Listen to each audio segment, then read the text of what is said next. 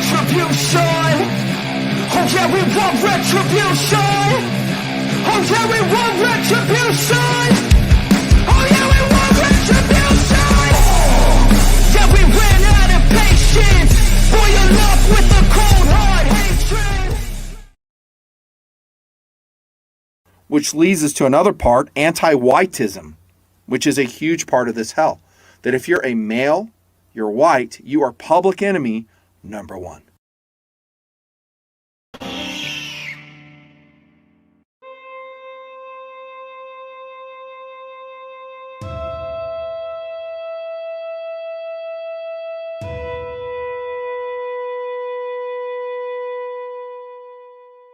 The surge in hate crimes against Asian Americans only realize that, black, brown, whatever, we are all in this together and we need to be allies. And the whole systemic, the discussions about systemic racism in America, because Asian Americans fit into that too.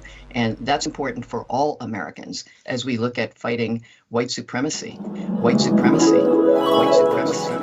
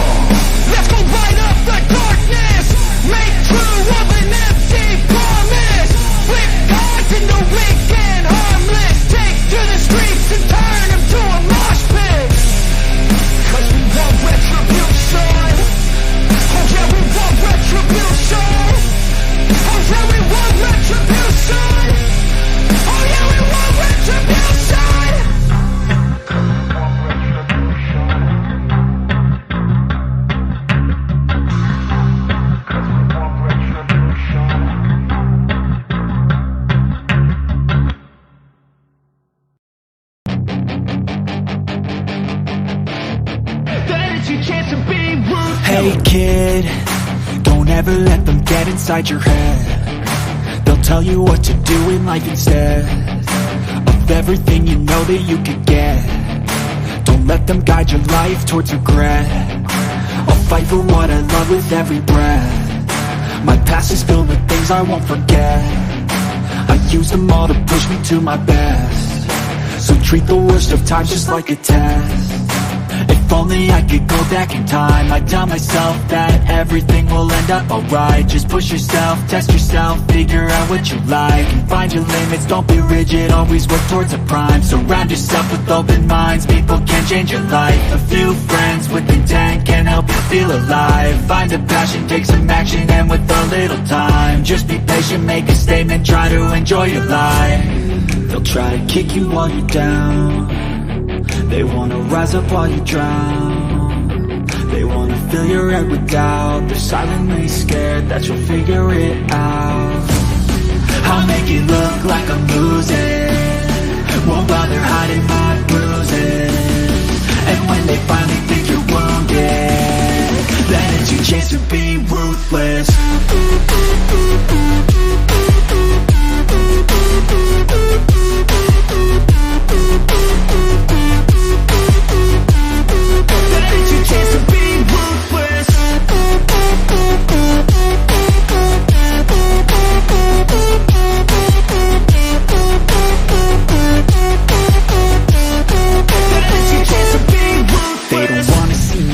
They don't wanna see me care. Anytime I make some progress, I can see that they compare. I think everyone's against me, maybe something in the air. Am I paranoid? I swear a void is forming and they're scared. I walk a straight path, not many can say that. I like to play fast, cross me and there's payback. You better pray that I don't see your face at any place that I go. I know you hate that. I've been doing fine, I'm not wasting any more time. I live for the fight and the climb, and I think that the pain that's deep inside is what defines. So I won't give up, I'm gonna make it to the top. I don't care what's in my way, I swear I'm never gonna stop. I could fall flat on my face and I swear I won't get back up, cause I don't deserve a thing and the road ahead is tough. They'll try to kick you while you're down, they wanna rise up while you drown. They wanna fill your head with doubt, they're silently scared that you'll figure it out. I'll make it look like I'm losing, won't bother hiding my bruises. And when they finally think you're wounded, then it's your chance to be ruthless.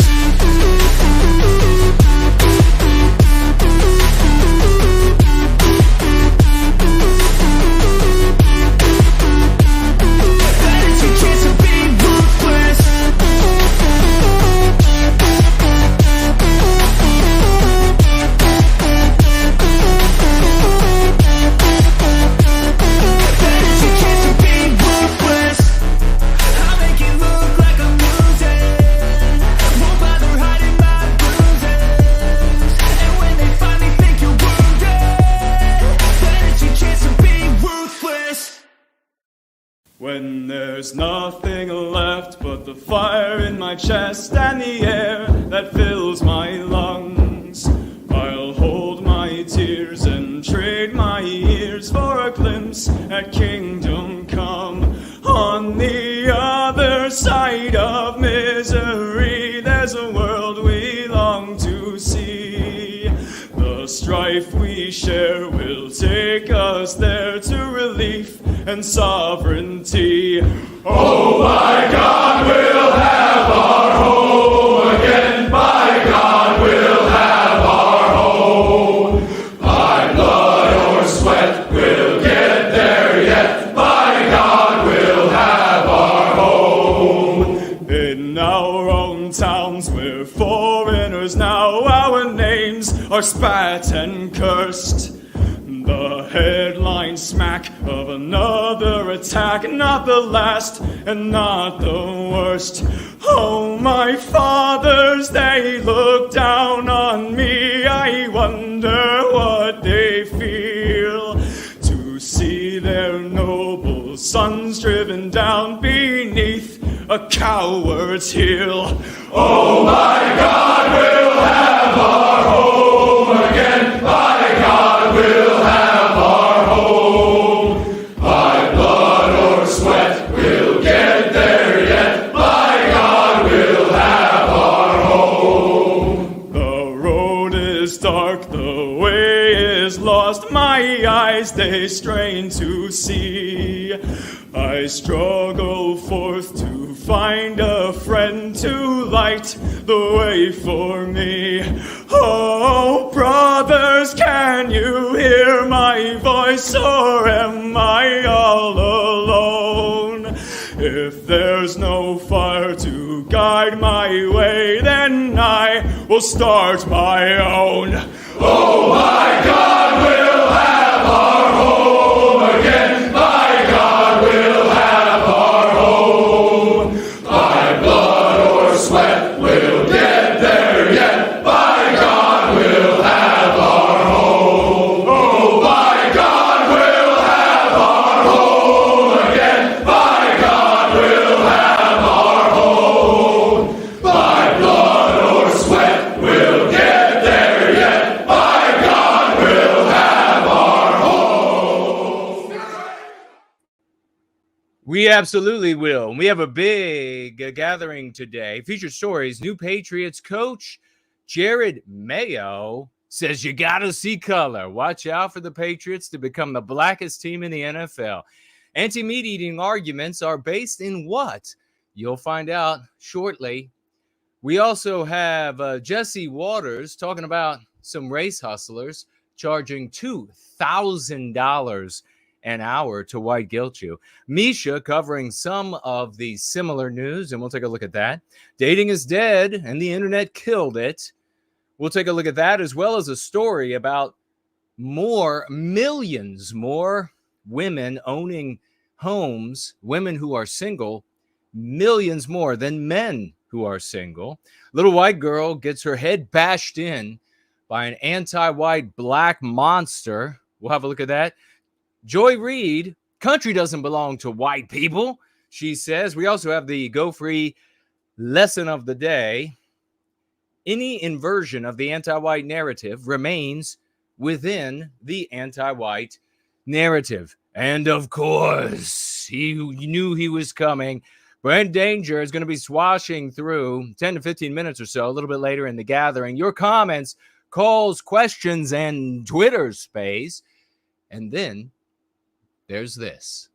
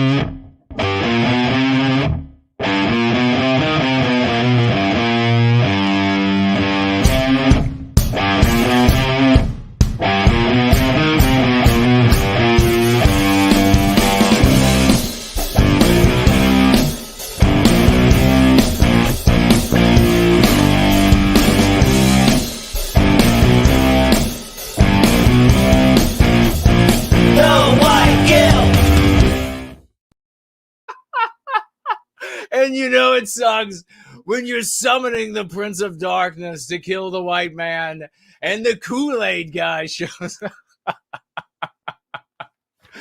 We are going free, ladies and gentlemen. It is a glorious Sunday evening, Monday morning in the once great state of Virginia, across from Mordor on the Potomac. It is 5 p.m., 7 in Sydney, 10 in London, midnight in Moscow. And it's wonderful to see all of you here today. Yeah, it was the Maoris or whatever over there in New Zealand, and they were summoning. This was their counter argument, their recrimination. Their recrimination against the white race. But we, my friends, are imperturbable. We can't be upset by some cringy chanting taking place. You may financially gift over the course of this gathering, and you can do so even though the ADL hates that you would financially gift anybody for standing up for white well-being. And you can do so over there at Odyssey, which is up and running, cryptocurrency or cash dollars. Hello to everybody who's over there. And you may also do so on D Live, up and running as well. Great to see everybody who is over there. You may not financially gift on Rumble, but hello to you if you are over there, and you can tag me as No White Guilt. With any comments, questions, or concerns over the course of this gathering, you can disagree, just disagree politely, and make sure you direct your arguments to me, and I will speak to your disagreement. You may also financially gift over at Cash App, which is up and running, and you can financially gift there in cash dollars or in cryptocurrency as well. And on Subscribe Star, you may financially gift me there as well. It's up and running, and I will keep my eyes on it.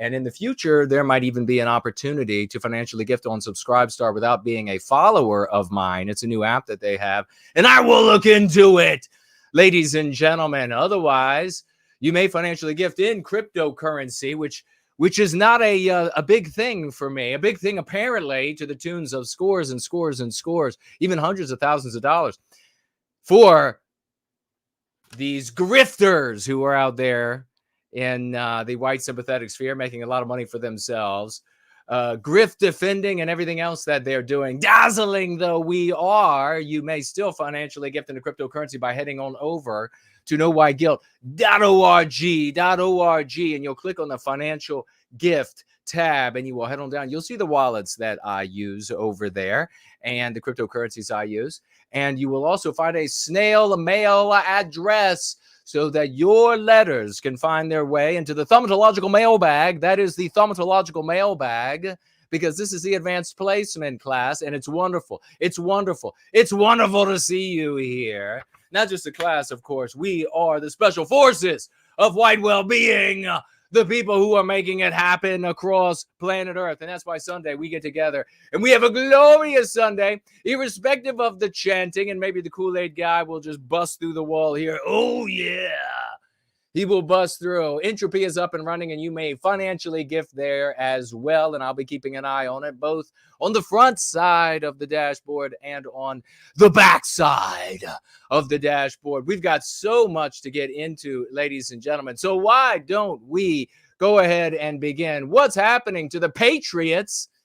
The Patriots, my friends, used to be known, the American football team, one of the greatest of all winning teams in all of football history, is taking a radical change of course. Now, we don't really care about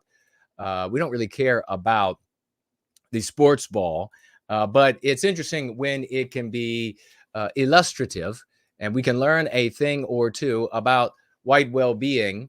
New Patriots coach Jared Mayo. Maybe it shouldn't be Mayo. Maybe Jared should be, I don't know, blood pudding, black pudding. Jared Black Pudding. Jared, what is that other spread? What is that spread? Hold on one sec. Let me make a fix here.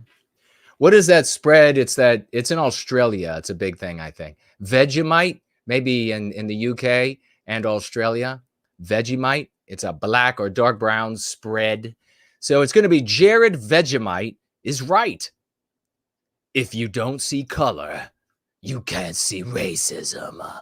So here you have Kraft, the owner of the New England Patriots, having made brilliant decisions up until right now. Typical boomer bitch, I'm afraid. Typical boomer bitch who is busy saying all the time, I'm white and I'm handicapped. I can't see race. Everywhere I look, I just don't see. All I see is results, because all that matters is shafting over my people. That's all that matters. See how moral I am? I shit on white people everywhere I go. It's so moral of me. I can't see race except when I'm not choosing white people. Then I have no problem seeing the race. But non-white people who are anti-white and white people who are anti-white, they can see race just fine. Your handicap is not protecting you, boomer. Your handicap, your blindness to race, it doesn't Aunt B, it doesn't protect. I don't see race, Andy. Yes, it sees you, bitch. And now it's robbing you. And now your little home in Mayberry is the ghetto. And Aunt B hides. She cowers inside as stones are thrown through the window saying, "Get out, white bitch." But I don't see race.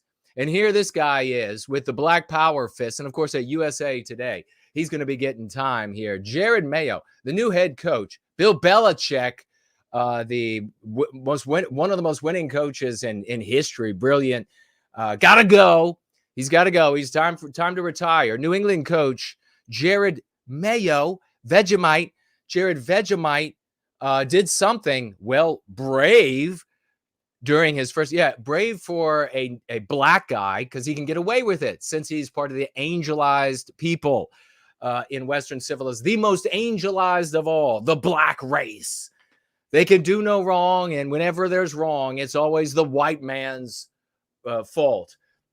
Often my fault specifically as a white man. What did he do? What do you think?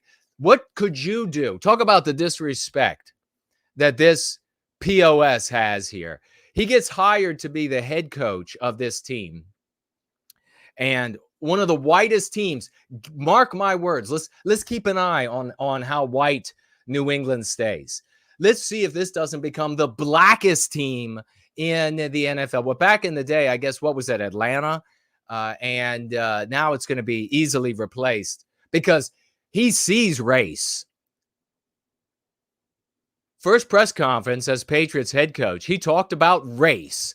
The most interesting part of this meeting with the media on Wednesday was when the conversation veered into race, specifically when Mayo, Vegemite, was asked about being the first Black Panther head coach in Patriots history. Isn't he in the wrong? As a Black Panther, isn't he coaching the wrong team?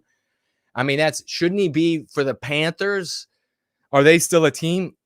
Or did they go under? I don't even know. That's how much I pay attention to football, except when I was setting records back in the day, except when I was setting records on the field again and again and again, being the star athlete. This is how much attention I give to it because I'm not living vicariously through a bunch of other athletes, in particular black athletes. So we got the Black Panther head coach.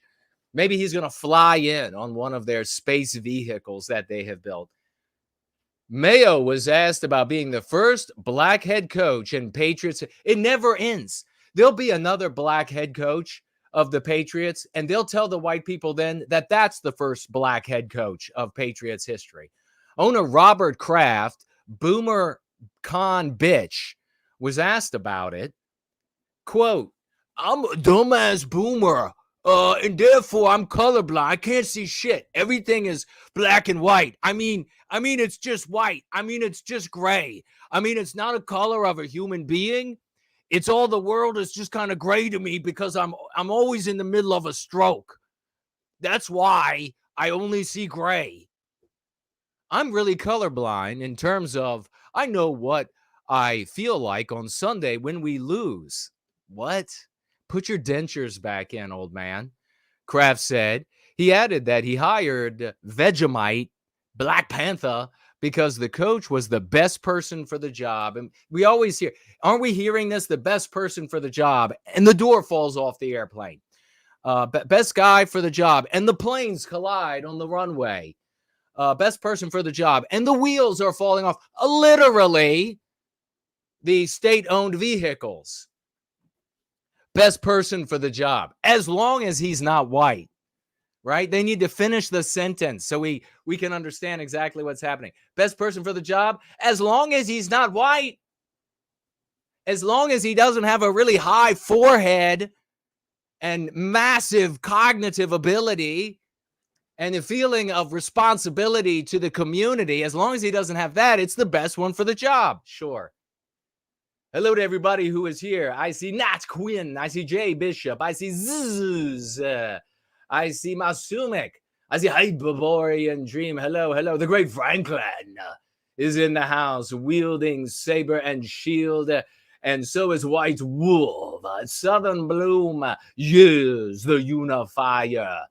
The world is good because we are here. And so is Samuski, Anglo-Saxon, Mrs. Jazz Horse. is among the champions. Promethean Kitchen is with us. Rundown, did you notice how Mike seems to like pandering to his non-white cohorts? I don't know. What Mike are you talking about? Tag me again as no white guilt and give me some of the context. I do not know. I do not know what you're talking about. Winged Productions is here. Cool. Baba J Magic is in the house. Nat Quinn says hello. Nat Quinn says good evening. Nat Quinn is with us. The great Clips. No I Go Clips is in the house. And he says Nutella. Nutella is dark. Is it? How dark is Nutella? I haven't looked it up. I haven't had it. I didn't eat this poison that so many of you consumed in your child, your friends consumed, and they were just busy chomping away. I remember I was an old man when I found out that there was such a thing called fluff. And I was like, what? I was at the grocery store and I was like, what? And somebody picked it up and I slapped it out of her hand immediately. And I was like, don't touch it. You have no idea where it came from. No idea. Fluff. Ludwig is with us. Back to the Black Panther football team. I'm colorblind. Says Kraft. So the coach was the best person for the job. And he's simply coincidentally that Mayo is black. It's just a coincidence. I never noticed until you pointed out that he's black. I never noticed it. I mean, shut up. No one, you white losers out there, all you white boomer bitches out there, and there are some of the later generations as well that do the same thing. I had no idea. Yes, you did. Yes, you fucking did. Yes, you did. And they're kicking the shit out of you and saying because you're white, and you definitely noticed then. I had no idea that he came in with a grass skirt and a sharpened stick. I did not know that was anything related to a different culture. Simply coincidentally, mayo is black. If your mayo is black, you're eating some nasty shit, all right? If you're putting black mayo on your sandwich, you are in trouble. If you don't know that there's something wrong with the taste of that, you got some hardcore COVID, and it has eaten the taste right. It ate the tongue out of your mouth, bitch. If you can't taste the black mayo, you done had your tongue eaten out of you. You don't even, not even just the taste buds adversely affected. Quote, he happens to be a man of color. Of course, the old Kraft boomer con bitch can't even say black. He's a man of color. And you notice, don't do this, especially you white females out there. It drives me insane. If you're within arm's reach, I can't guarantee your safety. If you call white guys and black guys men, you may get slapped in the face. If you call white guys and black guys men, you may get slapped in the face. This is the Foxworthy change to the sign. You don't get a stupid sign. You get a big red Jason handprint on the side of your face. And when you come to, you'll realize, oh, I'm not going to call black guys men and white guys. And it's worse. If you call white guys white boys and you call black guys black men, oh, there is an ass whooping coming. There is an ass woman. And when you wake up in that hospital,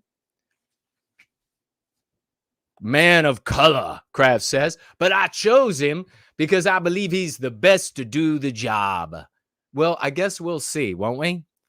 Actually, no. We should already know whether or not he's going to be a fact. To take the place of the coach that was there, you're going to have to be known to be already epic. If you're not already known to be epic, then you got there on the basis of your race.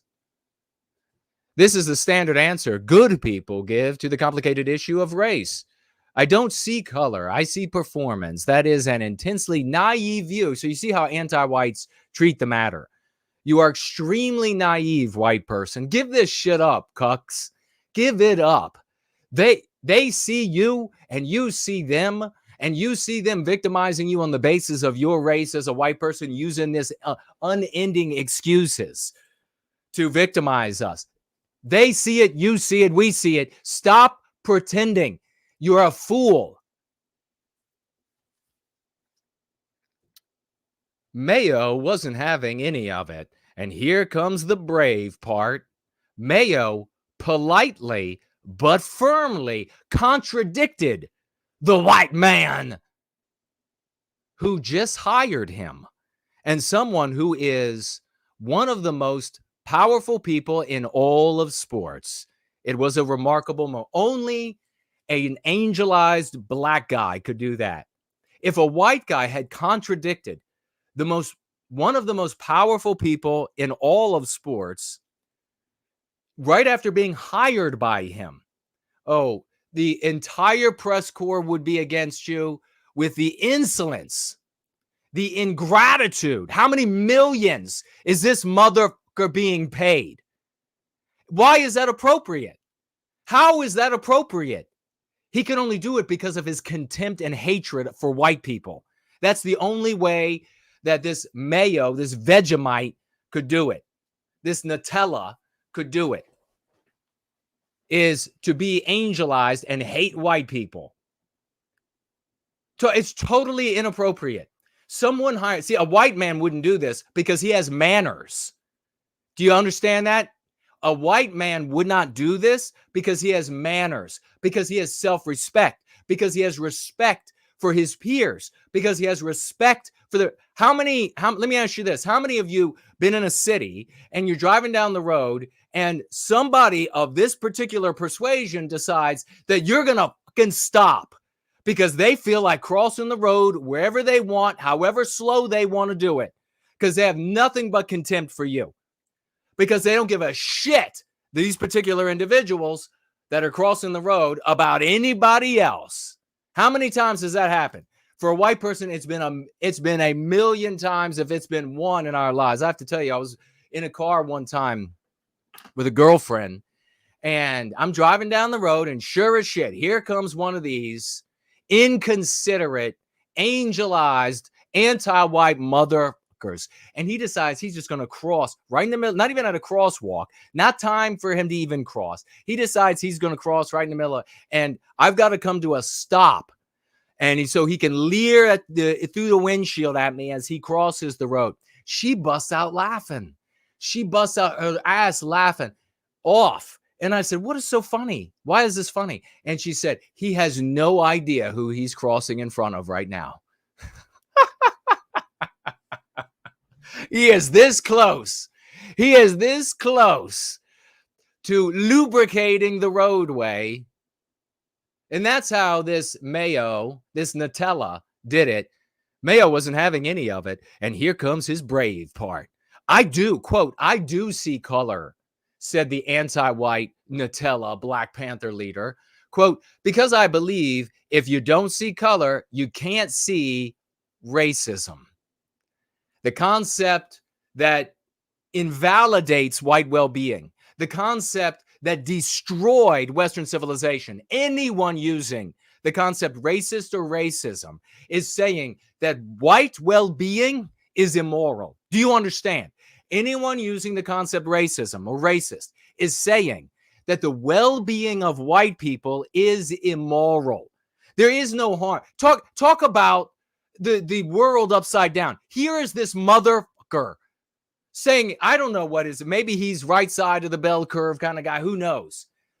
But here is this guy getting this job, and his race is going to be playing a factor in it, since every time we peek under the hood about what's being talked about in the NFL, it's demands by the NFL for more blacks. I mean, can you believe it? More blacks. We need more blacks. More black coaches, specifically more black head coaches. Every year they say this in the NFL, and then suddenly the best team in the NFL, when the coach Belichick decides he's going to go off into the sunset, gets a black coach. Give me a break that race didn't have something to do with that. Give me a break. It had everything to do with it, which meant that there were who knows how many white guys that didn't get the job. And you know what? Who are we listening to? Is it Joy Reid that we're going to be looking at a little bit later? Outright saying, you see anti-whites say this all the time, that they want to get rid, white people want to get rid of affirmative action so that they can have white people in the jobs. Oh, really? Oh, really? So if we get rid of the preference for your black ass, Joy Reid, and Mr. Nutella, Coach Nutella, if we get rid of the preferential treatment, we're going to end up, you admitting that we're going to end up with white guys? You admit it. Anti-whites admit it all the time. All you got to do is stop living in their fucking narrative and listen to what these people are saying. They'll tell you how anti-white they are. They'll tell you they know they're victimizing us. So here comes this POS, got this job in some part because of his race, based on all the evidence of what the NFL is saying about more black head coaches. We want more blacks in the coaching staff, more blacks in the training staff, more blacks. I mean, for fuck's sake, now is the time to be black in all the history of the world. Just think of how good you could have had it, Nutella, if you had been born in Africa right now, 100 years ago, 50 years ago, 500 years ago. Man, you'd have been living large flying spaceships in skyscrapers, moon scrapers, bitch. What is that white man talking about? Skyscraping, moon scraping, bitch. That's how tall we build them in Africa. Moon scraping. And then he says to this white dickless boomer con wonder, no, you're wrong. Race should be visible. It's visible to me in everything I do. And you put me in charge of this entire team. What's going to happen to the white athletes? What's going to happen to the white athletes that would have been recruited by the Patriots that are now not going to get recruited? I'll tell you, if you ever have any curiosity, you ever wonder what ends up happening, these people go out into the world and very often they don't have education to have a really nice job. They're not going to get, it's not like, well, they didn't make it to the pros, and so guess they're going to have to be the CEO of IBM. No, because that goes to, oh God, what's his name? Arvind Krishna. Arvind Krishna gets that job. No, he's going to be working at UPS. All right, so the difference between multi-millions and fame and ass galore and nice automobiles and the cars and the houses and everything, the difference between that is you got that on one end and you got UPS driver on the other. That's going to be what happens to the white athletes that would have been recruited. And then you're going to have a bunch of white people, especially white females, and they're going to say, well, these black athletes are just so amazing. Everywhere you look, there is so many black athletes. And black coach, head coach, they must be so smart and they're superior. That's what it is. They're just superior. Yeah, that's what it is. That's what it is. It's all about superior. So this is where he says it right. And that is Kraft sitting. Look at this old boomer con bitch. I don't care how much money that guy has. He is a con. He is a con. That's what he is. He knew what he was hiring. Had to be a black man. That's all he considered. And now this is going to have a cascading effect throughout the organization. He does see color. He didn't stop there. Mayo was asked about the historic significance of his hiring. Oh, you better believe it. Being the first black coach here in New England means I'm going to get a lot of white pussy.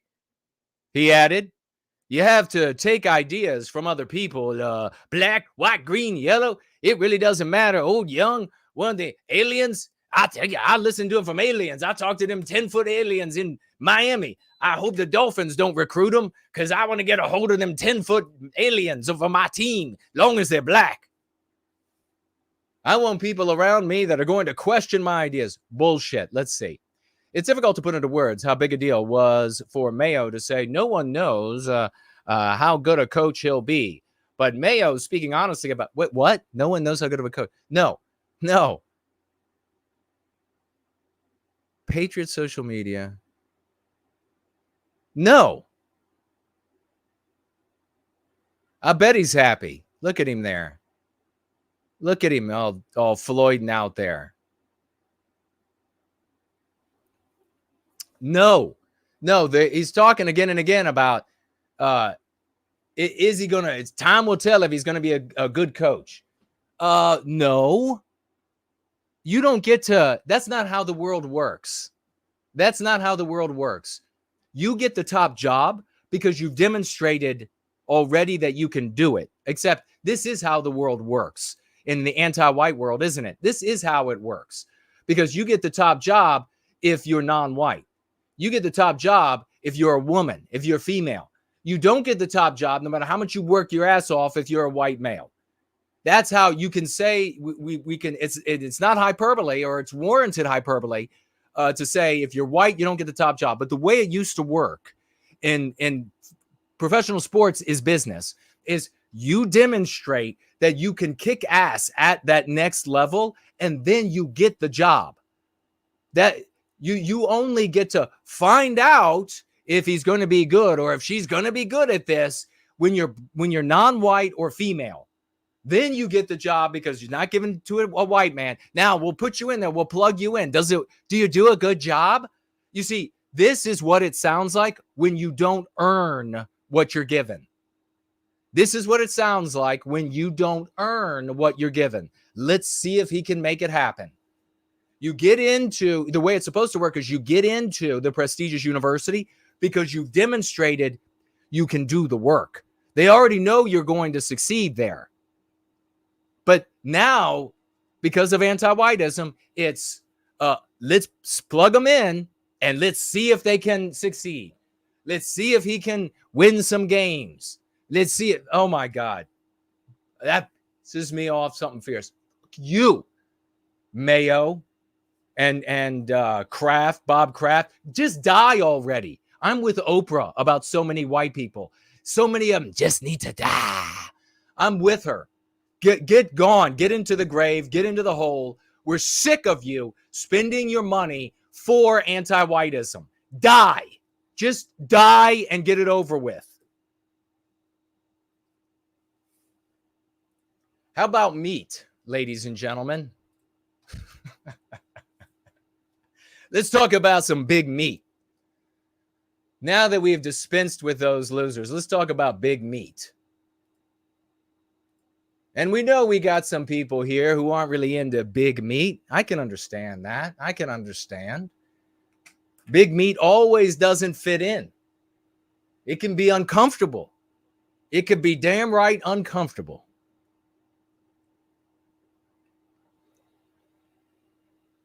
And you got to just take it 1 inch at a time.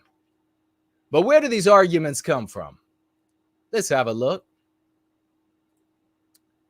Here we have a troll, an anti-white troll, a white female anti-white troll up in the top left-hand corner. This guy here is some sort of doctor, and he promotes the eating of meat.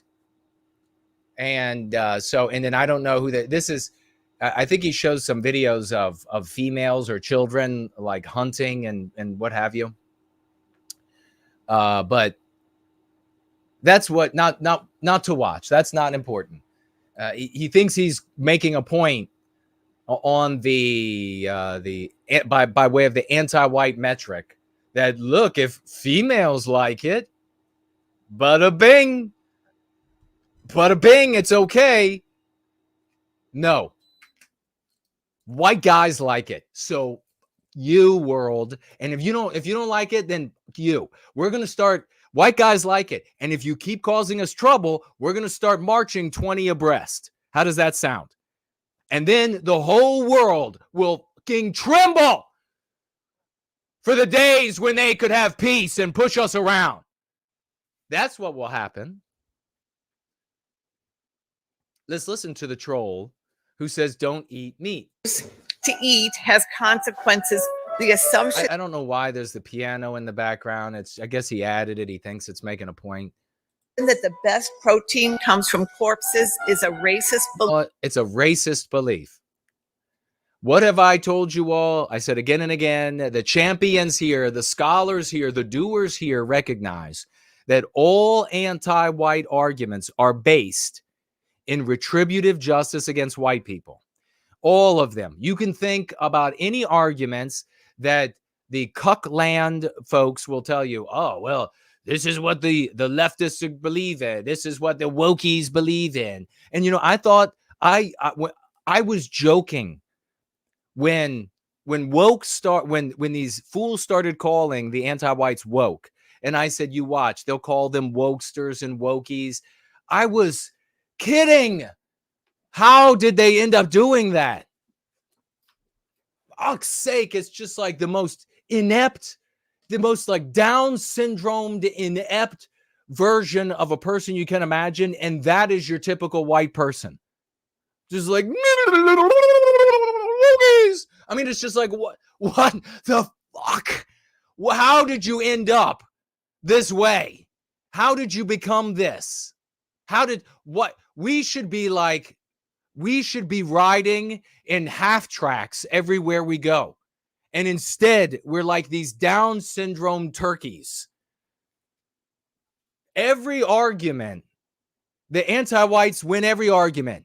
Generation after generation, those who contest anti-whiteism lose inch, by yard, by fathom, by on and on and on. Whatever unit of measurement you want to use, nautical mile, leagues, by leagues, we lose. And the reason why is because we are not identifying that all of their arguments are based in retributive justice against white people. They're using the social morality of the day, which is the anti-white narrative, and they're using that to advance every single position and win at every single front in this war. And if you're going to be like a Bob Craftian, and you're going to say, I don't see color. If you're going to say that, then you're just going to keep losing. What was the world like when this like 700-year-old fucking fossil was 15? It was this beautiful, white country. Everybody was white, especially in Boston. There were no non-white people. The entire Western civilization was, everywhere you went, it was, we had harmony. The world looked like us, and there was natural environment everywhere, and we had all kinds of brochures and camping guides, and they were all like, go to nature, hang out at the beach, go surfing, and it was just like all this white stuff. It was all white. Like even when I was, there was still some echo left. Like there's a tiny bit of echo left. There was a mall, and you would go to the mall, and there was like this hobby store, and it was things like skateboards and sex wax for surfboards, okay, for surf. And there were remote control operated cars and planes and all this kind of cool white stuff. It's all gone now. That's all gone. It was even better for Kraft. But now, because of people like him not seeing color, you can't then resist. With this particular fossil, this wizened, dried out husk of a white woman, anti-white thing, is doing you a favor, you cuckies out there, doing you a big favor, because she's actually she's saying the unspoken premise. Okay, where they win. She is telling you the unspoken premise. She's saying that eating meat is bad because white people rape and pillage the lands, because white people kill animals, because white people have defeated non-white people in militaristic contests. Belief. How do you know the animal would have picked you to feed off their corpse? Well, how do you know it would have picked you? How about you never eat again? You know, the thing about these anti-whites, they have no problem whatsoever eating from the fields that were tilled with the reshaped swords that won that territory. They got no problem eating, whether it's a goddamn bean or whether it's a hog or whatever it is. They got no problem eating. I think the problem is anti-whites eating. That's what we need to stop. They need to stop eating. In fact, if I were in charge, maybe I would institute a policy. 500 calories a day, bitch. That's all you get. And it's going to be eating newspapers. 21st century animal eating requires our complicity in a new colonialism. If you eat animals, you take up more climate space. These events. If you eat animals, you take up more climate. So I don't want to go any more with it because I don't like the imagery for people who might not do well with that. I'm okay with it. I know the way nature works. Get over it. You grow up in a nursery room and you're uncomfortable with it, then turn away and just eat the pretty slabs that come out in front of you. Okay? But turn away if you can't handle it. Bottom line is, in this video, it's a minute and a half long of this wretched, desiccated. I mean, she's throwing dust everywhere she walks. Okay, guys? All right? It's nothing but dust coming off this bitch. There ain't going to be talk about dust to dust. Fucking literally with this one here. Dust to dust. Everywhere she goes, you could watch a minute and 30 of her saying the premise, the unspoken premise out loud. Is Jason right? Can I get an amen? Have those in service to white well-being been right all along? Can I get an amen? We've been right all along. You want to keep talking about these other things. You want to keep watching other content creators that are just going to sell you the feel-good answers instead of the change that we need in this world for the king children that are coming of our race. Despicable. Every one of these white people that want to sit around and they want to just make a joke and they want to say the wokies and they want to just whatever. Backhands for you bitches. Backhand. That's what you all deserve. The world that they're coming into, the kids today, if you have love at all, is dominated by crows like this. All right? Crows like this, spitting venom, anti-white venom. And you're just going to say, how weird is it that they want us to eat this 3D meat that they're printing up? You ain't going to have to eat it, but your children are, bitch. Get some balls. This doctor, too. Get some balls. He looks like he's man enough to take speech from a man, take some hard words. Get some balls. Call this anti-whiteism. It's not silly. It's not funny. It's not strange. It's anti-whiteism. I'm sick of it. Look, girls and women like hunting. So instead, you show a video of like 10 white guys, country boys, getting 10 gauge shotguns on their hips. All right. Maybe even like a makeshift Gatling gun. That's what they're putting down range into the moose, into the bear, into the whatever they're hunting. That's what I want to see. Don't show me girls hunting. That doesn't validate it. That doesn't make it legit. Show some guys on like a goddamn pontoon boat with an RPG firing that into the wilderness. That's what I want to see. Show me some white guys flying by with a crop duster dropping napalm on the goddamn whatever it is they're hunting. Like, oh, look at that buck over there. Look at all the horns on it. Drop that napalm. It's gone. Cooked, ready to eat. We're going to fast rope out this bitch and we're going to cut it right off the smoking carcass. Goddamn, white race. Get some balls. Let's take a look at Jesse Waters. Unfortunately, we're going to somebody without any balls. But hey, he gets the money, he gets the big money, and he gets to be celebrated. And he says some good things. We want him to say more good things. I will love Jesse Waters if he says more of he keeps saying the lexicon, and he says even more and more of it. I will love this guy. I know he won't care, but that's fine. Gary is here. Kirkland Red is here.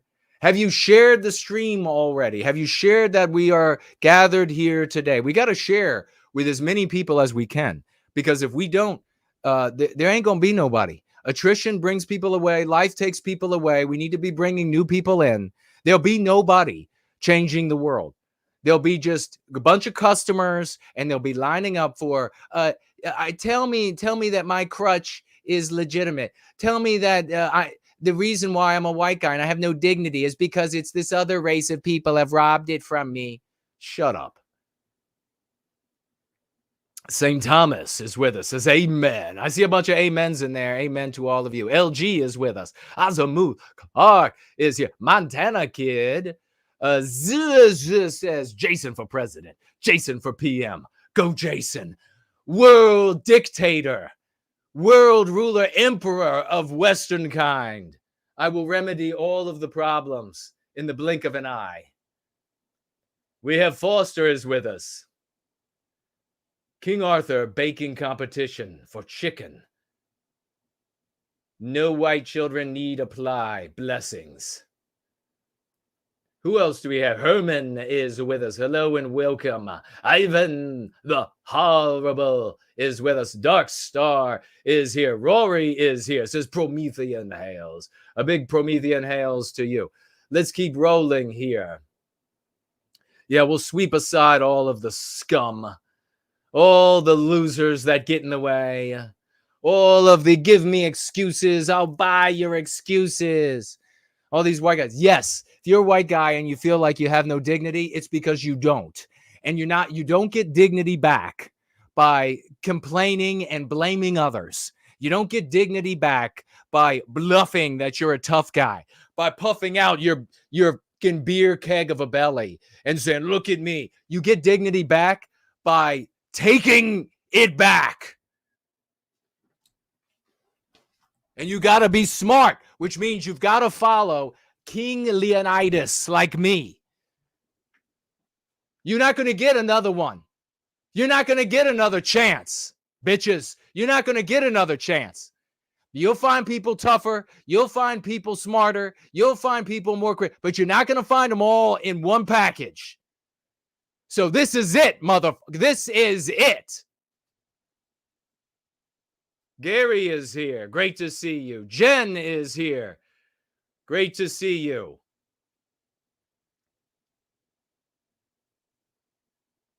Let's keep rolling here, and we will bring up Jesse Waters talking about white people. Here we're talking about a disease so prevalent, so pernicious, so injurious, the exact opposite of what we do here. So it's everything that we're doing here is salubrious. Everything that we do here is wholesome.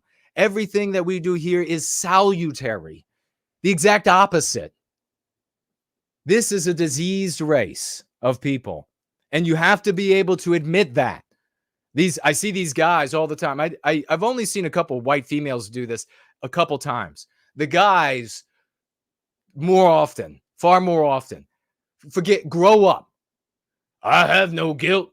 I haven't had any guilt. Fuck you. You were infected like the rest of us. You are in a state of denial, and that's what being a pussy looks like. Little performative for my taste, but people took notice. They realized liberals like to embarrass themselves in the name of racial justice. Race hustlers have turned white guilt into a get-rich-quick scheme, preying on white women and tricking them into paying thousands of dollars to be humiliated over dinner with a glass of Chard, of course. So here's a question. Why is it that it's, and I know there are some white females out there that really bristle. Get over it. This is not the white world that's going to come out of this struggle with anti-whiteism. The white world that survives is not going to be one that submits to women anymore. Do you understand that? So you might as well make peace with it. You might as well make peace.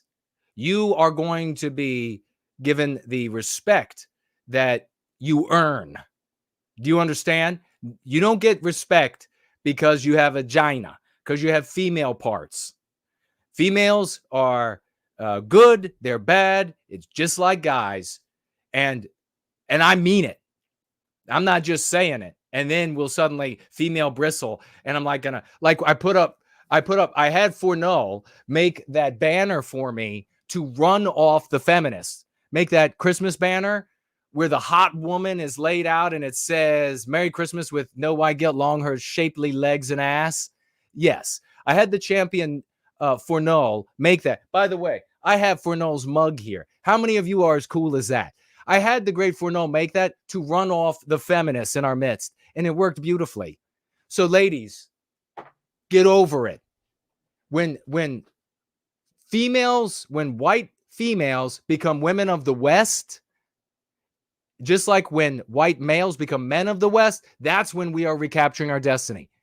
So, females, I got to ask, what's going on? Why is it that all the drag shows where these guys are dressed up like sometimes demons, it's my opinion, they look like demons, all right? From some sort of like Rocky horror movie flick, demons crawling out of there, and the audience is full of white women and white children. You know, the hand that rocks the cradle is the one that dictates the future.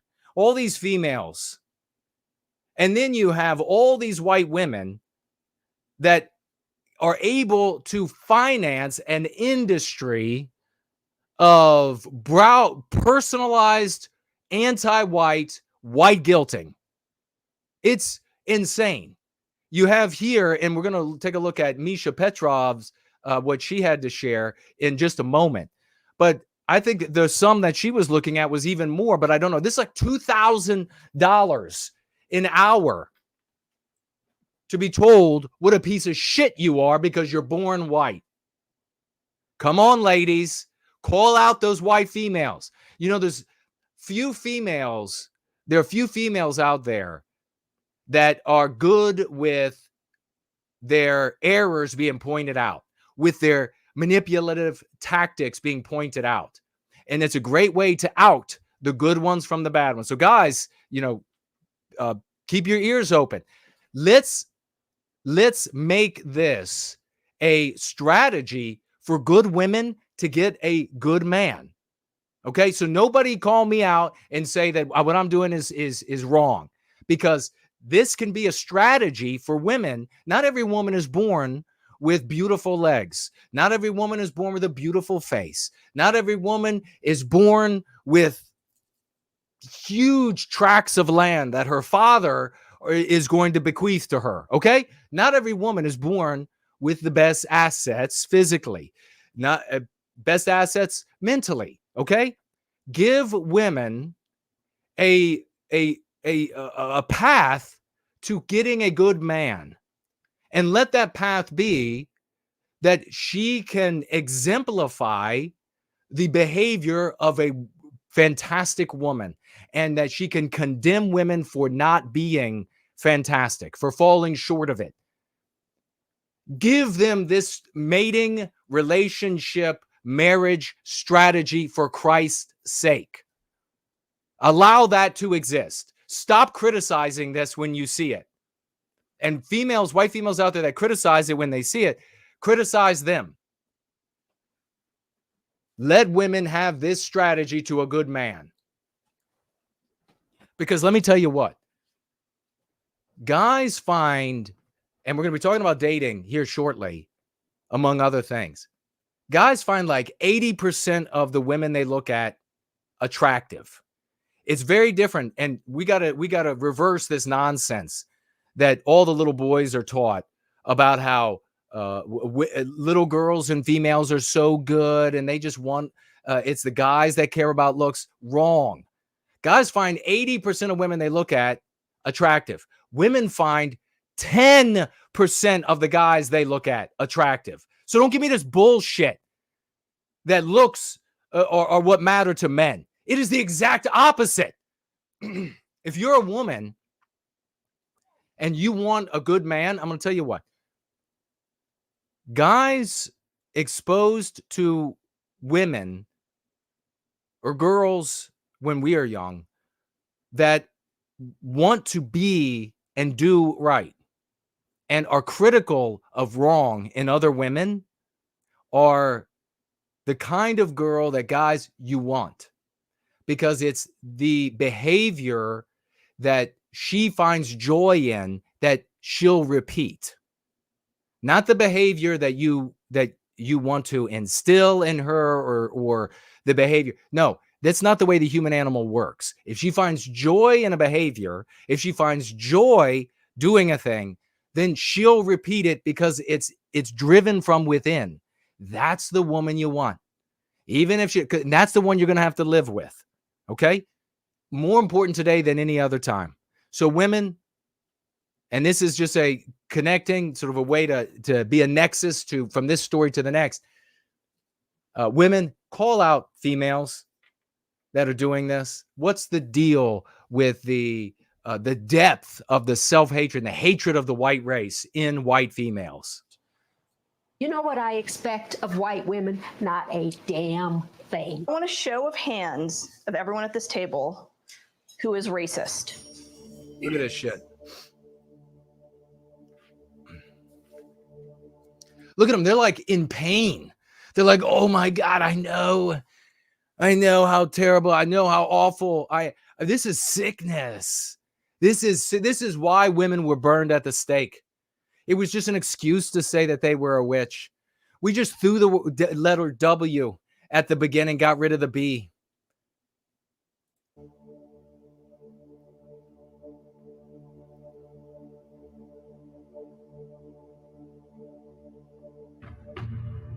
And then you have and then they're playing this music, this ominous, this music, like the same music that they play for what was the dinosaur movie, and the T-Rex is coming, and it's like, and things are shaking. Actually, some of these women probably do shake the water when they walk. This is absolute sickness. Jurassic Park. Look at that one. She's Jurassic.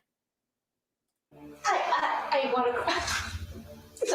This one here, I don't get this. She's like, she raised her hand, but then she's like, I can't stay because I'm not, I don't say I'm racist. I can't sit here. You gotta go. Sorry, sis. Imagine. And then they throw her out.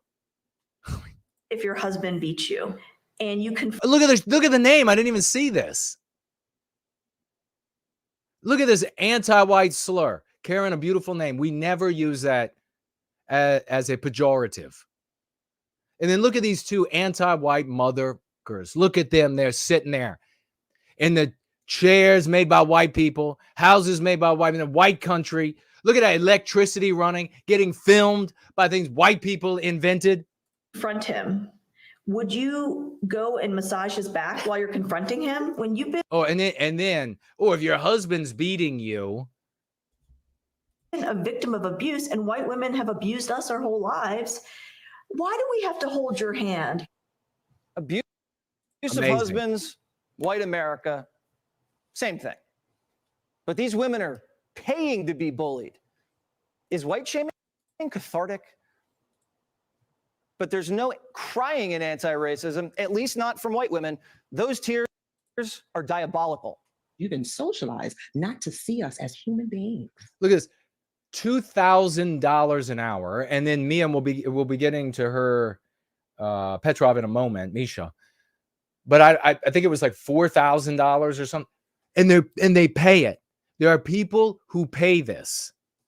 How many financial gifts are they sending yours truly for protecting white children, for saving the white race, for saving Western civilization for everybody? How much money? Zero. These white pieces of shit. Zero. Our tears don't matter to you, but a white woman, and y'all know that. That's why I'm not here for the fragility. You know that. And so you very deliberately turn on as a way to avoid accountability. Yep. Purposefully. That's not fragility. That's manipulation. That's strategic. That's diabolical. Every time we hold your feet to the white race, diabolical. The fire, all of a sudden, oh my God, I'm so sorry. I didn't know. You didn't have to know. And now that I'm trying to make you know, you want to cry so we can end the conversation. Wow. Could you imagine? I almost just said something. What I would like to do with this woman, what I would like to do is tickle her relentlessly. She needs a significant tickling from a Rottweiler, maybe. That's what she needs. Am I missing something here? Do white liberals have some kind of weird racial? And then he does this. Fuck you, all right? Do white liberals have some sort of No problem. Just like Tucker, just like the rest of these anti-whites on the anti-white network, Fox News, it's the same thing. No problem blaming white liberals. No problem. All the time. It's white liberals. It's all these white people. Tucker, you saw talk about these white middle-class women. No problem saying. He would never say that about Jews.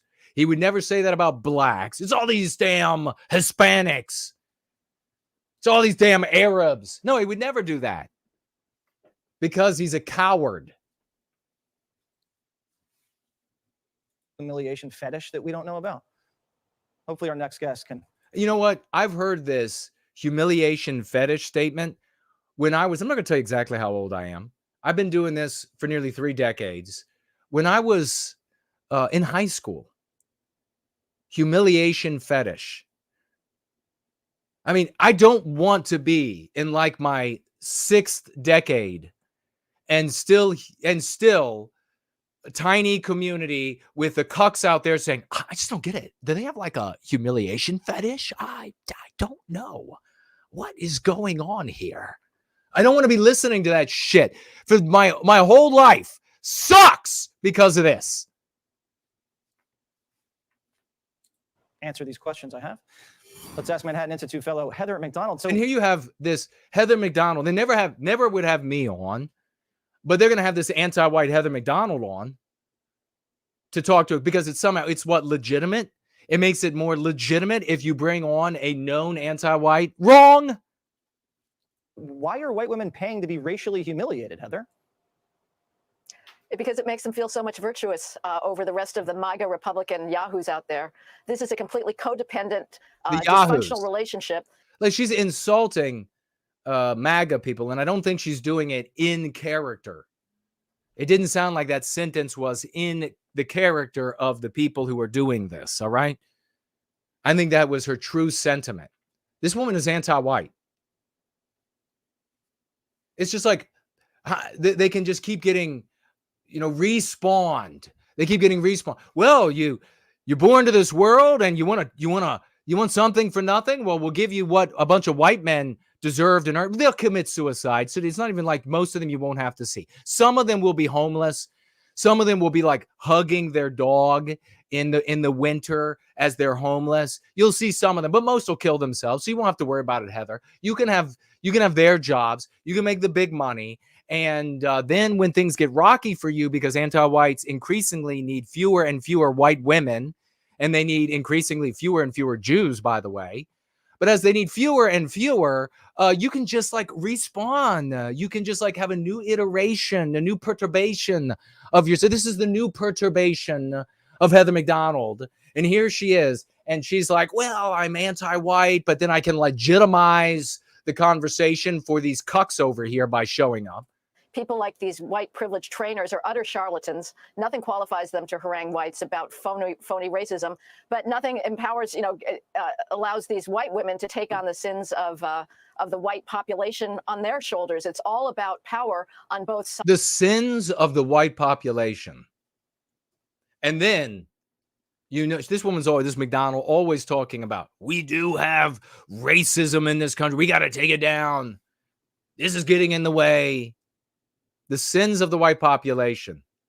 We have an MC for that, Heather. Sides. And the guilt has to end, Jesse. This woman you played last purports to be about Black liberation. If these Black white privileged trainers really cared about liberating Blacks, here's what they do. Okay, here goes. Again, since I was in junior high school, since I was paying attention, since I began paying attention to the world, I've heard cucks do this. If they really want to help, that just almost started a song. If heaven is a lot like Dixie, I don't want to go. Heaven's not a lot like Dixie, I just as soon stay home.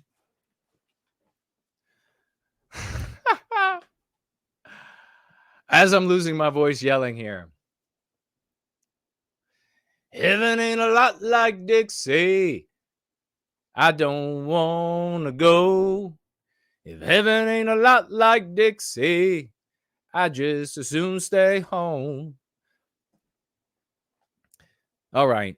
They go to inner city classrooms. Okay, here it is. If they really want to help, then they'll do this. Then they'll go to the inner cities and be attacked and beaten and punched in the face.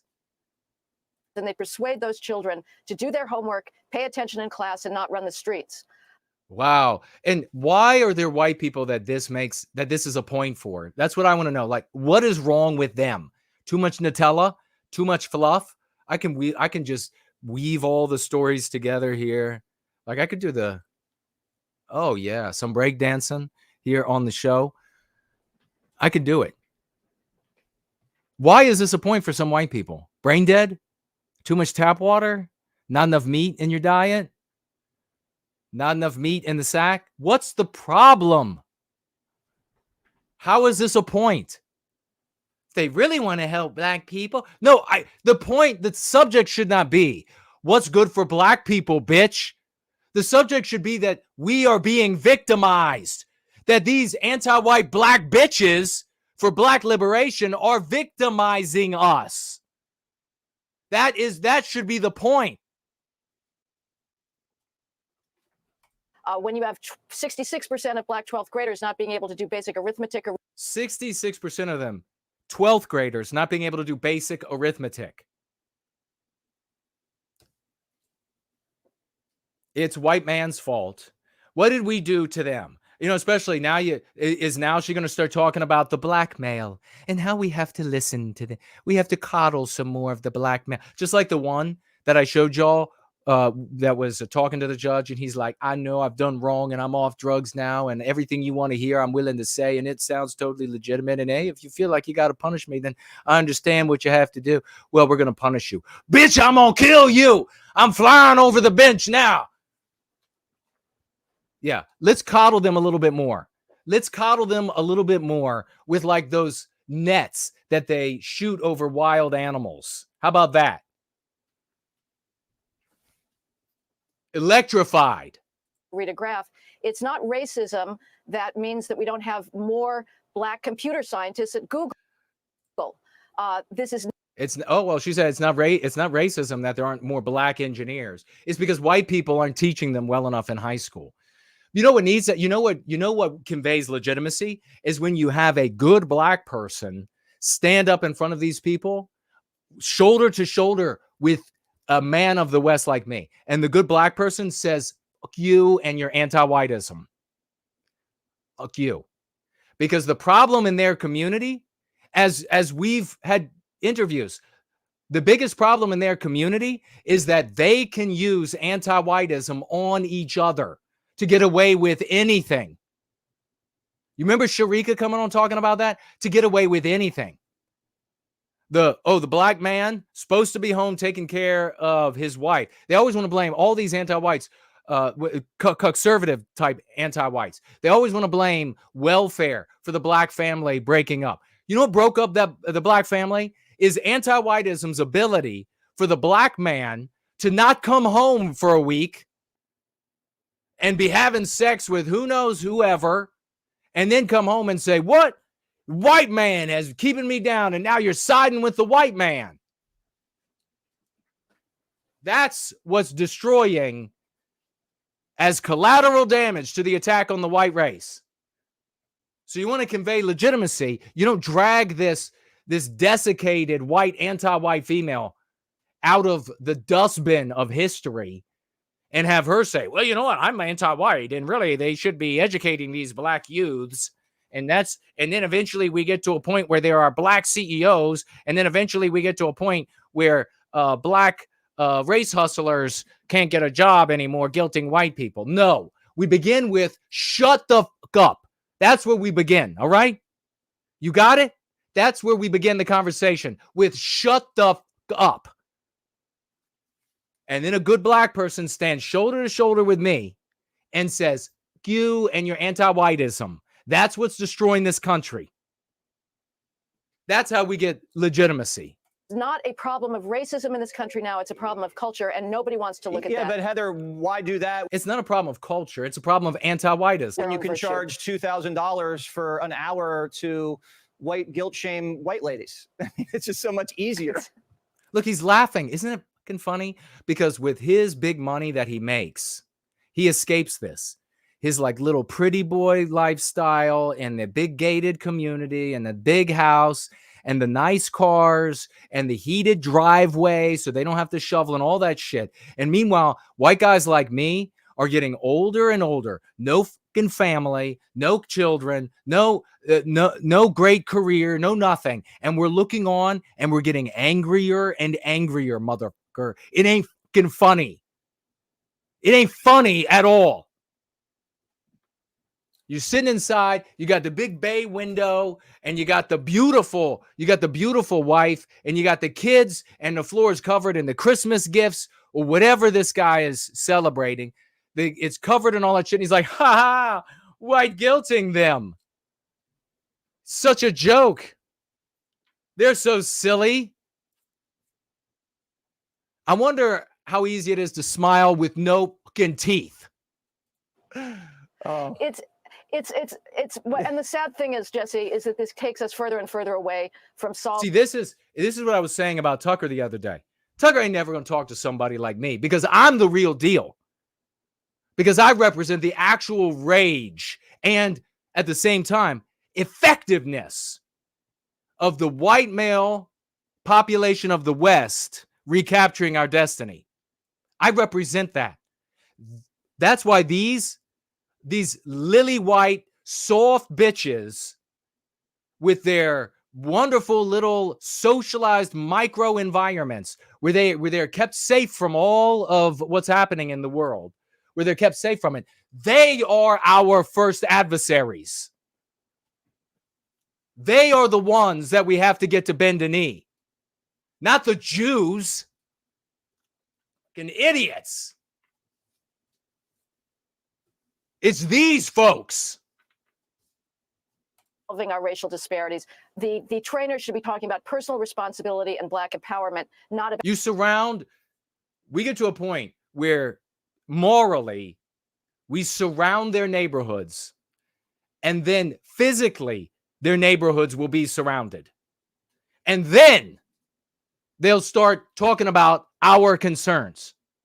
Why is it that Jason and everybody like him has had to have an absolutely destroyed life? It won't be funny anymore. About white privilege and Black victimhood. This is a completely negative trend in our country, and it's going to make us more and more divided, more and more hate-filled, and less unified. Well, we're going to divided, again, with the conservative line. So the opposite is to bring everybody together, just as anti-whiteism wants, where the white people cease to exist. have to invite the white shamer on to Jesse Waters Primetime because I probably deserve it. And you do deserve it. All right, this guy, he could end up being a great guy. We'll see. I mean, it's a lifelong thing. Every time he speaks on it or is not speaking about it when he should be, is a time that he gets to be judged. There is no good forever or bad forever. There is, what are you doing right now to oppose anti-whiteism? Let's pull up Misha. We're going to be celebrating her because she is using anti-white. Smiling, quote, smiling is racist, reacting to anti-white TikToks. Terrible little white lady, all of that stuff, that's self-centered. That is actually part of white supremacy. You are a paying client. Baby, schedule the additional session. Anti-racism mentorship, $6,000. $6,000. $6,000.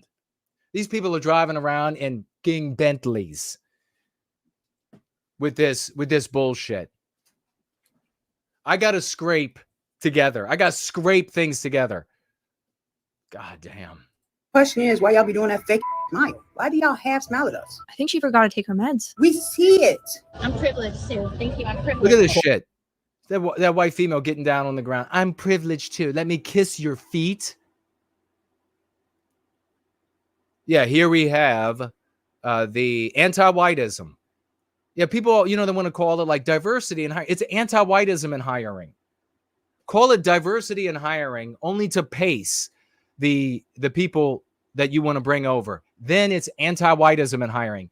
Anti-whiteism in hiring. Make memes with this. Anti-whiteism in hiring. Boeing's annual incentive plan changed from rewarding quality and safety to rewarding people hitting DEI and climate targets. Hey guys, it's Misha and DEI and climate targets, and that's why. No, anti-whiteism. welcome back to my channel. So today we're going to be listening to some Black influencers telling us how to stop being racist. So make sure you get a notebook, a pen, so you can take notes. Before we begin though, please make sure you are subscribed and hit the notification bell. The great Slaughtz is with us. He says, I wonder why you can't get $2,000 a session for defeating white guilt. Exactly, brother. Thank you. The great Brant Danger is here. Who else did I just see? Red Dog is with us, and Alex is here as well. Women Hitting is with us. Hello, hello. Make sure you tag me as No White Guilt, and I will see what you are saying. Crystal is here. Hello to you, sister. So is Caleb. Great to see you, Caleb. Andrew is here. Welcome, welcome. There can be no fragility without injury, says Samuski. Write it down. Meme curative. Write it down. Write it down. Meme curative. There can be no fragility without injury. That's what the anti-whites are harming us. Cindy Ben, write it down. No fragility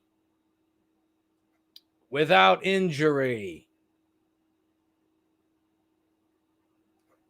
We defeat anti-whiteism here. We're not here to complain. You're not here to make me an idol so you can be idle like they do elsewhere. No, you are the special warfare operator. You are the good men and women that we need in service to white well-being. You are the elevated, advanced class that's changing the world, the heroes in the storybooks that are being written even now.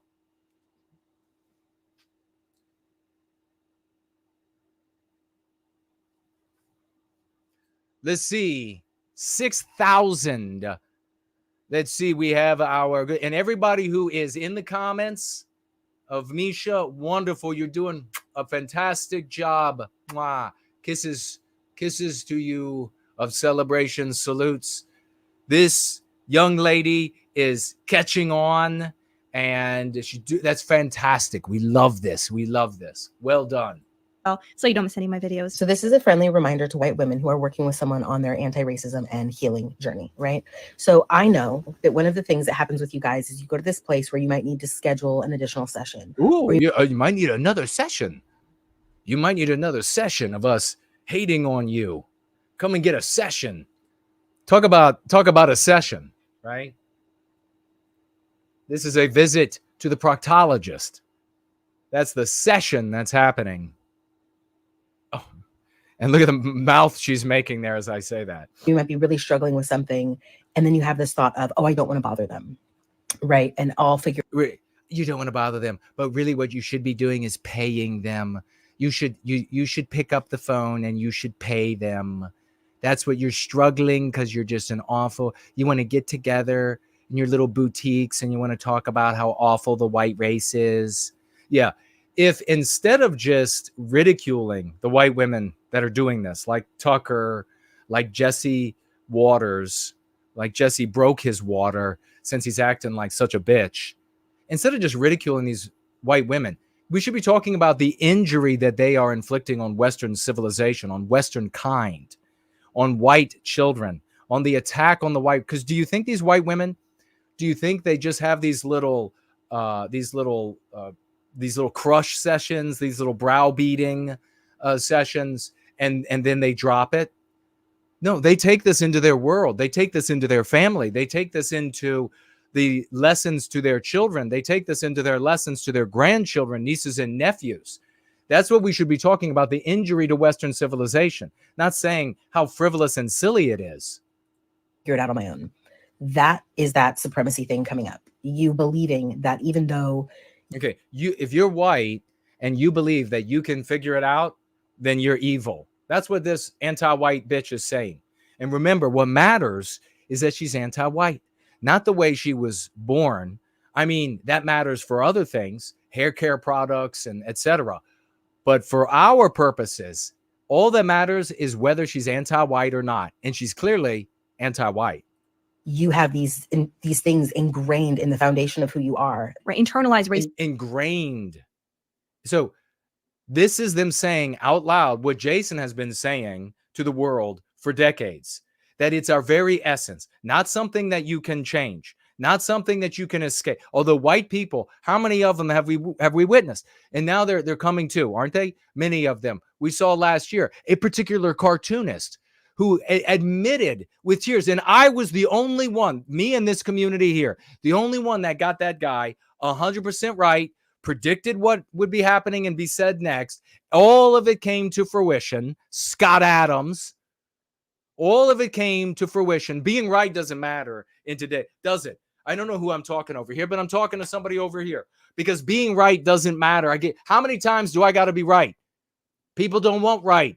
They want their biases legitimized. They want their crutch, their scapegoats legitimized. That's what the customers are buying. They're buying frivolity, superficial frivolity. Being right doesn't matter, but we were right. So for the champions, it matters. That motherfucker talked about how he rode high. He was like, they loved him because he was a white person that waged war on white people. And now he doesn't understand. Now he doesn't get it. Now what's happening? They don't need you anymore, white man. They don't want you anymore. They don't need white people and anti-whiteism anymore. It's a phenomenon. It's not a group of people. It doesn't have a source. It is evolving as a phenomenon evolves with a changing context. God damn, Jason. Can I get an amen? Jason has been right all along. Sorry that actual IQ points don't look like effete mumbling. I'm sorry, I just have an idea. I just want to look at all my academic. I'm a peacock. Look at all my degrees. Look at my little bird chest. Look at this. Look at how bird chesty I am. I'm such an academic. Sorry, IQ doesn't actually look like that. In the real world of the West, you know what it looked like? You know what IQ and leadership actually look like? It came in a healthy body. It looked like Alexander the Great. It looked like King Leonidas. But that's not what they all learned from Hollywood, didn't they? They all learned that it essentially from Hollywood, they've all learned that it's like a little muscleless Jewish guy. I wonder why that happened. I wonder why Jewish people making movies made the brilliant people Jews. I wonder why they did that. Anyhow, and so then they go out into the world and they think, no, I'm in resistance to this system. Let me go grab some academic peacocks to listen to. Let me grab some academic. If they speak like they are just removed and couldn't fight the way out of a wet paper bag, then they're obviously worth listening to. Yeah, accurately predicting things. No, that's not what it is. That's not intelligent. Is just a show. It's just a costume that you wear. The white race, ladies and gentlemen, the white race. Been right all along. Ingrained your very marrow. Racism. Yeah, even if you don't think you're racist, got it. That you will somehow, in your superiority, be able to crawl through the fog and the chaos and all of that stuff to get to clarity without assistance from a black person. Oh, I don't need the black person to help me. Assistant. Maybe like the Magical Negro movie. That's what it is. How much do you want to bet these white people? I was at a Pinky in the Air dinner. Wealthy white people. And the white women were citing movies, wholly fictitious movies, as evidence for, and it wasn't one time, but a specific time is coming to mind, for their opinions about the real world. We know why that is. So a white person needs the Magical Negro movie, don't they? This, I, as a white woman, am fully capable of dismantling this white supremacy within myself. Stop it. Stop. No, you need the help. Of course not. Well, look at you. You silly little bleach demon. You don't think you're racist? Of course you're racist.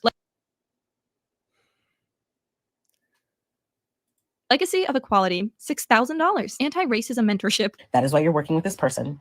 Does that mean you might need to schedule additional sessions? Yeah. But keep in mind, when we talk— No. Additional sessions.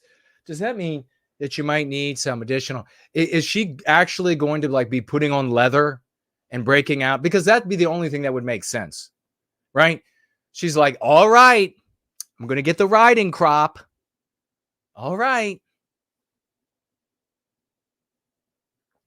Maybe I'm going about this all wrong. Maybe I need to be in a tight pair of blue jeans, leaving little to the imagination, no shirt, rippling muscles, and holding a belt in my hands. And I'm like, I'm here to fix your white guilt. Maybe that would do it.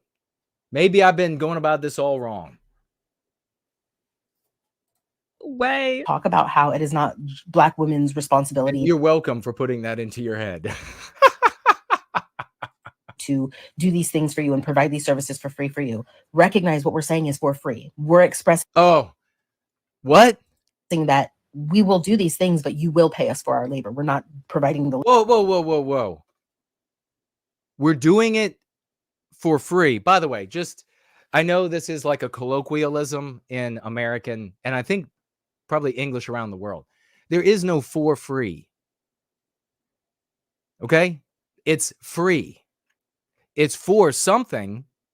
There is no for free. So I get it. It's a colloquialism and we just say it.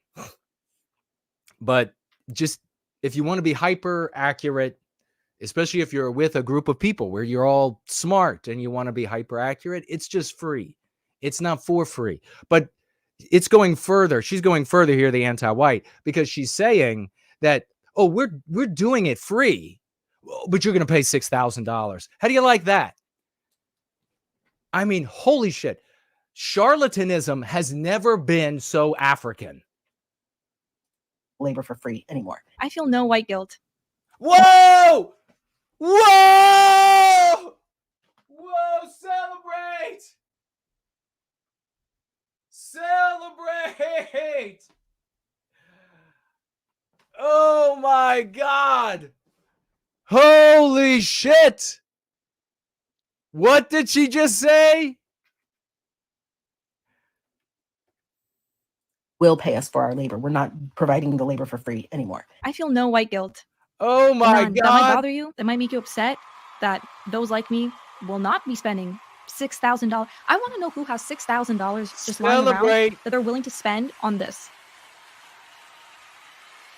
Labor. We're not providing the labor for free anymore. I feel no white guilt. Yes. None. That might bother you. That might make you upset that those like me will not be spending We love it, Misha.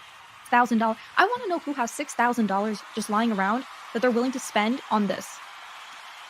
Oh, I love it. That is fantastic. That is so glorious. Maybe we come back to Misha, but I think we got to, and on this note, we move on, I think, to our next item in our gathering today. No white guilt uttered by Misha Petrov. Give this young lady some salutes and some celebration.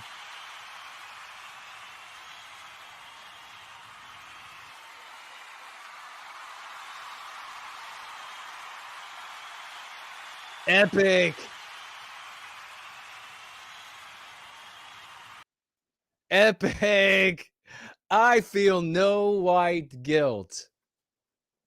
Oh my God. And you know what else? It's another proof. I just had a recollection of when I was working on the Hill, got in a big argument with a guy that had come for a march that was in DC by explicit white sympathetics.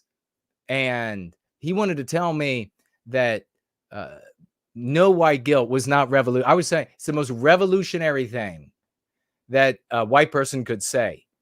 And white people will start saying it. And that's why I made it my moniker, because it was the most revolutionary thing that white people could say. And we had a big argument. No. It had to be like Luftwaffe, flamethrower, power man.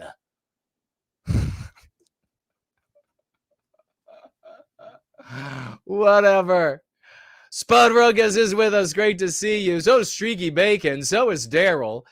Spud says, it will be interesting to see how much of the corporate fat of these Dell structures get axed when the economy, DEI rather, they are already, it's a great question, Spud.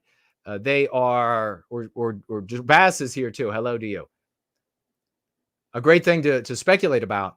They already, these departments are being cut and defunded and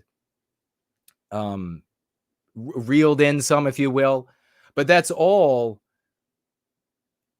to say that anti-whiteism in these companies is not going anywhere. It's not going anywhere.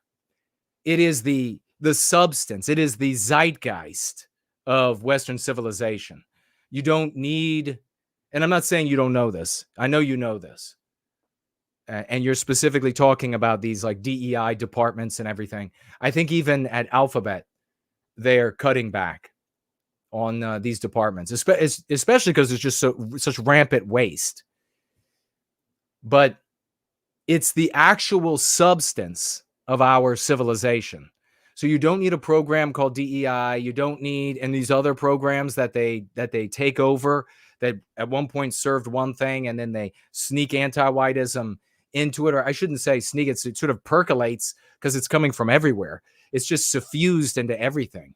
So eventually there won't need to be a department with a name or it'll go back. This is a phase on the way to a total dystopian anti-white future where anti-whiteism was in the fabric of society. It was the social morality, and therefore all rules, codes, laws, etc. were written, interpreted, and applied informed by this anti-white, immoral, moral imperative, right? As the anti-whites became more powerful, as their hegemony has grown, and therefore their hubris, it becomes, in this phase, easier to set up entire departments dedicated to it. And so that's the phase we're in. And there's still more of that to come. But it'll just be the substance of the thing. That's the anti-white dystopian future. So schooling won't need to have a DEI or DIE department, as we put it. DIE. They won't need to have a DIE department because schooling will be anti-white. There won't be white people. There'll be next to no white people. Just like we see in these areas where we can time travel, like Rhodesia, like South Africa, where we want to see what it's going to be like for the totality of Western civilization. Great question. Thank you.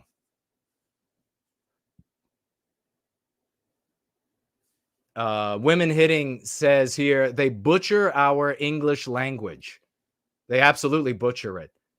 Every time you turn around. First Last was calling that some. First Last, what were you calling it? Are you here? You should do the worm on the show someday. I can do the worm. I can do it. I don't know. We'd have to aim the camera at the floor. I mean, I can't levitate and do it yet, but I can do the worm. Absolutely. Country and Bluegrass is here. Great to see you.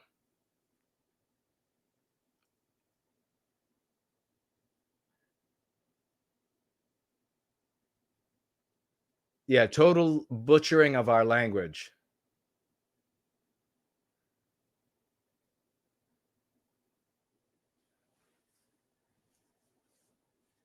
Let's see. Miss Jess Horse says, I feel no white guilt. Yiz says, no white guilt, not now or ever. Amen.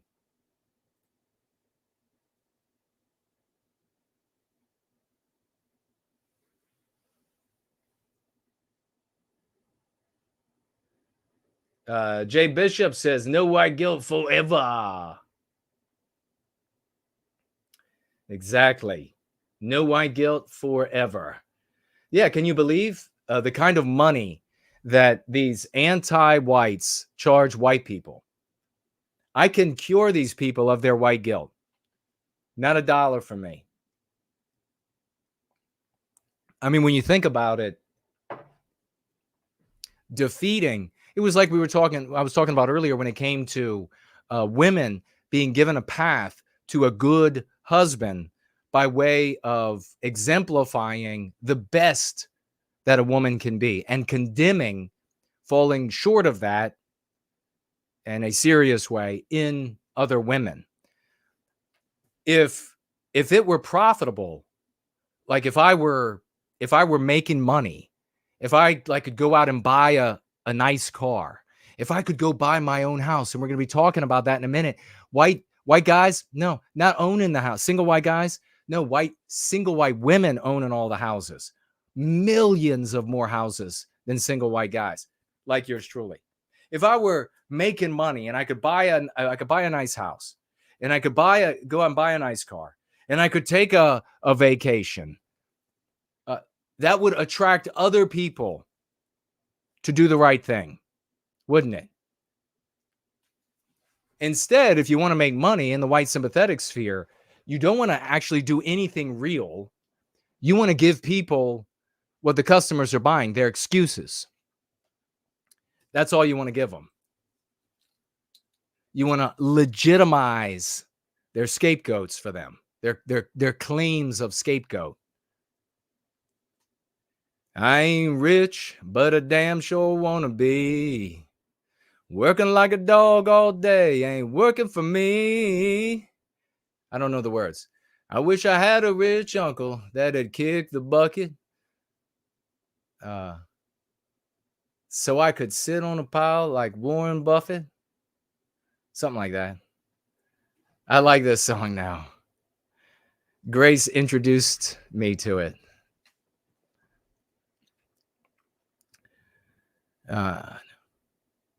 Kick the bucket. I know everybody says money can't buy happiness, but it could buy me a boat. It could buy me a truck to pull it. It could buy me a Yeti 110 ice down with some silver bullets. Andrew says, I wonder what is going to happen. It's awfully hard to fight your own weaponized infinite tax dollars. Well, it is.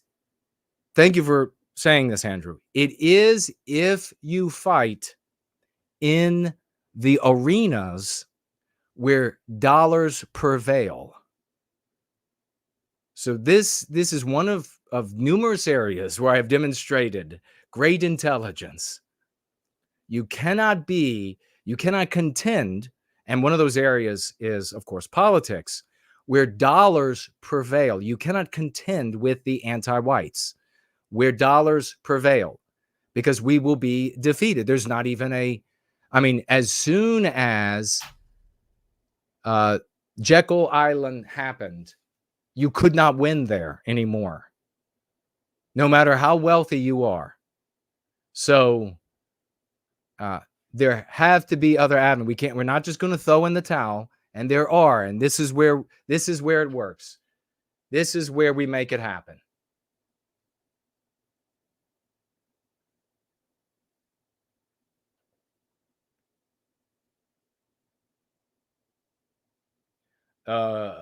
Promethean Kitchen says, I feel like that I know that the odds of me being able to afford to buy a nice house to start a family are practically zero. And politicians wonder why people are having kids past 35. Yeah, precisely. Precisely. All these jobs going to anybody but white males. Let's just be real. There is this video, and I don't really want to, I cannot stand this guy's voice. Apparently, a lot of people like him, and, you know, good for him. I'm glad it's working out for him, making money. Making money. He is a YouTuber, and he had received a question. He had received a question, a series of questions, and he's answering them here. I just want to play a bit of it. His voice I can't stand, and it's nothing against him. We all have, you know, traits that are more likable, less likable. Maybe this guy's got like 250,000 subs. So obviously I am the odd one out. But let's listen to what he has to say here, and we'll get into this article. As well as the topics. I say topics because there's a bunch of stuff to unpack there, including and I've sped it up a little bit. So it's actually slower and does this vacillating thing. hypergamy, women settling down with betas, technology making women unable to control themselves, female promiscuity, and the end of the nuclear family. You brought up so much, but the reason for all of this is simple. Technology has wrecked the ability for human couples to pair bond properly. The dopamine we get from our devices is about to decimate the nuclear family. I spoke about it's not technology in and of itself. And that's a lot of these guys. And this is where, I mean, there are obviously some areas where there are agreement with men going their own way types, and then more disagreement, because we need white families. We need white men and women coming together harmoniously, fitting together perfectly, and producing powerful white families. That's what we need. We don't need to give guys excuses to go their own way, and especially to go get instead of like to reject white women altogether, and essentially then go and just have sex with non-white women as for their sexual, I guess, gratification. That's what we don't need. But technology coupled with anti-whiteism is what's doing it, because technology in an environment governed by white people for the health of white people would serve just the same way technology is being used to serve the well-being of Chinese in China would serve the well-being of white people. So technology is merely a tool, and it can be misused. And in this case, not only is it being misused, it's being intentionally used to undermine white people, to undermine white relationships. Non-white people are being harmed as collateral damage as well. But the target is Western kind, and it's working, unfortunately, fantastically for the anti-whites. Principle among this is, and we're talking about the Chinese and TikTok, are these fake numbers of attention that our women get off of TikTok. Now, there are plenty real numbers, because you have billions of non-whites on planet Earth, non-white guys, India and China alone, billions that will become followers of these females, white females. And she could be a total homely, if you've ever seen this, a total homely, average, very average, even low average white female in looks. And she's got creating content where she's like, you know, in all these pictures, you know what I mean? Doing like duck face. And it looks ridiculous. And let me show you some tits and, you know, all these different things. And you look down at sub count, and she has like 55 million subs. And that's sometimes not an exaggeration. And like 23 million hearts and thumbs ups, and you're so beautiful. You so beauty, with their choppy shit English that they write with. You so beauty. Love 2 kids with you. What? But They're getting the attention, and this is what females crave. That's their like the lingua franca of female existence is attention. Guys, do not give a female attention unless you are with her. Deny attention to every other female. Do not like their posts. Do not follow them. Do not say how great they are. Do not deny them attention. Because that is what they're looking for. You've got to take that away. And so the problem is you have these females out there, and they should be seeking attention from you, someone that they peer pairing with, instead of all shooting for the top 10% of prettiest guys and darkest featured guys. Instead of doing that, they should be peer pairing and they should be seeking attention from you. But do you think you have a chance in hell against the 55 million followers on TikTok? Now you want to ask again, should TikTok be allowed in the West? Absolutely not. Gone. China is their version of TikTok, whatever the name is, it's slipping me right now, encouraging fidelity, education, discipline, etc. That's what it's driving in their population. In the rest of the West, you see these goddamn girls that are like 4s. You see girls that are 3s on the attraction scale.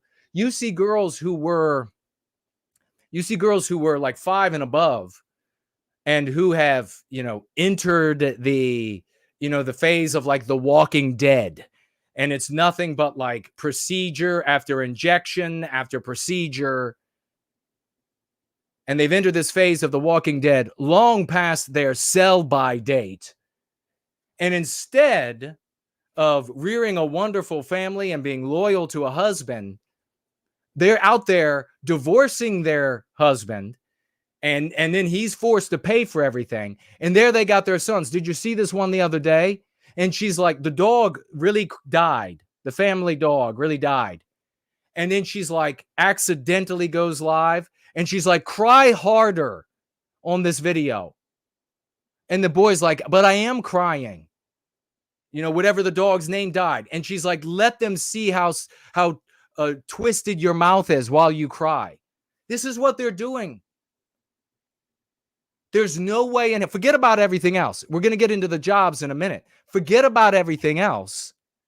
If she can get at 15, 16, 17, 18, 19, 20, up to the early 20s, whatever it is, while she has her highest sexual market value, the attention of 55 million push start Indians, she doesn't give a shit what you have to say. Your bundle of flowers, your dreams of a future white picket fence with her and growing old together, surrounded by loving children. She doesn't give a shit because in her mind, she's got forever. And there are going to be billions of these people showing up to celebrate her. And then she'll get into the later years, well beyond the sell-by date.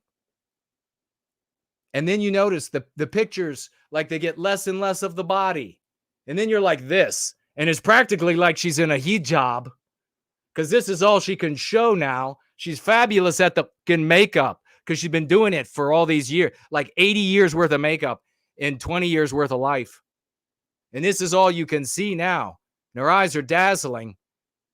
And she's had work done on them there as well. And she's still got 23 million followers. Wrecking the world. So it's not the tech in and of itself. It's the anti-whiteism. You can't do like they do, like they endlessly talk about every time I see a video get recommended to me. I get these videos recommended to me. My video's not getting recommended unless I can pay for it. These videos are recommended to white guys all the time. And some of these content creators, either they're sharing a lot of good stuff or a little bit of good stuff. Many of them, a lot of bad stuff for white guys. Because it's all about, hey, it's just the dollars and the pussy.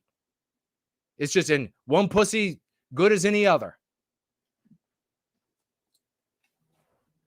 So if there's going to be anything, what there needs to be is a new crop of these men going their own way content creators that are talking about anti-whiteism. That's what there needs to be. They need to be the big content creators in that community. Because none of this is a problem if there ain't no anti-whiteism for us. And there ain't no use in trying to imagine a world where is it? No, we have to live in this world. About this in a recent video called The Red Pill and Black Pill Are Obsolete, discussing how dopamine from technology is making the prospect of dating for both men and women rather boring. I'll discuss more in a moment. But first, let me tell everyone about today's sponsor, The Red Pill Mentors, including delusional, which reach occasions of men below. Anyways, I get all the sponsors. I got all the ad reads over here. Somehow it doesn't like ruin your life to tell white guys to never have children, to give the finger to all white women and head off into the wilderness. Somehow that doesn't adversely affect you. I wonder why. Anti-whiteism? Now back to It's About to Be Over for the Human Race Clown World show. Young guys in their teens and 20s are no longer dating. The men that are going on to apps like Tinder looking for women are outnumbering them 2 or 3 to 1.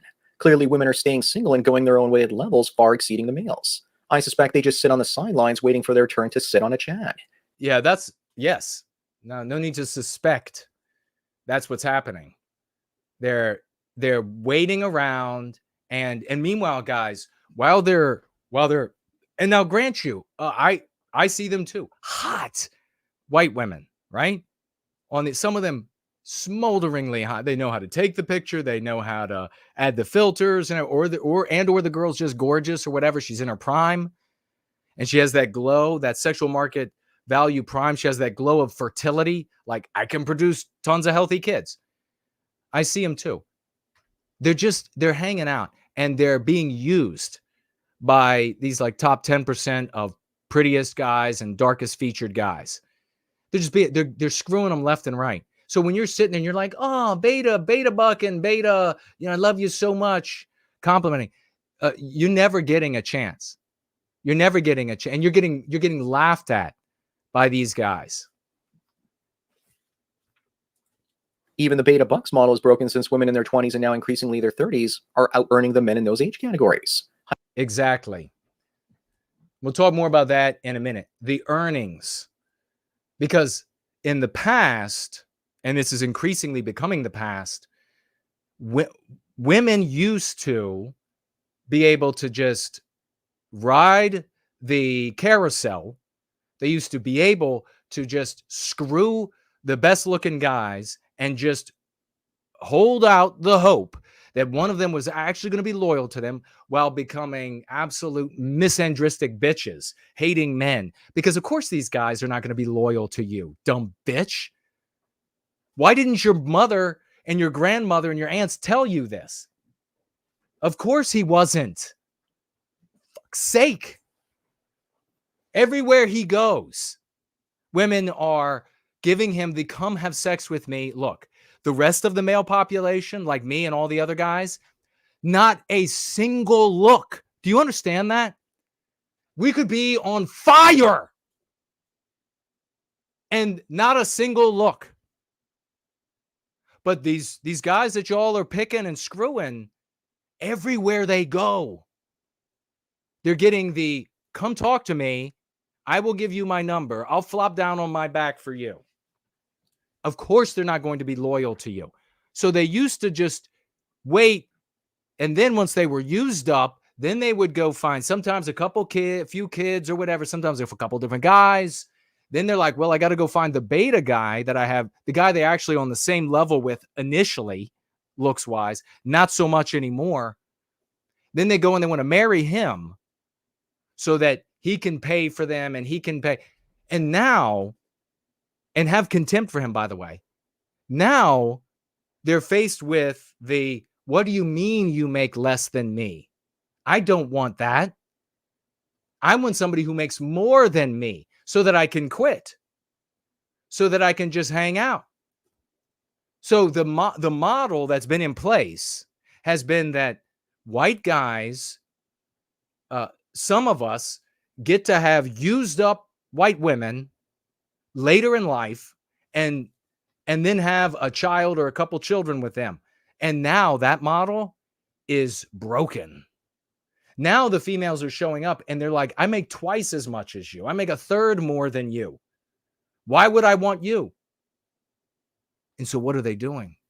Well, they're just going out and living on their own.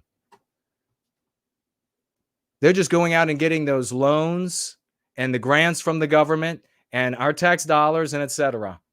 to live on their own. Hypergamy pushes them to find men that make more money and, more importantly, have more status than they do. A female lawyer making $100,000 a year won't generally want to be with a male plumber that makes twice that.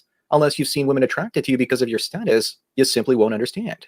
The way other women and men, for that matter, see you is more important to them than the way they actually see you. I agree, Sir Sunday. Okay. I'm sorry, I can't stand his voice. I don't know if maybe that's something he's affecting for his channel, and it's obviously works better than what I do to get people to follow, but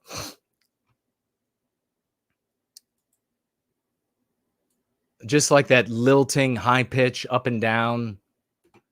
Oh, for God's sake, I'm sorry. Not sorry. So what are they doing with all their dollars? Share that we are going free. Share that this is the Go Free Gathering on your social media. If you don't, nobody's going to find out. If you do, maybe we get to recapture our destiny. This is what's happening. Has feminism backfired? Single women own 2.7 million more homes than single men. But lady TikTokers rant about being reduced to tears by broken dishwashers, leaky ceilings, and duct tape. What would the cucks do here? Well, the cucks would laugh their asses off. Oh, that's so funny. They don't know how to fix their dishwasher.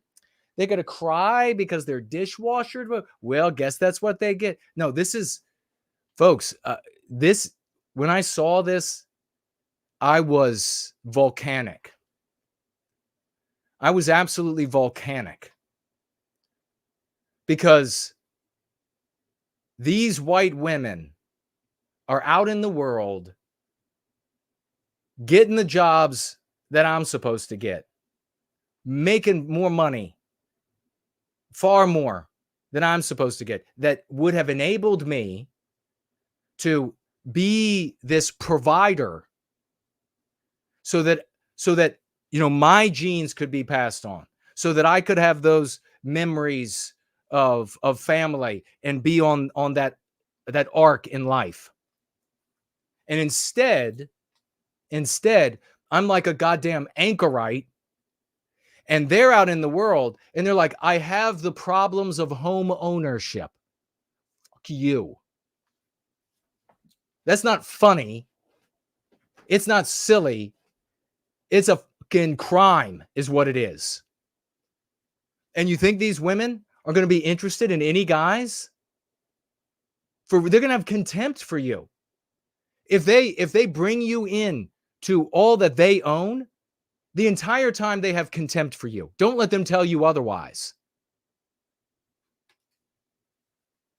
Single women are buying up in Delaware, Louisiana, Mississippi, Alabama, everywhere. The only states where men are left, so there are only a couple more states left where women are going to outbuy homes. Alaska and the Dakotas. That's all that's left. Women still earn less than men. I can hate this anti-white bullshit. I love what Nicholas DeSanto said, that imagine the pay gap, where you have to imagine it because it's completely fake. I loved it. I laughed my ass off at that joke. I love that guy. Spread him everywhere. If you can't share him, you're a fucking loser. If your family has a problem with him, get a new family. Here's the reality. In high school, I came up with the argument that defeated all my peers and all my teachers and the guidance counselors who said, Jason, just cool it. Okay, I understand. But you got to cool it because you got to come to school here. You got to learn what we're teaching. In a capitalist economy, a business owner has to do what is most profitable because, and what costs the least, because if he or she does not, he or she is put out of business by those who will. So if women provided same value, and let's just say that they do, but cost less, then the employers that refuse to make their workforces 100% female would go out of business. Do you understand, tard world? They would not be able to compete with the businesses that had a less expensive payroll because they hired nothing but women. But anti-whiteism goes further, don't they? They say that women provide more value and are paid less. All the more so that if a business owner did not get rid of all the males, he or she would be out of business like this. Instantly. You would not be able to compete with a company that paid less and made more money for long. The entire workforce would be female. End of this conversation about who's being paid more and who's being paid less. End of it, bitches. I told teachers that at high school. And you know what some of these they realized, they were like, okay, Jason, okay. Conversation I said, they wanted to spout their anti-white bullshit, and I was like, fuck you, teacher. You. Let me tell you how I'm going to say, shut your mouth.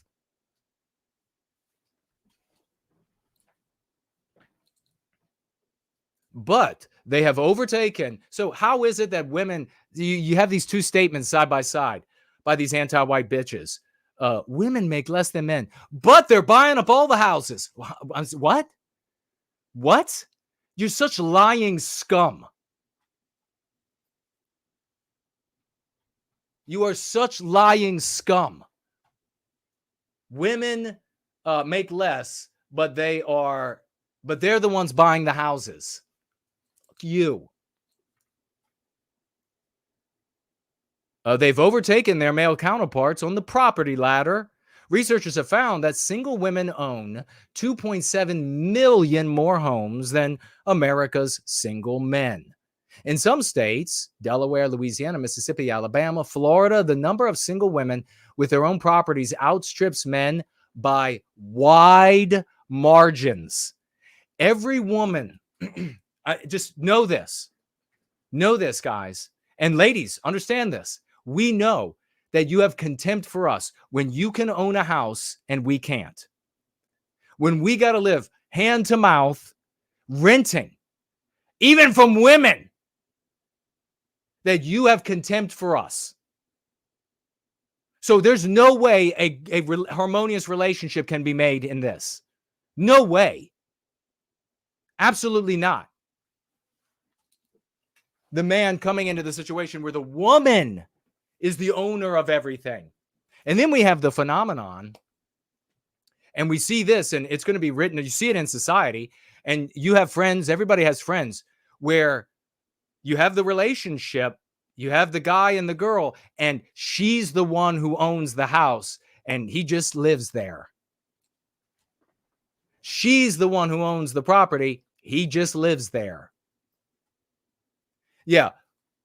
What does that do for the male-female relationship and his ability to see long-term and make long-term decisions against her storm of emoting rather than thinking about the immediate present? Well, it totally takes anything that's left away from him. He has zero authority. He is a beggar on a fucking street corner. That's what the white man has been reduced to. That's all he is.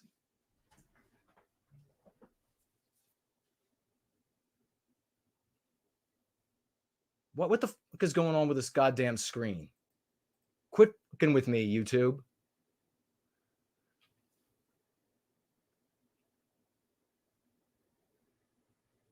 Take a quick look at what you're saying while I'm moving.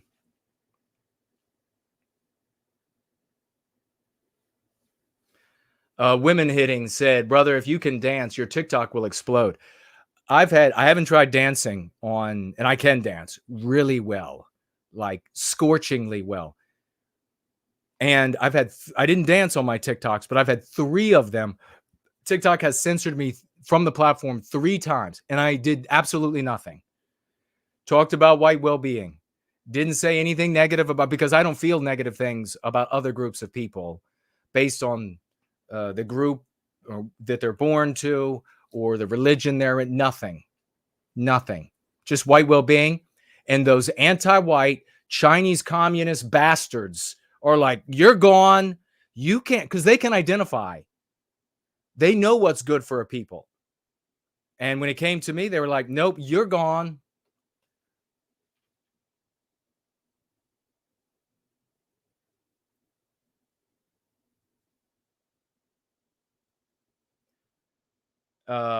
Women Hitting says, yep, dollars and showing it is how to gain followers on social media these days.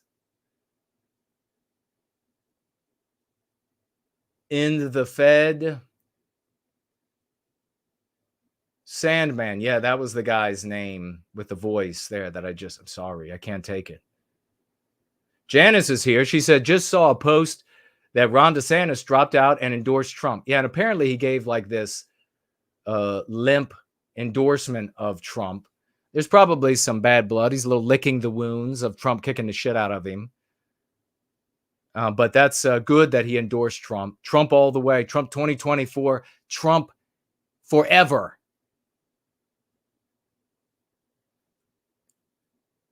Jay Bishop helping somebody out. Literally Libby.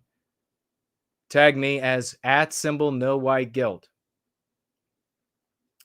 And then she uses the meme curative.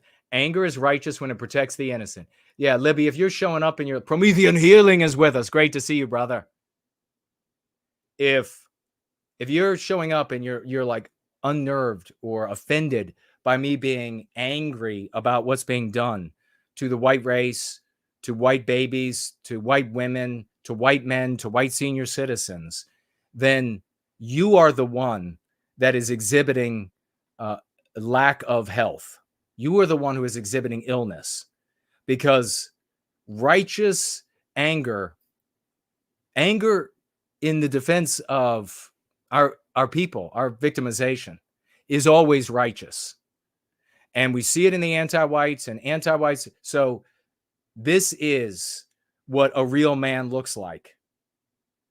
And I know you've grown up in a world with a bunch of pretenders, with a bunch of boys pretending to be guys, or not even doing that anymore, pretending to be girls, some of them.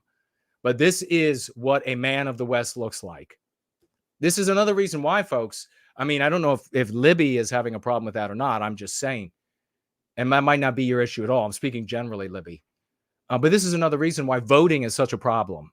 Because there are huge swaths of the population that, given the fury that is necessary to survive in the world of the real, in the jungle, the fury that has to face outward, that you can't see because you're looking at the back of it as you're inside the nursery room. This is why democracy and every single person gets a vote is a problem. Because there are tons of people who will see that fury and say, oh, I'm uncomfortable. Look how mad he is. Without realizing that it's only by the blood on those swords that are facing outward that you have peace and quiet behind them. So that's a big problem. That's why we keep ending up. I mean, that's why you got a businessman in Trump. Instead of there ain't no sewing circle of white women in the West today that would vote for the heroes that built this country. Guaranteed. Ain't no white woman going to vote. I mean, they're like the ones here. The women of the West who are here would vote for Andrew Jackson, but that would be it. Everywhere else, they're going to be like, what? What did he say? How many duels has he been? He's hot-headed. Do you know how many? Can somebody look up how many duels Andrew Jackson fought in? Like in the 80s or something crazy, where every single one of them you could die. Seriously ask yourself, how many white women would vote for that today? They would say, "Ooh, he's a hothead. He is a hothead. You see how many times he fought with pistols and sabers and daggers, and he was even shot in a duel. And this guy threw down over nothing. All you had to do was give his fat wife a little bit of just a squinty eyeball. And he was like, bitch, let's go. Pistols, sabers, daggers, fists, what do you want to do? That was the man who got rid of the international bankers and gave us freedom for 80 years. And not a single, deserved hyperbole, not a single white woman would vote for him today. They see me yelling and they're like, oh my goodness. Can't he be more mealy-mouthed like Jeb Bush? Can't he be more pussified like DeSantis? Can't he be more like a businessman? No, we don't need more of that. If Trump had been more like me first term, a lot more would have gotten done and nothing would have been stolen from him. I can tell you this much. He might have gone down. He might be in prison today. He might have ended up, if he had been a man, he would have fought to the death. But we would be a much freer country today. And that's why you say, Jason, but he's got a family. Well, then don't take the job. If you can't stand the heat, don't take the job. A time has come for men to be men. That means they're going to die while doing it. They are likely to die while doing it. Oh, he's just too radical. He's crazy mad. Honey, would you like to watch Private Ryan tonight? I'm going to make popcorn and I've got that new Kentucky butter.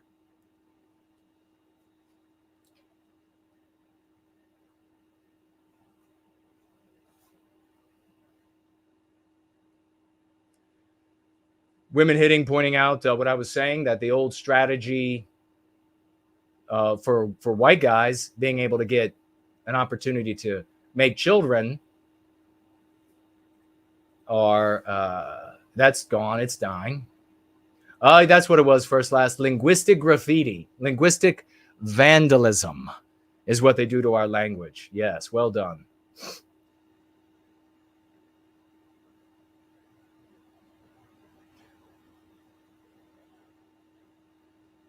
Did anybody look up how many duels that guy had? Andrew Jackson.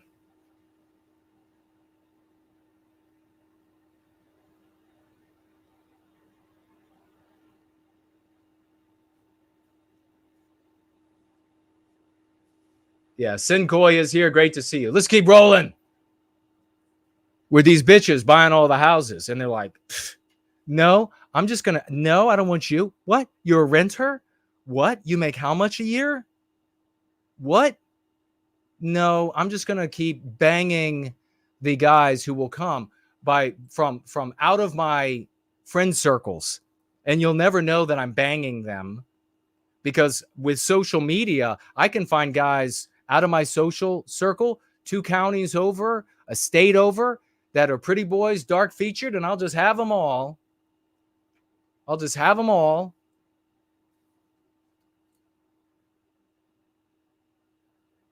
But while they're building equity, homeownership doesn't always turn out to be the dream that young women expected.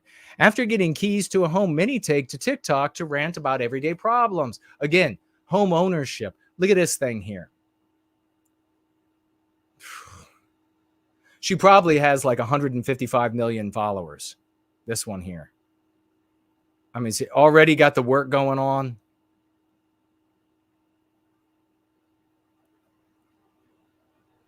Father was like piss drunk and worked for SeaWorld. Come on. How are you going to compete with that? Look, you're her peer pair. And she's got 155 million followers. all telling her how gorgeous she is. Really? Come on. Fucking drunk ass father working at SeaWorld.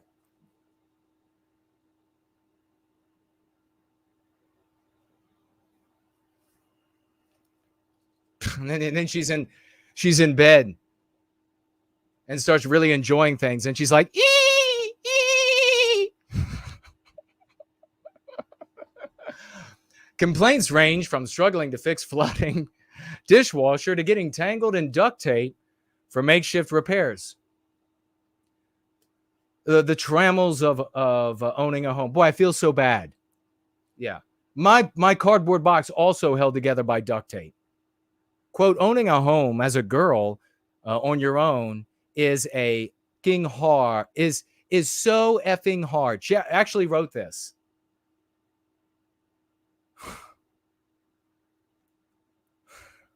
You ever seen anybody get like pinged in the head with a basketball? Like full on throw.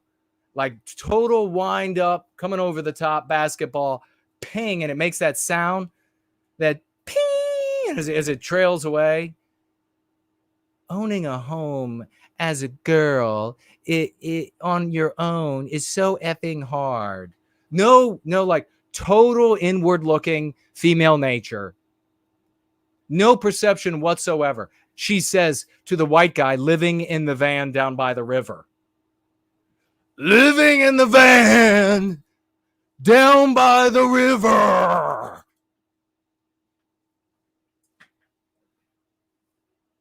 She says.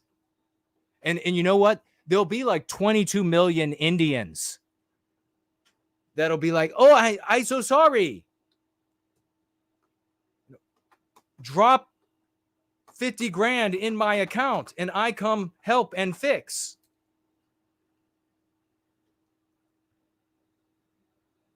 My dishwasher just flooded.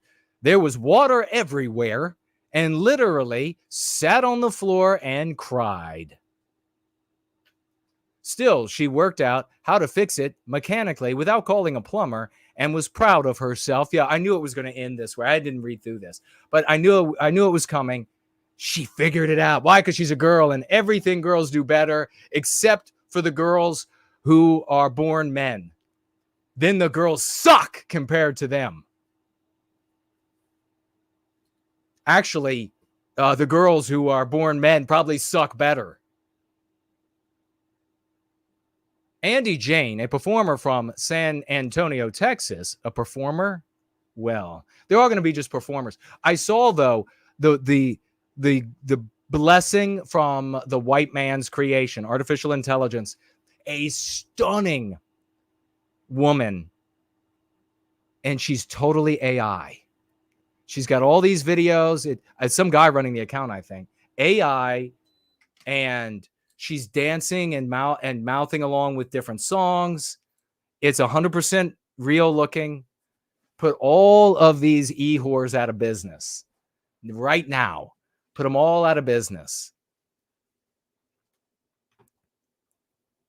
A performer from San Antonio, Texas, was 1 year into owning her home when she revealed she could not understand a drainage issue that was rotting her backyard fence. And this is also, think about this. This is all that men are reduced to, is home repair. This is like the man in your world. If you just had him, he would be doing all these menial tasks. And that makes me think about, I wish I could find that video. I really should try. Where the woman is like, I became trad. You know, I used to be like a modern girl, and now I became trad. And I found a trad man, and you wouldn't believe it. And then she cited everything that made him so wonderful, and it was all subservience. It was all just being a slave to her without her even having to ask.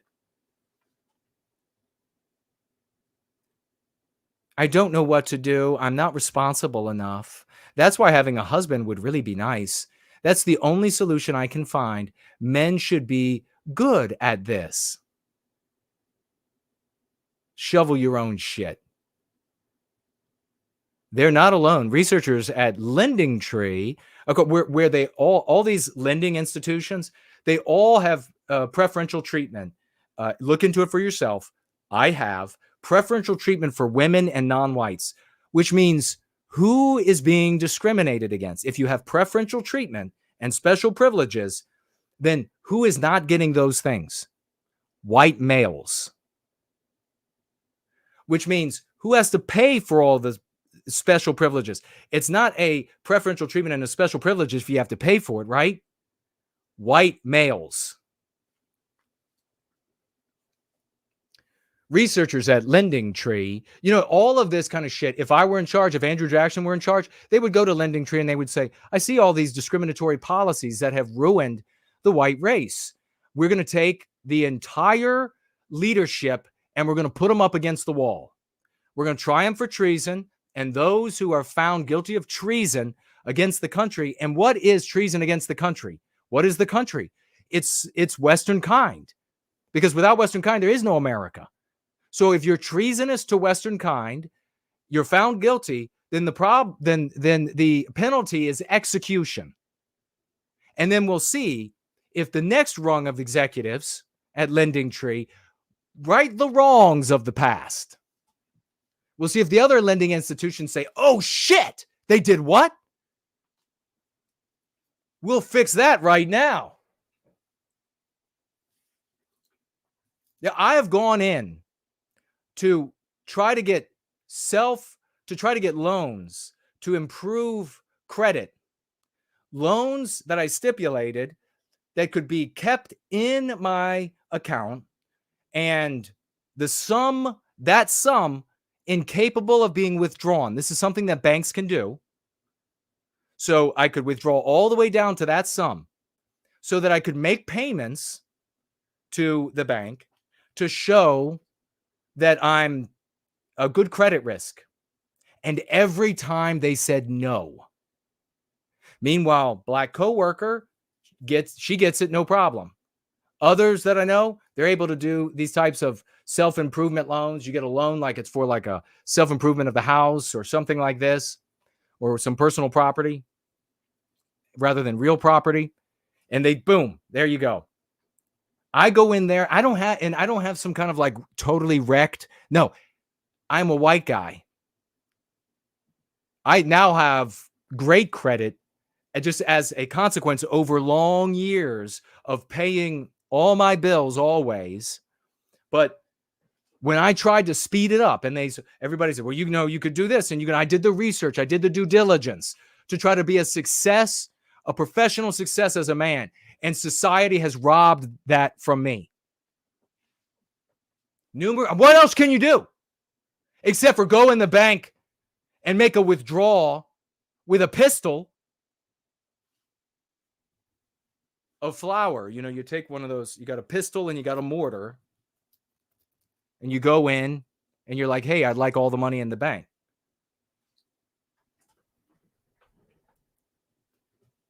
No, not doing that for me. I told him, I even said, this is discriminatory.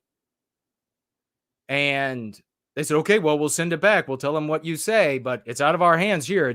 They decide in Chicago. Fucking bullshit. Say that more single women are getting mortgages and property deed. More single women. Yeah, this is like a hockey graph.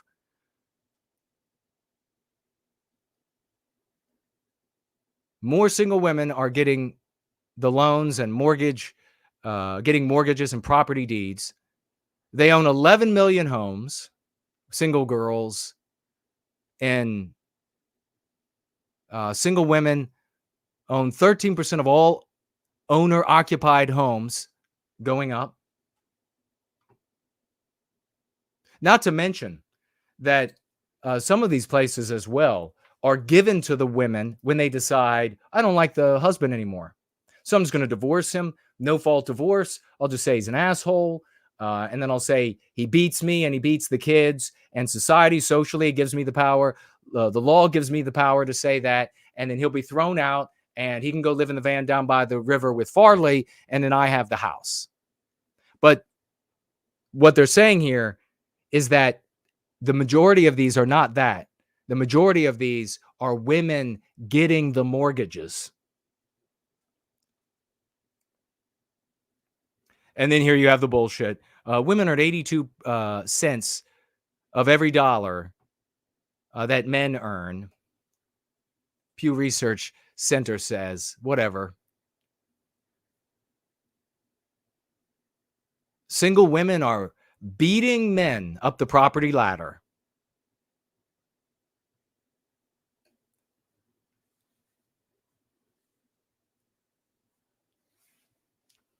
And then here, down here, they say the pay gap is shrinking. Single female home ownership outnumbers in males in 47 states.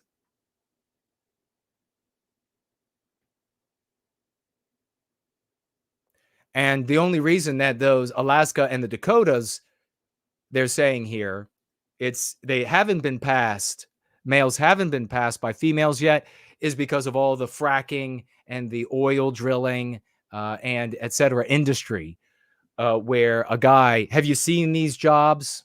Have you seen these jobs? Not exactly the easiest jobs physically, many of them. But don't worry, men will be overtaken there as well, because just like in the military, as I witnessed firsthand, the guy can do all the hard work. He can break his back, he can break his balls, he can ruin his health and fitness, and doing the jobs that he and a missing guy has to do. And the little girl that's present will be paid the same or even more to sit on her fat ass.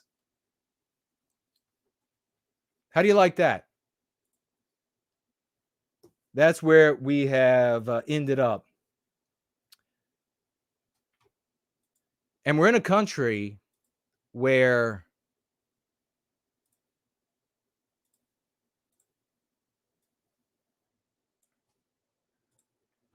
where did that go? Oh, there it is. We're in a country where a little girl, little white girl now, she doesn't have a father to protect her because mom's in charge. So it doesn't matter that there's a dad there, right?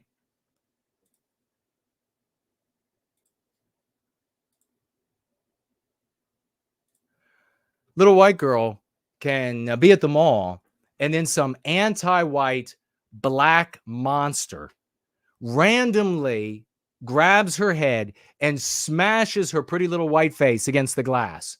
And all of the internet is asking, why? I wonder why. Since a fun trip to Somerset Mall last Friday with friends and one of their dads. It took a turn at the food court near Mrs. Fields Cookies. So I checked my phone, and then just that woman came up. Look at this beautiful little girl. And she's totally confused. She doesn't have a father to step up. She doesn't have a father to step up and say, this is because of anti-whiteism. We all know. Dad could say right there on the news, we all know that if this were a beautiful black little girl and some crazy white person that grabs her head and starts bashing her face against the glass, that everybody is going to say the crazy white woman is racist. This anti-white slur we don't use. But when it's clearly anti-white, the white population, they shrug and they're like, I don't know. And your conservative Jewish content creators, they lead you the same direction. Curious thing, let's talk about mental health in America. Fuck you and your mental health bullshit. Let's burn down anti-whiteism. And then anti-white bitches like this black woman will know. She'll think twice before putting her hands on a little white girl. Up and hit my head against the glass.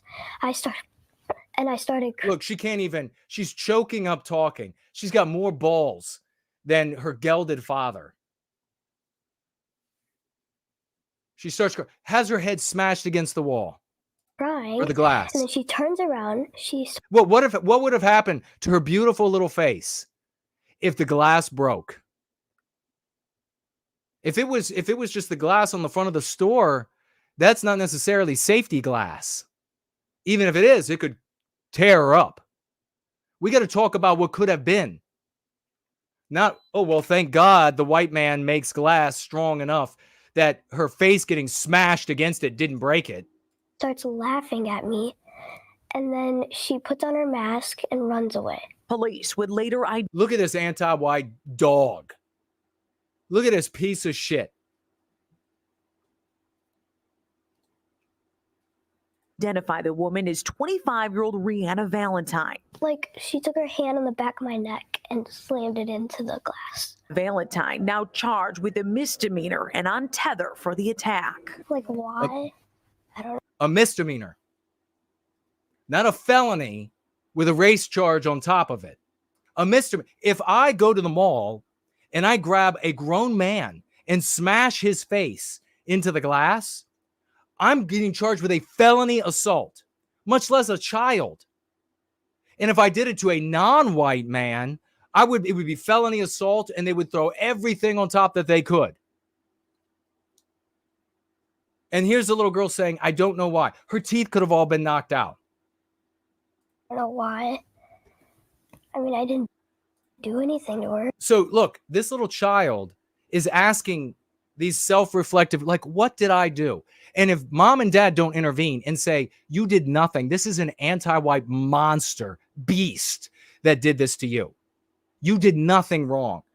If they don't step in, I guarantee you she's going to end up in her teens getting on her back for non-white boys to make amends for it, to make amends for what she and her people have done.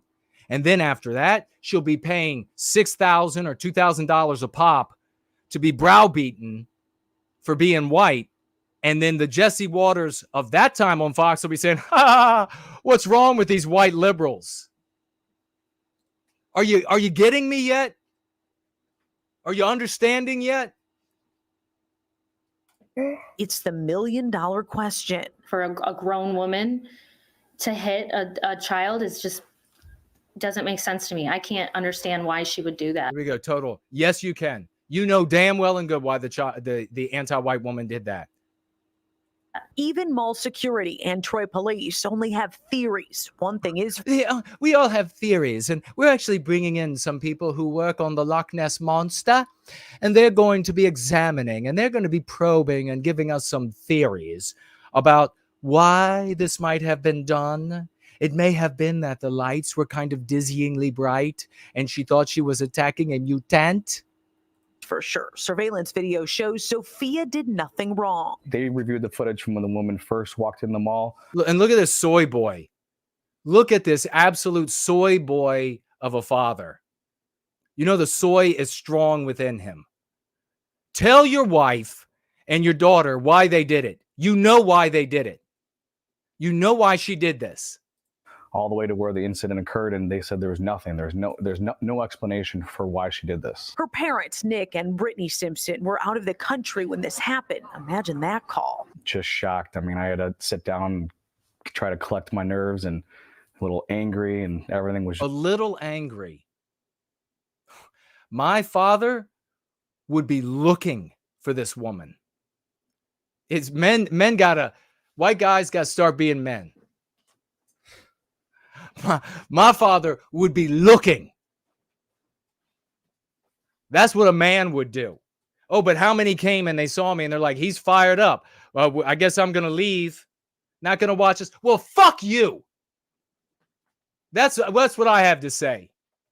You don't like me getting angry? Fuck you. Just all at once. Little Sophia, all 40 pounds of her, wiped away tears and was able to give security a description of Valentine, who came. She looked like an orc. Have you seen Lord of the Rings? She was a goblin, an anti-white monster. Back to the mall a day later. That's when police moved in, making the arrest. Now it can't happen to anybody else. Look at that beautiful little thing. Sorry you don't have a father, honey. Or mother, it seems. I'm sorry. And sorry that real men like me, who would be able to make the world safe for you, are so objectionable, so uncomfortable to so many white people out there. Sorry about that. You're going to get to live in rape and rapey, ritualistic hell, you're going to get to live in that because of them. Sorry about that, honey. One more item. Want to take a look at quickly. The great Dean Danger is going to be swashing through here in no time at all. Let's take a look at this. Joy Reid, an affirmative action hire par excellence, saying so herself. Let's hear what she has to say about the Iowa caucus, which said, hey, we want Donald Trump. The important sort of data point, and you know, Steve talks about it a lot. He's going to probably talk about it a little more tonight. Is okay, and look at the yes, it's the cultural appropriation. It's so funny because she's got the cultural appropriation going with the blonde hair. That I don't think, unless I can be corrected, not many black people grow blonde hair, but maybe some do. I don't think she does. But okay, let's get that out of the way. Why does it look like it's a fucking dead chinchilla on her head? Come on, what is going on? How is this a wardrobe decision? Like, I know what I'll do for my hair. Let's take my dead chinchilla, skin that thing, and bleach its fur. I'm going to throw that on my head. We'll get some double-sided tape. Bing. It's going to look great. Is nobody telling her? that these are white Christians. Okay, look, white Christians. Now, make no mistake, the Christian part of it is largely irrelevant. They only don't like Christianity because white people practice it. White people make families out of it. White people are able to have community out of it. Okay, that's the only reason they don't like it. You can come up with anything else. If it were basketball culture that white people were making babies out of and making community out of, all these black anti-whites like Joy Reid would hate basketball culture. All right? All the anti-white Jews, all the anti-white white people, all the anti-white Arabs, they would all be hating basketball culture if white people made family out of it. This is a state that is The problem is white, and she's anti-white. overrepresented by white Christians. A state overrepresented by white people? Fuck you, you fucking piece of shit. Get the fuck out of my country. Overrepresented. The whole country is 100% white. Do you know how I know? Because it's white people who make the country. You get to live in a jurisdiction that we create in the real world. But the whole country is white. There ain't no overrepresented. Overrepresented means that there are too many white people. So what's that telling you? You just need to listen to this anti-white to hear what their real idea is, their real ideology, their real purpose. That are going to participate in these caucuses, especially tonight. Earlier today, reached out to Robbie Jones, from the Public Religion Research Institute, knowing that we were going to talk about Iowa. And this is a hyper evangelical white state. And he said the following to me: Iowa is about 61. Hyper evangelical white state. It's all about being white. If Iowa were a hyper atheistic white state, she would say that. It's all about hating the white race. 1% evangelical white state. And he said the following to me: Iowa is about 61% white Christian. The country as a whole is approximately 41% white Christian. And in and I guess we see the problems of that. I guess we see why there's so many problems. When the country was far more white and Christian, and Christianity was far more white, the country worked a lot better, was a lot safer. The little girl could go to the Miss Fields and not have her face smashed against the glass.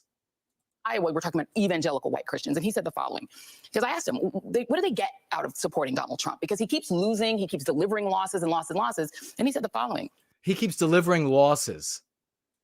They see themselves as the rightful inheritors of this country. Listen to her. He said the following. She's complaining about this. Listen. They see themselves as the rightful inheritors of this country. We fucking are.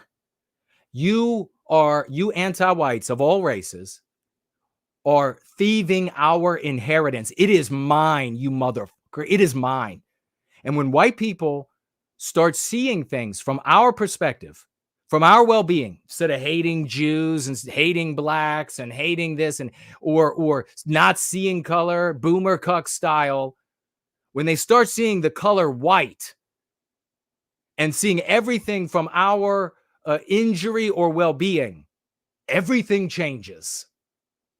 All of this country, all of its creations are mine, bitch.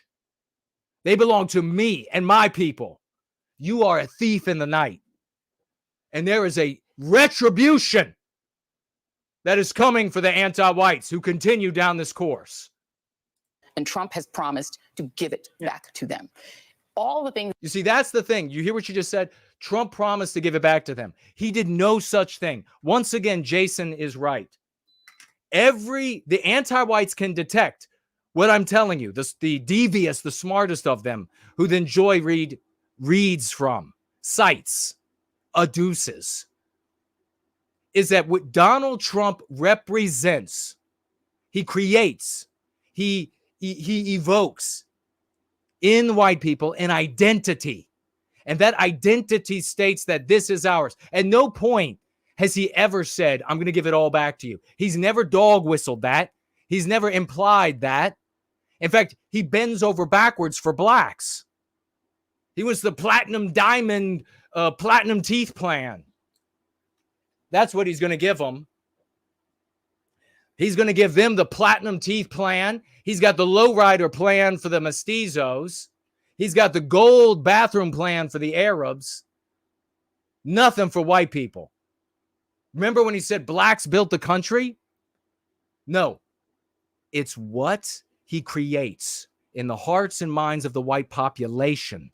That is where he provides value against his own instinct, against his own will. Who knows? Who cares?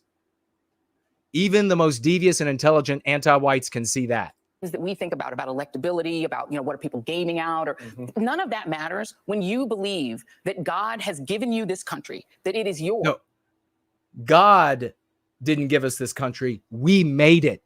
You lying piece of shit. You goddamn outhouse piece of shit. We made this country, and we have to be here making it every moment, or it ceases to exist. It didn't fall down on earth. You anti-white bitch. And then white people steal it. You anti-white bitch. We make it every moment of every day. Without us, it's no longer the United States. Without us, it no longer exists. The egg of the golden goose doesn't exist. That's where the fairy tale goes wrong. They still have the one egg. There ain't no eggs in the real world. You kill the goose, the gold eggs disappear.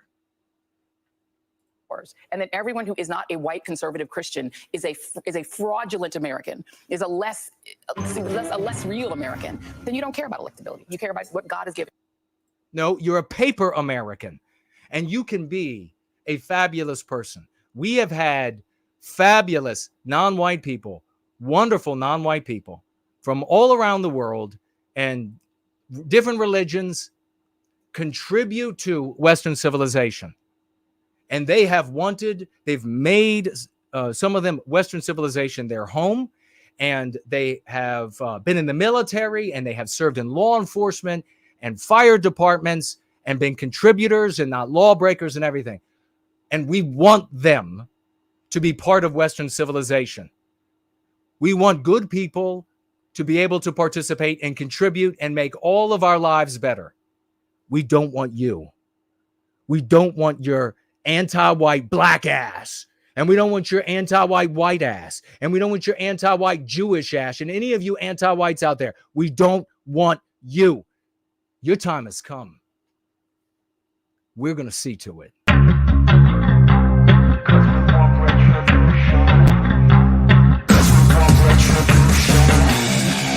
Cause we want retribution. Oh yeah, we want retribution. Oh yeah, we want retribution. Oh yeah, we want retribution. Yeah, we ran out of patience for your love with a cold hard hatred. I want you all, I'm going to try to stay calm.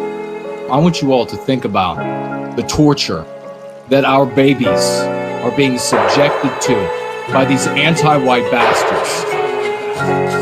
That you have a little white girl who so hates herself. And ladies and gentlemen, if you hate your people, if you hate your people's history, you cannot but hate yourself.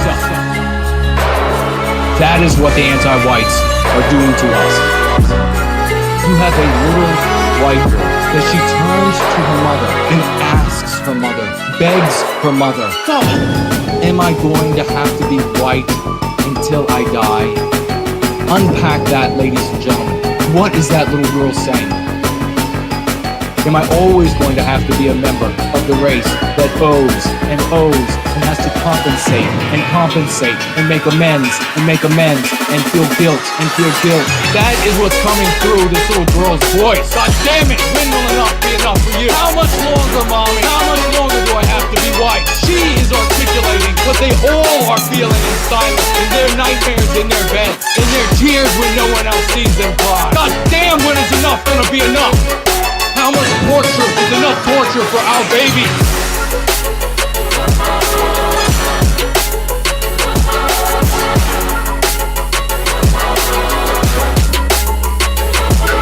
When will you say enough is enough? Only a sick and broken and defective human being doesn't get angry as all hell when the vulnerable members of their community are being victimized. It is ameliorated when all the anti-whites get on a knee and beg for forgiveness.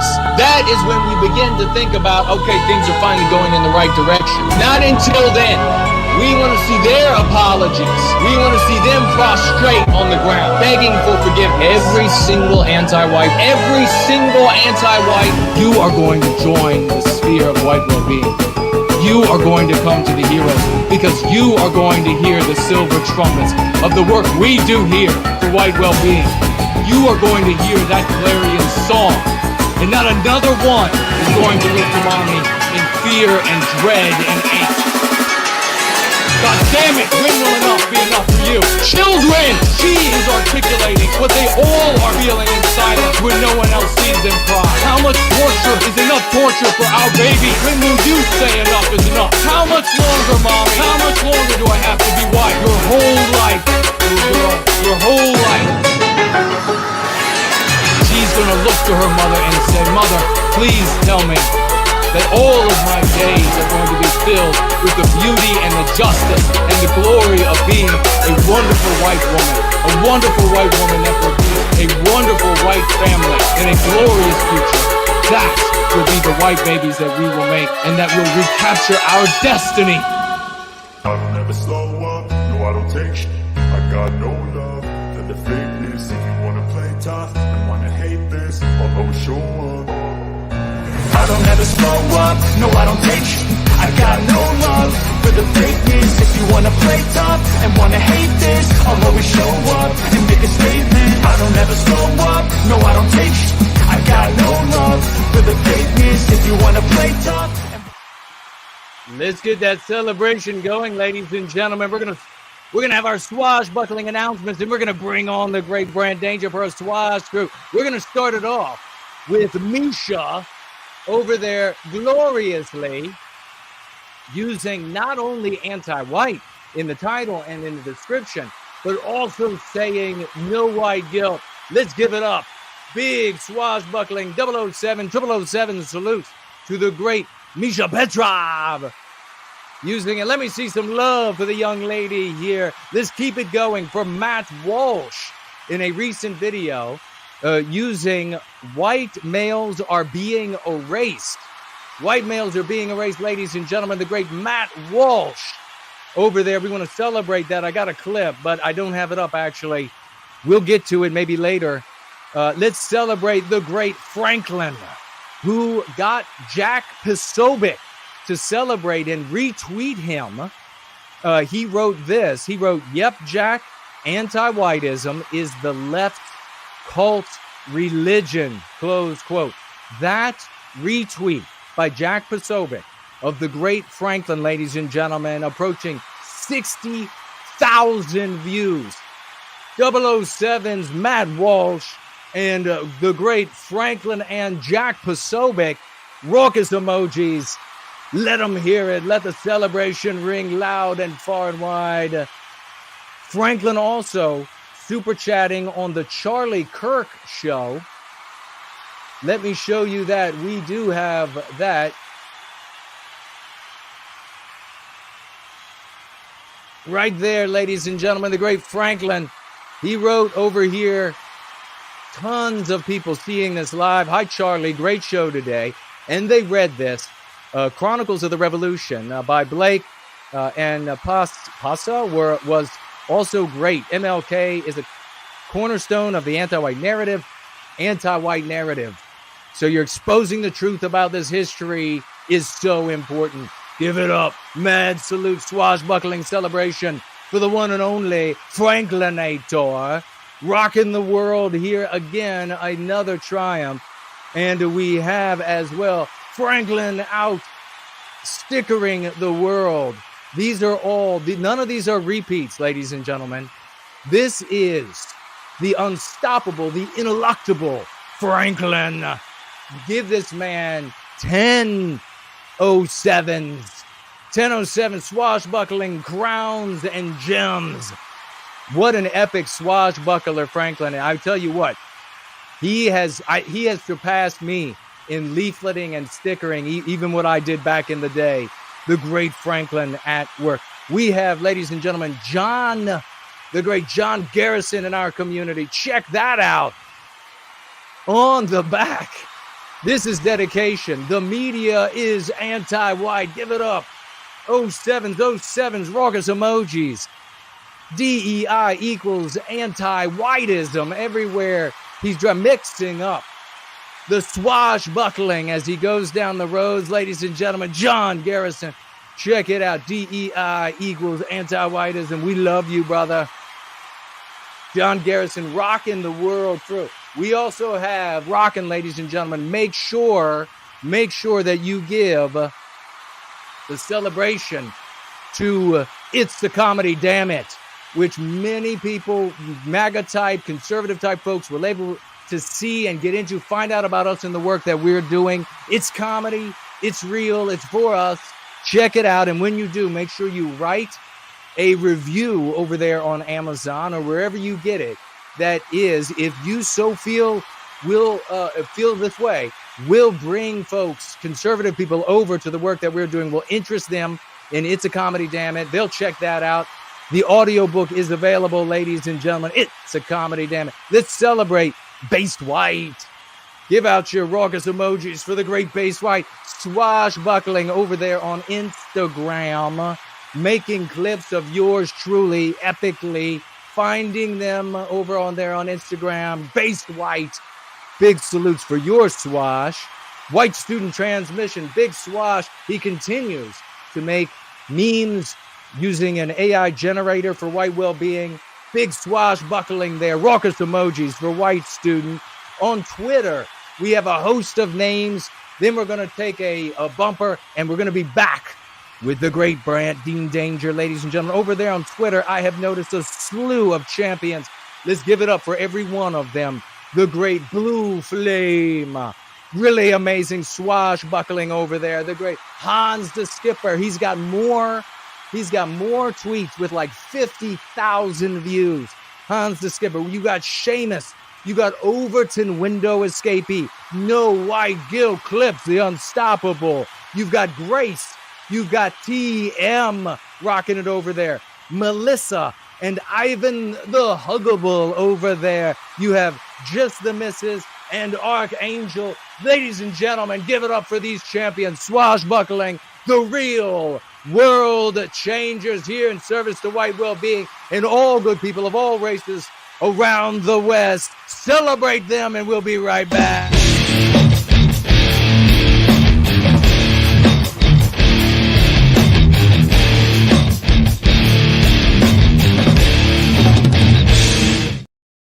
All right, folks, we're going to bring him on right now, the one and only Dean Danger. Hello, good sir. How are you doing? Did you hear me okay? Hear you just fine. Oh, my gosh, I love the beard. Thanks. You look fantastic. I'm in disguise. Can everybody hear Brant okay? Are our audios about the same? My gosh, brother. It's been a minute, and it's great to have you here. The great Dean Danger of the school, the one and only, folks. Let me actually pull it up really quickly. I'll give you the mic. I'll pull up the website. Go, brother. Okay. So there's a lot of new people here over the past few months, and I'll introduce myself and what the School of the West is to them. It is a website that is set up to help parents that are homeschooling. Plus, it can also help out kids that are in school to overcome the anti-whiteism that they encounter all the time in school, from other kids, from teachers, from administration, and both explicit material and implied lessons that come from teachers. So I started to develop this when I was teaching elementary, and then developed it more when I was in high school. And then I got some help from some other people to flesh out the site. There is traditional subjects on there, and there are subjects which you will probably only find on the website. And it's designed for white well-being, which means it addresses the anti-white propaganda that kids are saddled with in school. So as the kids learn, the parents should be right alongside with the kids using the site so the parents can learn as well. Basically, there's information for young kids and there's information for teenagers. What I'm working on right now is the teen series. So I'm covering the issues that teenagers will be grappling with once they become adults. It's going to cover propaganda. It covers some history. Right now, I'm working on a video that I consider to be the third in a series where I'm discussing egalitarianism, where egalitarianism arose in specific events back in time, notably World War II and Rhodesia in South Africa. So you can see how it manifests itself on a global scale, how it can be used by one country against another country, not just individuals on individuals. And I'm working on one right now that is based upon what Jason is taught in playing the white villain, where if you have a certain outlook on a country back in the 1930s and 1940s in Central Europe, and you appreciate what they did, and you cloak yourself in the ideology or the look of that, and you approach our people who are, so-called normies or vagues, they're somewhat ignorant, they're good people, but they've been brainwashed with propaganda their entire lives. So they're not going to understand where you're coming from. So what I'm doing right now is to say to these people who might fetishize or might respect these certain people in this time period that I just mentioned, I address that and say, yeah, I understand that. There's a reason for that. Here's the reasons for that. However, this is the reality that we live in right now. And as opposed to moving forward, start with that as a starting point, trying to talk to these brainwashed people, you're going to get shut down and it's actually going to be counterproductive. So instead of doing that, here's some tools called white well-being. This is an argumentation. This is a vocabulary that you can use, which is based upon the moral high ground, which will have the effects that you want, because what white people do is they choose the course of action that they perceive to be the most moral. So this is reaching out to people who were out in those hinterlands that we might call ant-nats, etc. Because I can understand, I can see where they're coming from. So this is giving them some information, trying to speak their language so they can see what's going on. Now, besides that, one of the most popular pieces on the site is created by Lovely Porridge. and this is called the Meet Your People series. This is for little kids, and he just finished a video yesterday on Hungary, and that is on the site as well. So I'm going to put in the link for the Hungarian video. Yeah. And these are top of the line videos. Yeah. And when people look at them, they'll see why. All right, I'm going to shut up for a second and see if there's anything that that you want to say before I talk some more. No, you're doing a fantastic job, brother. It's a perfect swash through so far, letting people know about school. And I will add this. I mean, Dean Danger, ladies and gentlemen, is legit. This is the real deal. He's been on Red Ice. He should be being interviewed by mainstream. Like they should have. This is a legitimate school, and he's got a wonderful team of bright, dedicated people whose objective is white positive. And as he pointed out, you can use the material to supplement homeschooling, supplement children in public school, private school. Parents of all stripes have done this. Participate with your children. You should be engaged in everything they're learning, or they will be taught to hate you. But this is a magnificent resource, so please avail yourself of it. But brother, please continue. Okay. Well, when I finish with the video that I'm working on in a few weeks, I'd like to come back on and talk about that, and I'll produce a little preview of that we can show to people. It'll be like an analogy. It won't get into a lot of detail, but it'll let people know what that's about. One of the other things I want to say, which is besides the website, is I really enjoyed the fact that you had Nicholas Santo on your show this week. I never seen him or heard of him before, so I pretty much watched everything that I could find that he had on YouTube. And I think, like the rest of us, I was pretty impressed with that. And one of the things that I want to do is look at all the comments underneath his videos. And if people are ever feeling down, depressed, oh, we're not going to win, everything's horrible, look at the pages of Nicholas DeSanto's site on YouTube and look at all the comments under there. There's a lot of people that are on your side. They're there. They're just not activated yet. And they're waiting for something. There's a lot more people on our side than you think. They're just not active. They're not vocal. They don't own their own media companies. They don't own the Federal Reserve. They don't give millions of dollars to lawmakers. They're not in positions of power right now. They don't control those levers, but they're there. Okay. So what we're doing is paying off. And I get emails from people from time to time expressing these things that I'm telling you right now. You know, they're there, and they want even more than what the School of the West can offer right now. They want even more than what Jason can offer right now, because they want people in power. They want the schools set up. We're just not there yet. There's other things that have to fall into place first. So look at the stuff by Nicholas DeSanto. There's a couple other things, Jason, that I want to mention that other people are doing that I've either been watching or been on the show to talk about it.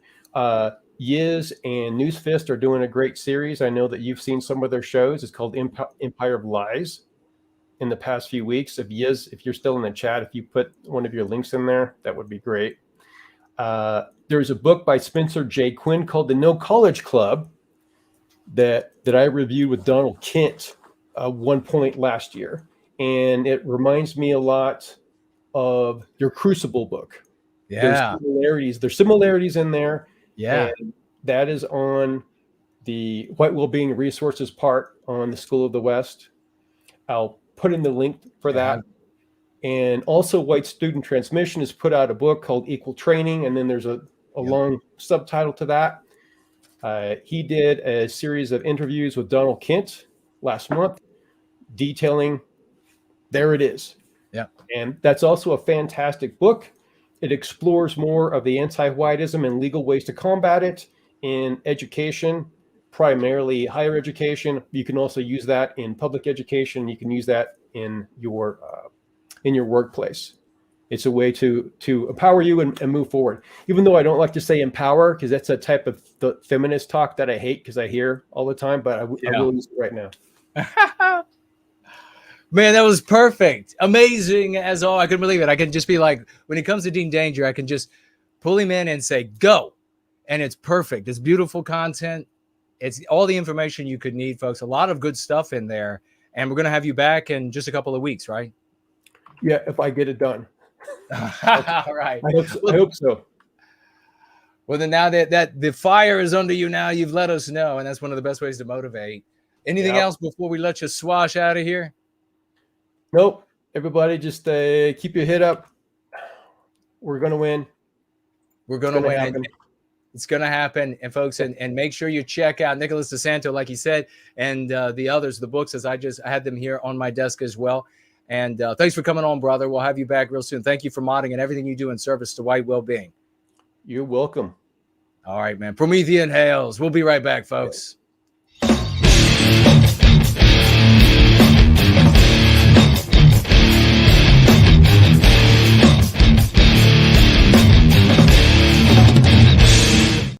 An epic swash through. That is exactly. Talk about picture perfect. Fantastic. We're going to get to right now the financial gifts, anything that you all are saying. I'm going to get this Twitter space to get ready to roll. And we're going to bring up the subject of the Go Free lesson of the day, which is, was this something that was articulated? Was this Slaughtz? Any inversion of the anti-white narrative remains within the anti-white narrative. We're going to talk about that. Get your thoughts together, or anything else you might want to share on the Twitter space, which we will have up in just a moment. But we have some financial gifts over here on Entropy. We're going to check it out right now. Get your celebration ready, ladies and gentlemen. Looks like Spartan Lambda says, with $5 financial gift, Nicholas DeSanto appeared this week on GB News on, quote, the Saturday Night Showdown, Saturday 20th January. The full show is on YouTube at GB News. Timestamp is around 24 minutes, 45 seconds. When he talks about anti-whiteism, does he call it that? Or is he talking about it? What is it, Spartan? I need to know. Does anybody know? I love this guy, Nicholas. He came into existence because I prayed hard for him. $5. Thank you so much for that and that news. Let me know. Somebody let me know. Spartan, if you're still with us, you can tell me on the widget on Entropy or tag me elsewhere. I need to know. Did he say anti-whiteism? If he was talking about that's great. If he said anti-whiteism, that's out of this world. The great Mrs. Jess Horse, get out your raucous emojis. Let's celebrate this lady. Throw the crowns down. Throw the crowns down. Throw down the red carpet for the great Mrs. Jess Horse, ladies and gentlemen. 50 white well-being dollars. 50 from the great Mrs. Jess Horse. Thank you so much, dear lady. She says with those 50 protect the white baby dollars, she says, hail Western kind. Hello. Good evening, fine sir. Thank you for your continued and relentless pristine efforts. Using pristine perfectly, ladies and gentlemen, as we use it here in service to white well-being. She goes on, so many individuals, so many families, including my own, benefit from the books, the dialectic, the message, the encouragement. Thank you, sir. Nearing 8 years of going free. Kip 100% red heart emoji. We love you, Mrs. Jess Horse. Quadruple 07s for the great Mrs. Jess Horse and her magnificent family. Talk about a lady that is legit. Talk about a real woman of the West.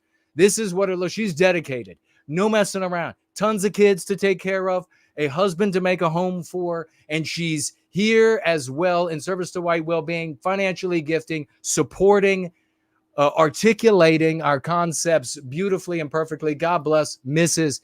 Jess Horse. We have a $3 financial gift from the great Dandy Westman. God bless you, Dandy. And he says here with a beautiful name, when talking to a vague about biological white erasure by way of biracial unions, what is the MC or rebuttal when they try to justify white erasure by claiming that nobody is pure? Well, there are a couple of ways to do that. And I will also open that up for the Twitter space for anybody who would like to speak to that. It's a great question. This idea of, well, there's no pure thing. If there is anything white, and if they want to say that it's a construct, then we own it, we claim it, and we want to preserve it. There doesn't need to be something pure.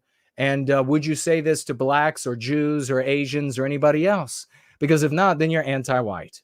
So we want to preserve what we identify and what you identify and what everybody identifies as Western kind. And we want to ennoble it.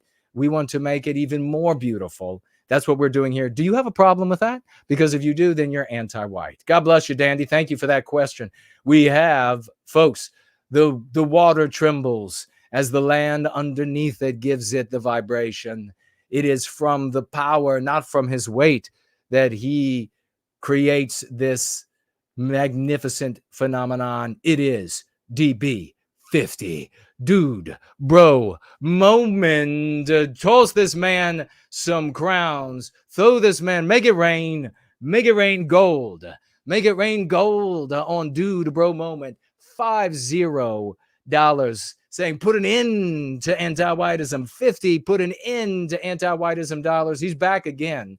He is an engine that obviously was built by a white man because it still hasn't broken down. God bless him.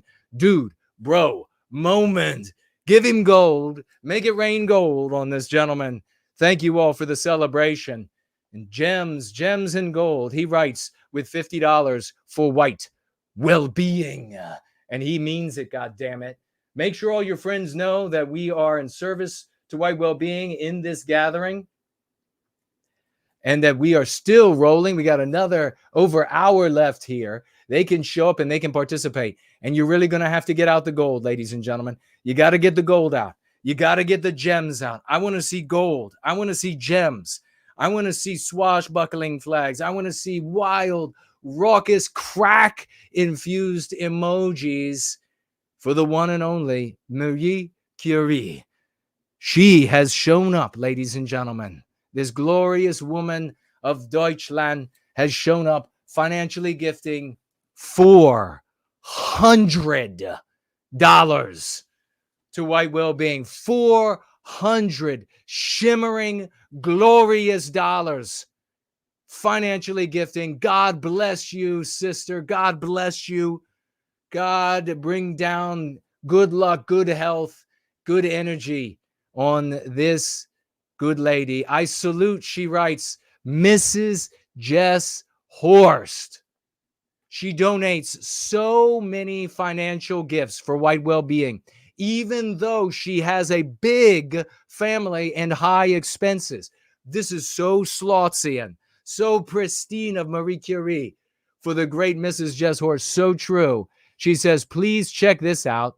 A trailer to the world premiere of the Mother's Catwalk at the 8th AZK. And she's got a link here. Lots of love from Germany to all my white brothers and sisters worldwide, especially in South Africa. This is a glorious, I swear to you, it's feathered wings on the back of this woman. God bless you. Wishing love out on Mrs. Jess Horst and our brothers and sisters all over the world, especially in South Africa, where we are so besieged. Show this woman some love, please. Many 007s, many diamonds, many gens. Marie Curie, God bless you all. Applause, swashbuckling grapes, swashbuckling crowns. Thank you all so much. $400 over here on Entropy. I'll turn over here quickly to hello to everyone over there on Rumble. Remember to tag me if you want to get my attention over there. We have Spartan on D-Live financially gifting 1 ice cream cone. Thank you so much for that. Ice cream cone over there of cryptocurrency on D-Live. And over here on Odyssey, we have Robert financially gifting $5. Thank you so much for that, Robert. He says, I can feel your anger, brother. I'm so freaking tired of anti-whiteism. How can we not be? The white man has been betrayed. Hang in there, Jason. Thank you so much for that $5 financial gift and those very kind words, Robert.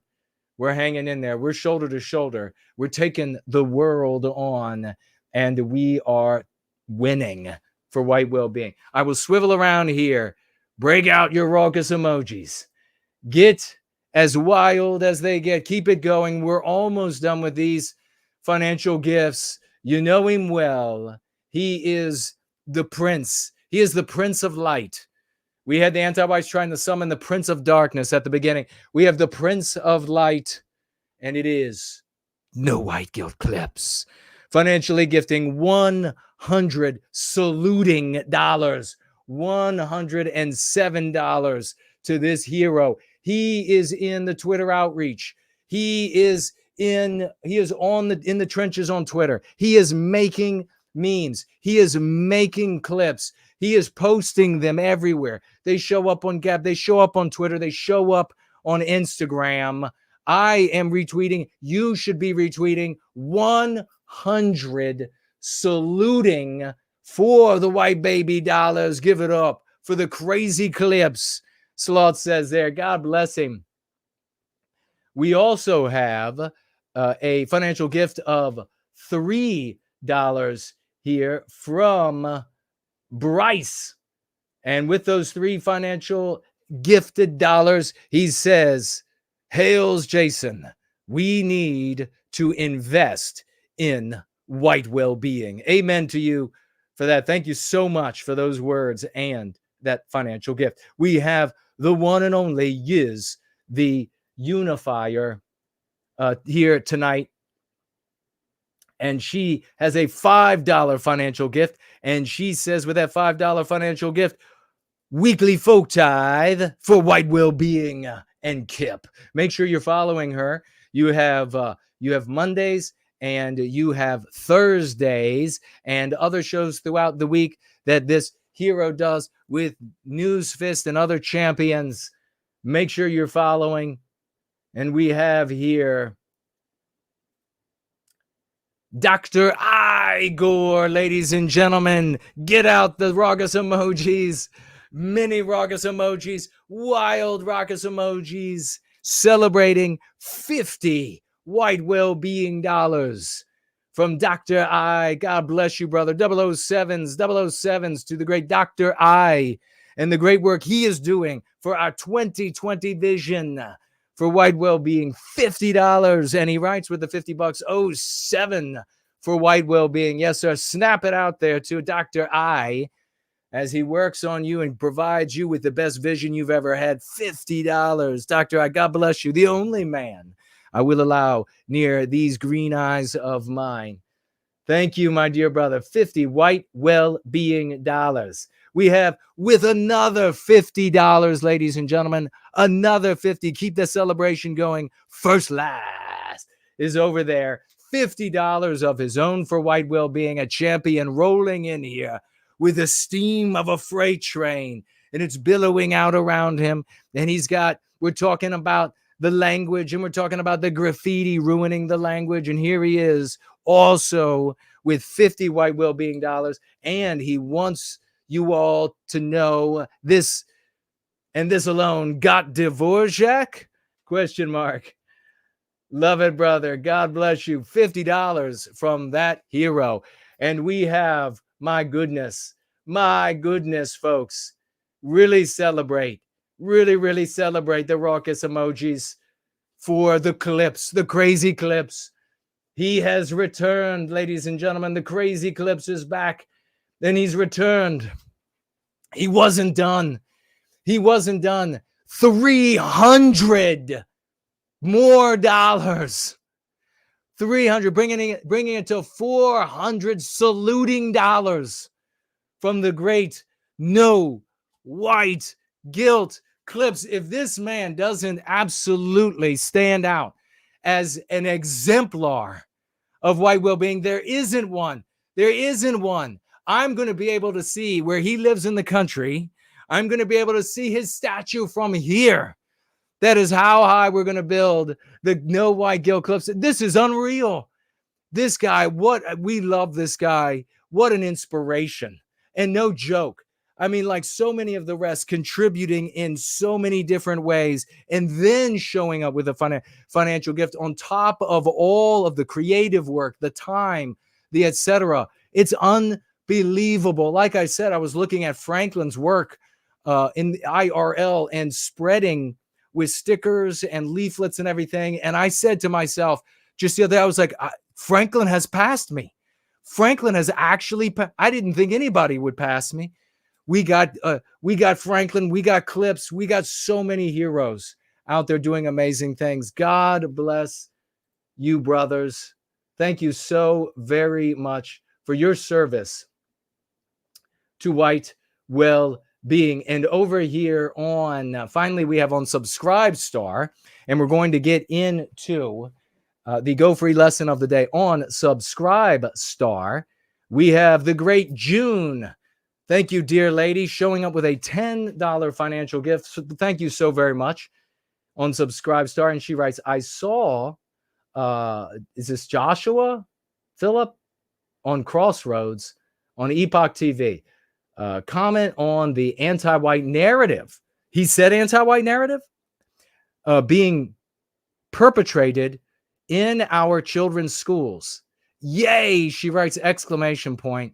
The lexicon is spreading. He must have said the actual anti-white narrative. That is some swash. Thank you for the financial gift and for letting us know about that. Check it out. Give this guy support using anti-white narrative, precisely subjecting white children to the anti-white narrative from which they never return healthily.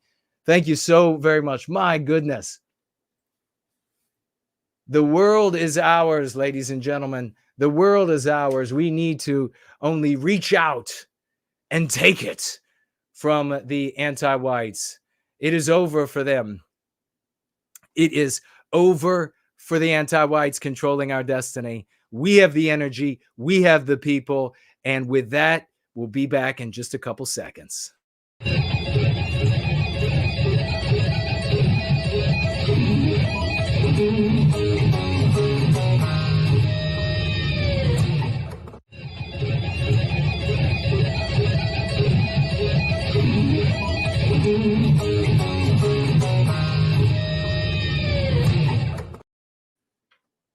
All right, getting ready to put up that Twitter space. But before we get to that, this is so, I mean, we're kicking ass. We just had Brant swash through. We're kicking ass. We had the great Nicholas DeSanto. My God. We'll get real quickly. There's no mail in the mailbag. And the announcements we have for this week are just two. Promethean Kitchen is on YouTube. I meant to share this a couple weeks back again. He is at symbol Promethean Kitchen. And that's it on YouTube. Find his channel, follow him there. Kitchen at Promethean Kitchen on YouTube. We also have this. The weekday show this week is Thursday. The Wednesday show is on Thursday. Don't look for the Wednesday show on Wednesday. Let folks know it's on Thursday. It's also going to be earlier in the day on Thursday to accommodate our guest. It will be beginning at 3 p.m. Eastern Time.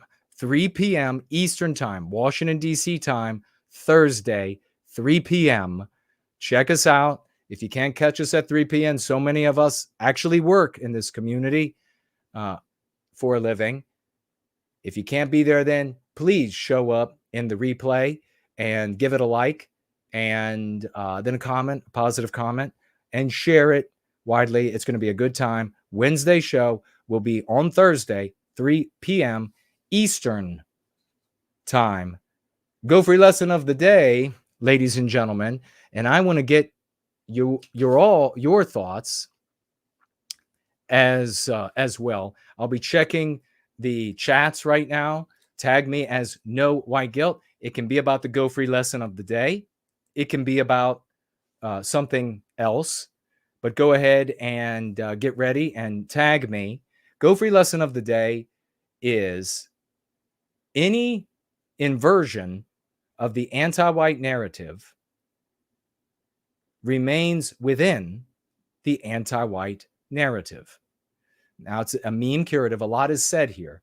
This is not necessarily an MC that you would say to a passing stranger, but you might say to somebody that you have a regular conversation with about white well-being, and you're going to have to be able to touch them again. In fact, let's see. I wonder if it'll let me just do this so that I don't have to type. Any inversion of the anti-white narrative remains within the anti-white narrative.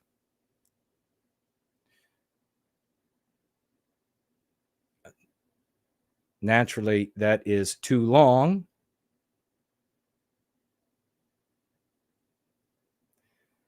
But we'll do this, and then it will be fine.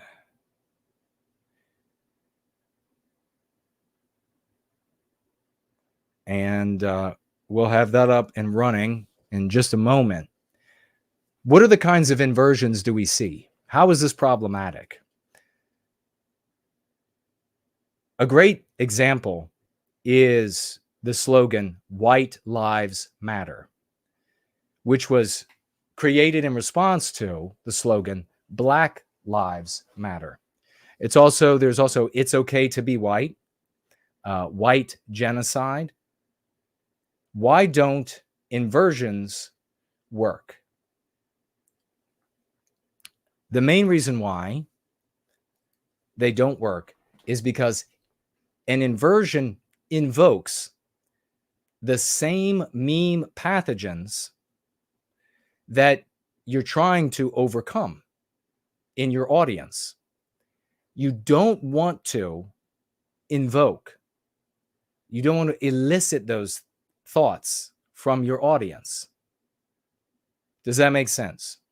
So when you say white lives matter, your audience thinks about subconsciously infinitely faster than they're able to think about the topic consciously. Black lives matter. Black lives matter is associated with a whole spectrum of ideas that you've already, and everybody you could have as an audience, been infected with. The anti-white narrative that Black people are harmed by white people. They've always been harmed. They've always been stolen from. And they are being harmed and stolen from today by white people.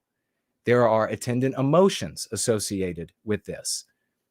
Emotions and conclusions that your subconscious mind will immediately, that the subconscious mind of your audience will immediately throw out into conscious consideration or semi-conscious consideration about what do people who oppose the well-being of Blacks by way of Black Lives Matter, that's where the conversation starts. What do those people look like?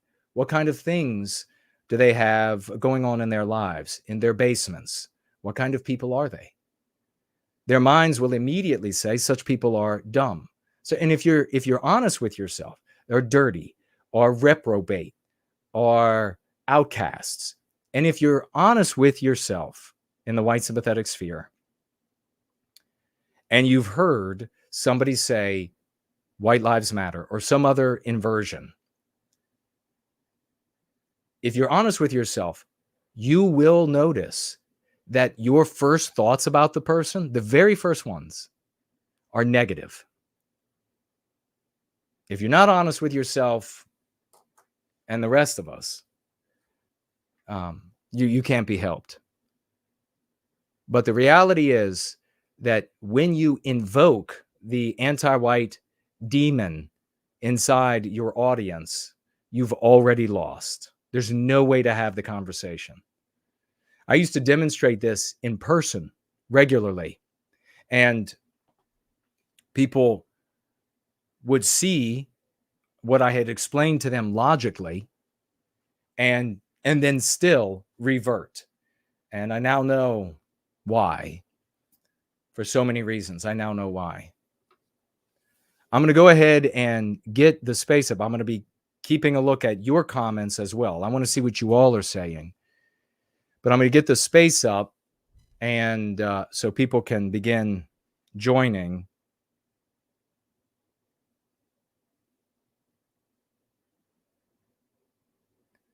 All right. All right. These positions to remain in the anti-white narrative, to use things like white lives matter, are totally untenable. And yet people stick with them. And as I was just saying, there are various reasons for this, not the least of which is the anti-white programming, that they are affirming that indeed what we are saying is true. Because in their minds, it's like the same thing with that you see with these people who think that violence will get white people what violence gets other groups of people. White people who care about white well-being. They look out into the world and on a really mid-wittery level, or midget-wittery level as well, obviously, and they see, well, if you say that Black Lives Matter, and that's powerful, that results that in their minds, they think it's like a magic spell that they can just repeat. They can just invert and have it work for them. But it doesn't, as you can see. And we've seen, exactly as I predicted, how easy it is to overcome these positions. Anything within the anti-white narrative is easily overcome by the average anti-white because they've been programmed to overcome it. All right. Private Life is with us, tagging me. Franklin is helping out somebody to tag me. Would You Kind of Saxony is here. Says, that's a wonderful MC. Yeah, it really is. Powerful MC. Women Hitting says, First Last wants me to read something he wrote. He says, First Last is dying. Oh, he says he's not done giving. He's got more to give. First Last does. June says, he said the actual word, the woman that June was, or the man that June was referencing said the actual phrase, concept, anti-white narrative. That is glorious. That is so epic. Brad C is with us. Great to see you, brother. We will get a refresh and we will see. Whoa! First Last has returned. Celebrate. Celebrate. Let's get some, break out the Raucous emojis again. They were winded. Get them some oxygen. Get them some oxygen. They were winded, I know. You got to get them some oxygen to fire them back up. Get them excited. Break out crowns. Break out crowns and gems and laurels of victory for First Last. He shows back up this time with, so he's got a total of $400 saluting dollars plus one. Is that right? Wow. First Last financially gifting here. Yes, that's right. 400 saluting dollars plus one. Big celebration. Big celebration, First Last. Big celebration. He showed back up. Celebrate him. He would have used that to buy Dvorak keyboards for everyone, but he financially gives here tonight. God bless you, brother. He definitely wasn't done. Let's get him some gems. Let's drop some gems for his feet. Polished, smooth, precious, and semi-precious gems for this man to trod on. And some crowns for his glorious head. Well done. Thank you so much, good brother. Wow. No wonder he was still fired up. No wonder he's like, go back. Don't stop. Oh, it even says, he says here, I wasn't done. A big salute. All right. Women Hitting says he's at the point where he doesn't care about anything that happened to our people in the past. He's focused on what we do now. Amen to that. I see some Marcus threw out some roosters in celebration. I even threw out some statues of, anything that you can come across celebratory, toss it out there. Caleb says the UFC has a new Afrikaner midweight champion of the world. Very cool. I'm going to have to check that out. He's going to have to tell the world about what's happening to us there. We have a request for Mike on our Twitter space, and we're going to pass that over, and I'm going to keep a lookout for all of you all as well. Hello to everybody there on Rumble who is requesting the microphone. Oh, it's our one and only Go Free White Well-Being. You know him well.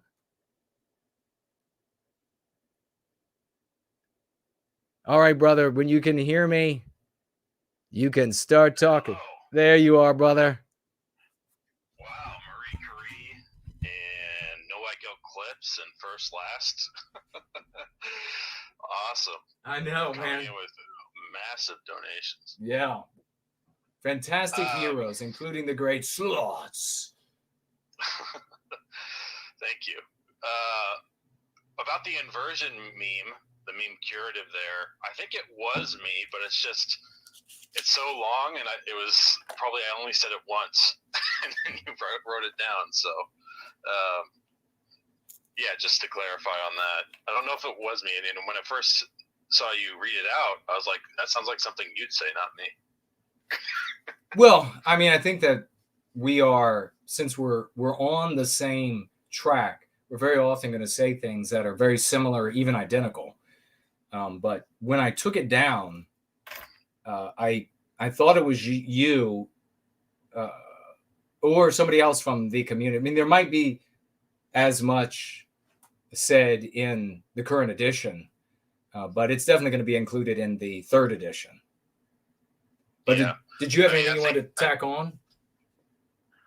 No, I think you've kind of communicated that before that, was phrased shortly like that. I think you've communicated it in your book. It's just, a reduction of length there. When it comes to, everything you said about it seems copacetic to me. I don't think I could elaborate more. So you did a good job there, I think, in my opinion. Well, thank you. Is there anything else you want to talk about while we have you on the Twitter space? Yeah. So Nothing Pure, I think you requested us to talk about that. I had some feedback on that of how I would approach it. And one of the things I said was, I'm purely myself, and the opportunities taken from me are an injustice. Yeah. I like that. Even if you try to say my community is impure, I'm still pure, and the effect on my community still affects me. Yes. So it's a bunch of hogwash. And then one of the things I wanted to go over, I left a comment on your last video, kind of explaining the MC I had for that session, but I didn't really give more context on what prompted it, so I just wanted to go over that. Yeah, go for it. So there recently was announced some non-white girls proving the Pythagorean theorem. So it's like a proof of the Pythagorean theorem itself, and this really irked me when it was on the news or in YouTube videos. And the assumption in the anti-white narrative is that it irked me because I hate non-whites. So I did some reflection, and what really irked me was that non-whites would be using this to inflict more victimization on us. Right. Anti-whites are the ones who set up the hostile narrative that non-white achievement is proof that white humanity is insufficient for the destiny of our species. Yes. Very powerful. Yeah. And that's what the way you pivot to the focus on us and our well-being, our perspective is beautiful. That is what we all need to be doing. And that's really getting at maybe some of the most fundamental aspect of Go Free is that you have, in going free, you have imbibed enough. You are on the proper trains of thought that your exploration leads you to powerful outcomes for our people. Continue. Yeah, so what I also noticed with this was how this affects what our people see. So when our people are looking out at a non-white achieving something, glorified in the news, what they see is as what should just be a non-white achievement, which is good for, their group and stuff. What they actually see are conquerors. They see conquerors of heretics to the anti-white narrative. That's what they perceive when they see a non-white achievement. They're not looking at it from a perspective of, oh, this wow, that's so good for them. Let's continue working for white well-being, and maybe we can, do better.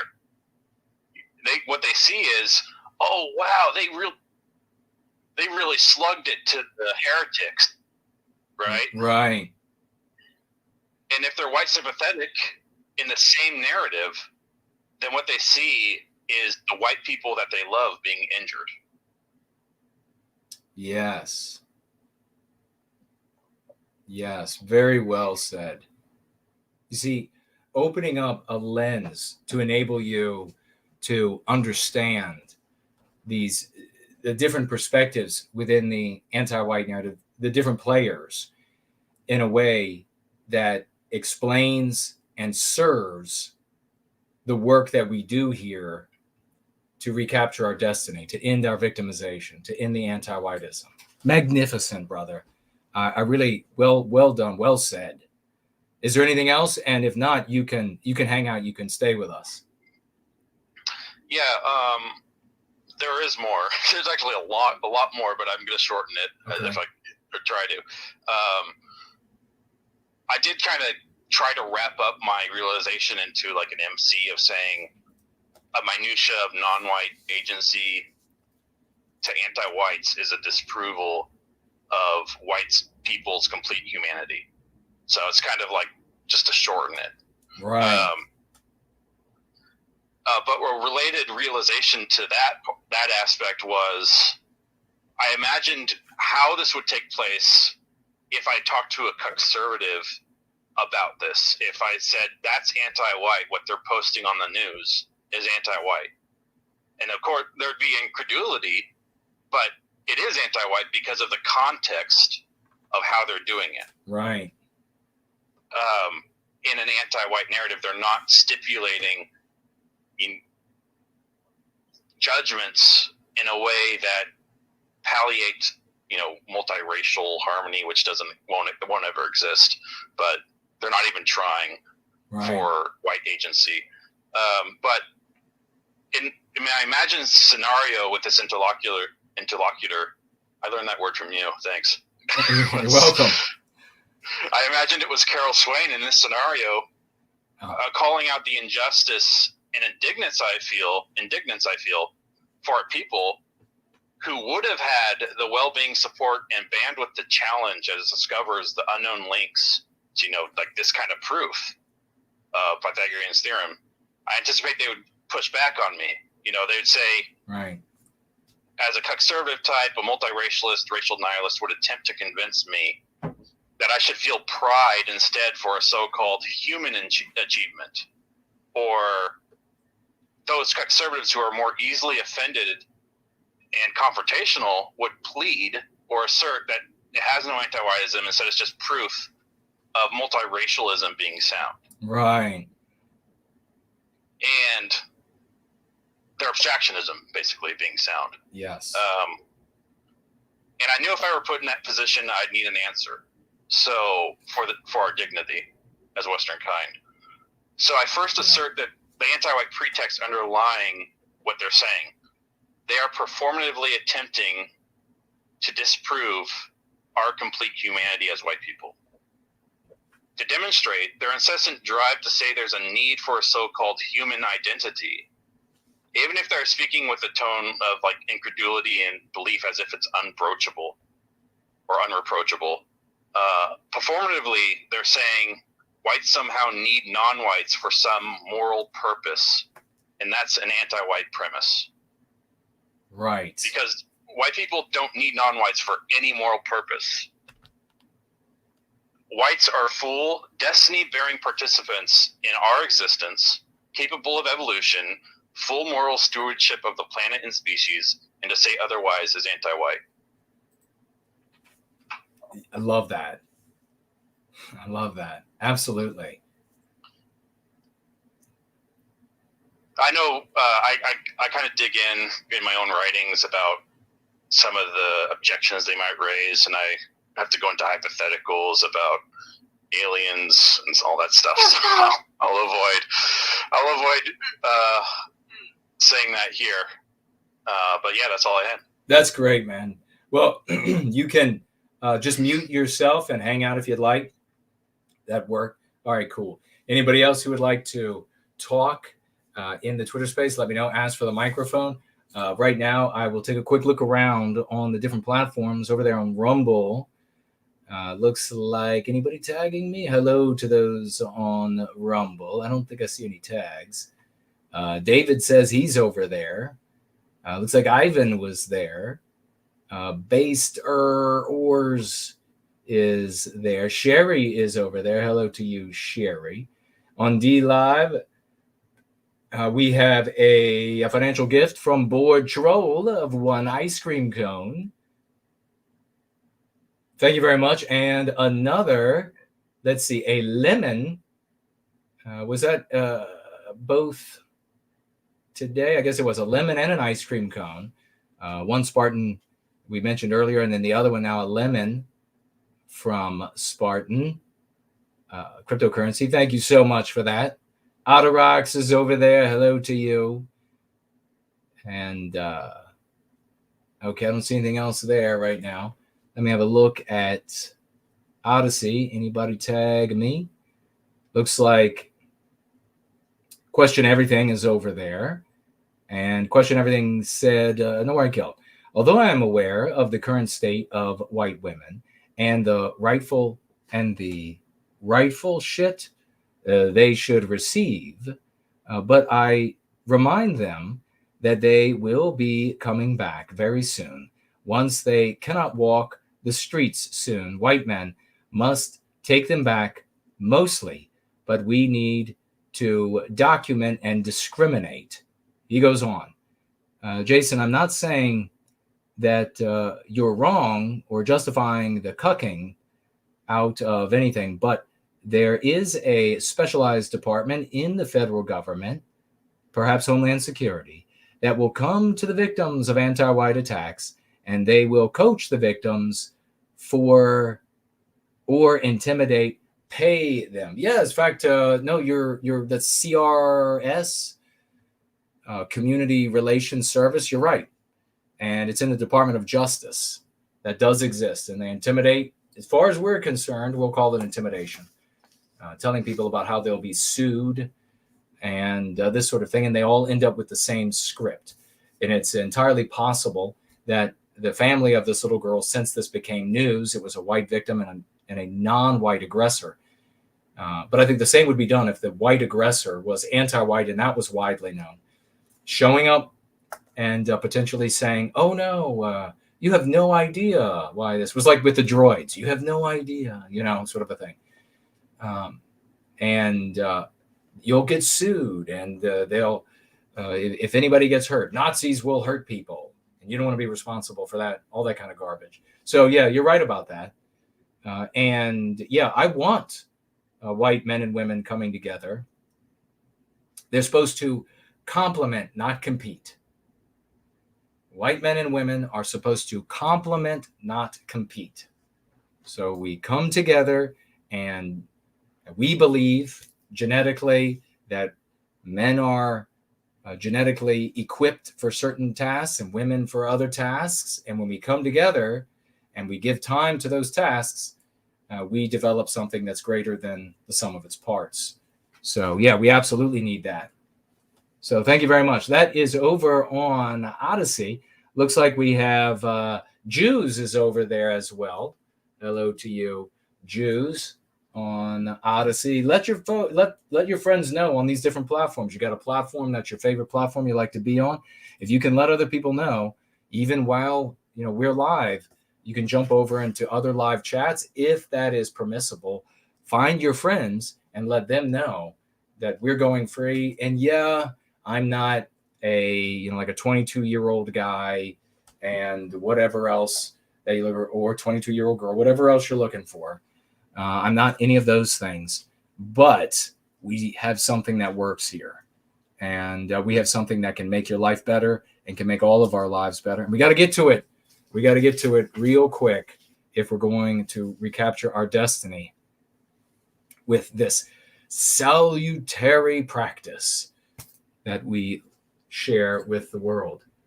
Let folks know if you're over there on Twitter. Let people know on Twitter that we're still going free. We are still here for another 27 and a half minutes or so.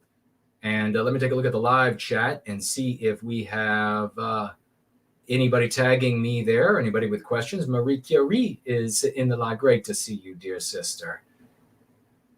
A much love to the once great country of Deutschland from the once great state of Virginia. Coconut is here. Wonderful to see you, sister. South African power has entered the house. Wonderful to see you. Let's see. I will stroll through the crowd of champions.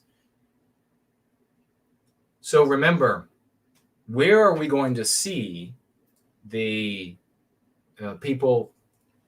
Where are we going to see the most inversions? You're going to see in resistance to anti-whiteism. You're going to see the majority of the inversions from the people who are most deeply practiced in their own victimization. They will be the ones that will articulate the inverted spells that they think will serve them, that they think will serve us. And failure be damned. Why is failure in the real world less relevant to them? Why is it that, like I said, any teenager could overcome, which one was it? White Lives Matter? Was it that one? And I said, any teenager in high school, any anti-white teenager will be able to overcome this. That week, a black teenager, young man, interviewed by the news, said, of course, white lives matter. We just object to all the racists, all those white racists.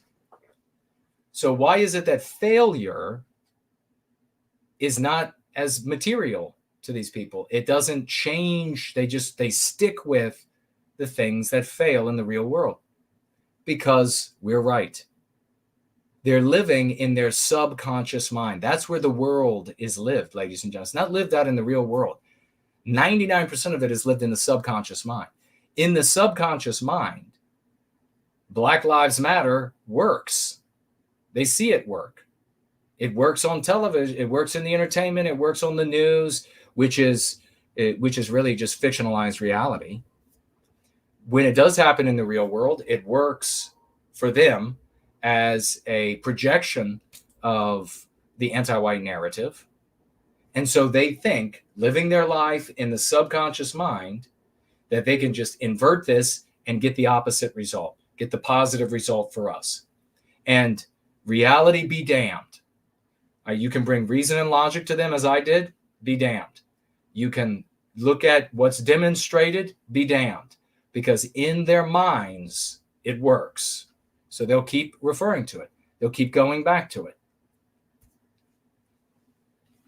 An example, if I could chime in. Yes, Slaughtz, go ahead. Is like the way you turn water in a cup or something. It's like you're inverting, you're just going the other way. You're not actually drinking. Right. Yes, very, very astute point. Very great, astute way to put it. Precisely. So the problem then that we can see is being trapped in the anti-white narrative. And we now know, and this is beautiful. Who is the, I'm trying to remember who exactly. I don't know if it's the Blue Flame, which by the way, the Blue Flame is white hot on Twitter, kicking ass. But I think it was the Blue Flame was saying, I'm not fighting with these people anymore. When they show up and they're clearly just customers, they make of themselves customers, that I just drop some of the lexicon and move on to someone else, someone that can get it.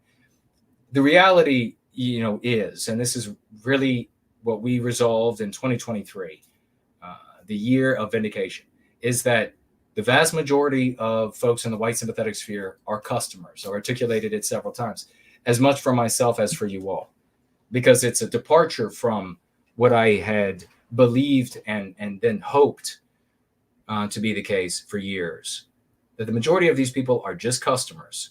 And so when they show up, the majority are not interested in actually changing their lives, in actually changing our environment. These are not revolutionaries of the mind, heart, soul. These are people who are buying excuses for where they are in life, how they see themselves. And the content creators that will sell those to them will get the biggest audiences, will get the most acclaim, will be talked about the most. You can make the best case to legitimize a crutch of theirs, then they will promulgate you further and wider than any ever before. That's the reality. So the proper course here, as it relates to what we're talking about, is that most of the people that you encounter are not going to be ready and maybe never want to imbibe the material. They're not here to change anything. They're more than happy to immediately take on the locutions of anti-whiteism. If they decide to start calling anti-whites ladybugs tomorrow, they will immediately call them ladybugs. They will love it. They will call them ladybugs all day long. They will snicker at each other, and they'll show up the places with the people who will call them ladybugs, and then will sell them the service that they're looking for. This is them being in their subconscious mind. This is them living in the anti-white narrative. You will not find freedom. You will not escape anti-whiteism in the anti-white narrative.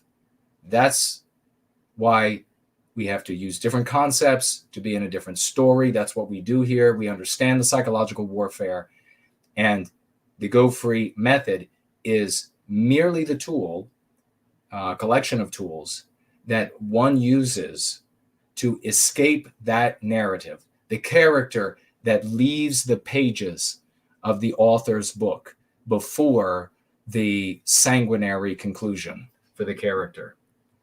Let me see what you all are saying. If you are on the Twitter space, if you'd like the mic, let me know. Art Acrobats is here.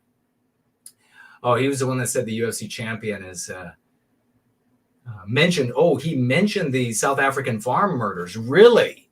Well, that is awesome. Good for him. Could you imagine a fighter being too scared? Happens all the time to say anything.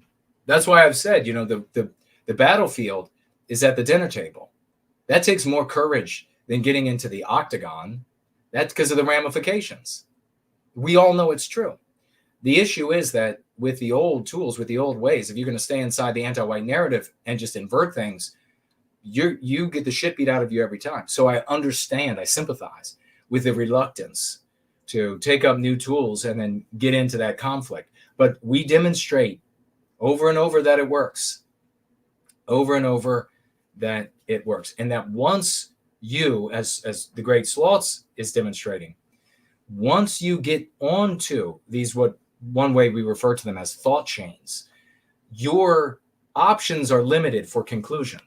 This is what the anti-white narrative has done, the psychological, this is what they are doing constantly. They're giving a thought chain so that the people who adopt that thought can't come to conclusions that are at odds. So if there are various conclusions that all work for anti-whiteism, we do the same thing for white well-being. So, and we demonstrated this a couple of weeks ago with the great reptile as well, with that story about him in line. It's a great example of you get onto these trains of thought or chain of thought, and you can then extemporize, you can then improvise right on the spot. Your mind will deliver you suggestions and etc. that comport with the line of thinking, the origin of the line of thinking, and you'll end up winning the day more often than not. And if you stick to the MCs that you've learned over time, you'll always trounce the anti-whites. There isn't a single one out there that you can't defeat. And we see it on Twitter all the time. We see, who was it right now? Who was arguing with somebody with a huge audience? Was it Hans the Skipper or was it Blue Flame? I had a note to myself. I can't remember who it was. Guy who has like 500,000 followers or something like this. Humiliated this guy. And the guy's like all learned and and maybe an academic peacocking, and wiped him out. Absolutely trounced him. That is how it has to work. This is one of the things that I argued, especially with the academic peacocks over the year. I can remember in DC being at a boutique hotel with a guy by the name of Alex Kurtigik, and we were sitting in this little posh foyer, and we were talking, and I said that the solution, many years back, the solution had to be such that almost all of our people could take up concepts and not need to know tons of them, but take up concepts and then speak those into the world in their lives. It had to be spoken everywhere. It couldn't be like of course, it was another conference with a bunch of academicians there to preen their peacock feathers and everybody to just be in awe. The Frenchman, what was his name? Oh gosh, what was the guy? The guy who coined Great Replacement was there to speak, and they were all like fawning over him. And I was like, you got to be kidding me. This is asininity, and nobody in the world is going to be able to repeat this stuff. But just the other day, I heard somebody on some stream somewhere celebrating that Frenchman for inventing the most destructive concept to date, Great Replacement, which, by the way, I'm telling you, multiracial America will take that up. And it won't mean white anymore. It's that dumb and destructive that it will mesh with multiracial America, conservative multiracial America, and they will be saying that the border being open is a great replacement. You watch. Just for Fun is here. Great to see you. Looking for tags. Spud says that she sent me a clip that she made of the comedian on GB News. She sent it on DM on Twitter. Well, thank you for that. I will check that out. And we have the clip from Marie Curie. And I don't know if we'll be able to play that or not. Let me see if it'll pull up. How long of a clip is this? Look at you. Mother's Catwalk.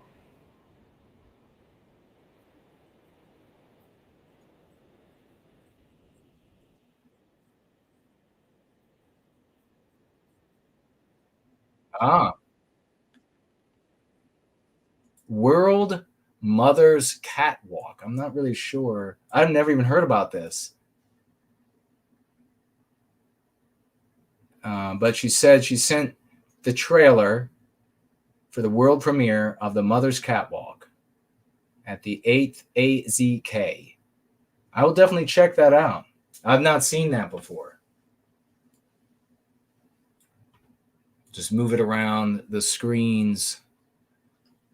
We'll position it so that we can find it. And there's a small MC that I came up with. I'm just interjecting while you're moving stuff around. Yeah, go ahead. There's a small MC I came up with when that anti-white coach was saying, if you can't see color, you can't see heresy phrase there. Right. And I was thinking about the conservatives and how they would interact with it. And the MC I came up with was anti-whites take your handicap as license to victimize white people. Yeah, they do. Well said. I like that. Well, see, we got heroes here. We got a request for a speaking. Let me see that here on the Twitter space. We're down to about 13 minutes. So let's see who's requesting. Based White. If you can hear me, Based White, the mic is yours, brother. You just have to unmute. Promethean Hails, Jason. Promethean Hails, brother. Great to speak with you. What's on your mind? Hey, I just wanted to give a shout out to No White Guilt Clips. If it wasn't for him, I would have never found you in this community. So I just thank him. And I just want to inspire others to start making clips. I've been making clips on YouTube and Instagram now for a while. And the more people that we can get making clips to share the URL and get you in front of more people, I think the better. Like you said, you're the golden goose, and we need to get as many people in front of you as we can. Amen to that, and amen to you, brother. What a chance, and what a glorious thing. Pristine as all get out. He shows up, base white, totally epic guy, kicking ass for white well-being. Found us and has been activated for white well-being because of the great clips. You never know, folks. You never know what could end up happening by just getting in, rolling your sleeves up, promulgating the lexicon, and then you end up with an epic guy like Base White here, making clips himself. And as a consequence, bringing folks in. God bless you, man. Thank you so much for all your service to white well-being and being so pristine. Is there anything else on your mind? No, that was all for right now. Cool. Well, God bless you, brother. Thank you. And you are welcome at any time. And you can, if you want, you can just mute or just hang on. We have another request for, God, that was Base White, by the way, folks. I mean, it's like superheroes showing up. No shit. You know what I mean? People actually going out into the world and changing. There's not like another, just another guy that's going to throw a certain type of salute or march or something. So awesome. God bless you, brother. All right. We've got another request here while I try to get this clip up that Spud sent us. And who is this? This is Jews, is all of his name that we're going to share. Jews is with us. And we'll give him the microphone. And when you can hear us, unmute yourself and share what's on your mind, brother. Hello. Hey, man, what's going on? Good to hear from you again. Absolutely. Great night, great stream. Thank you. The one thing that was mentioned a minute ago about the great replacement I wanted to pick up on. So it's the ability to speak explicitly and implicitly about white people. So if non-white people have the ability to promote and defend themselves on both implicit as well as explicit ground, but white people only have the ability to defend and promote themselves based on implicit grounds, then of course you lose as white people, right? Right. And there's a million variants on that, the great replacement. But our politicians, everybody, they think they're clever because they will only, consider white people in sort of implicitly like, well, if this, we won't stay white, we won't actually speak of white people, but maybe we'll do things that, talking about the great replacement or whatever implicitly, right? Right. Yeah. So that's very accurate. Mm-hmm. So go ahead, finish what you were saying.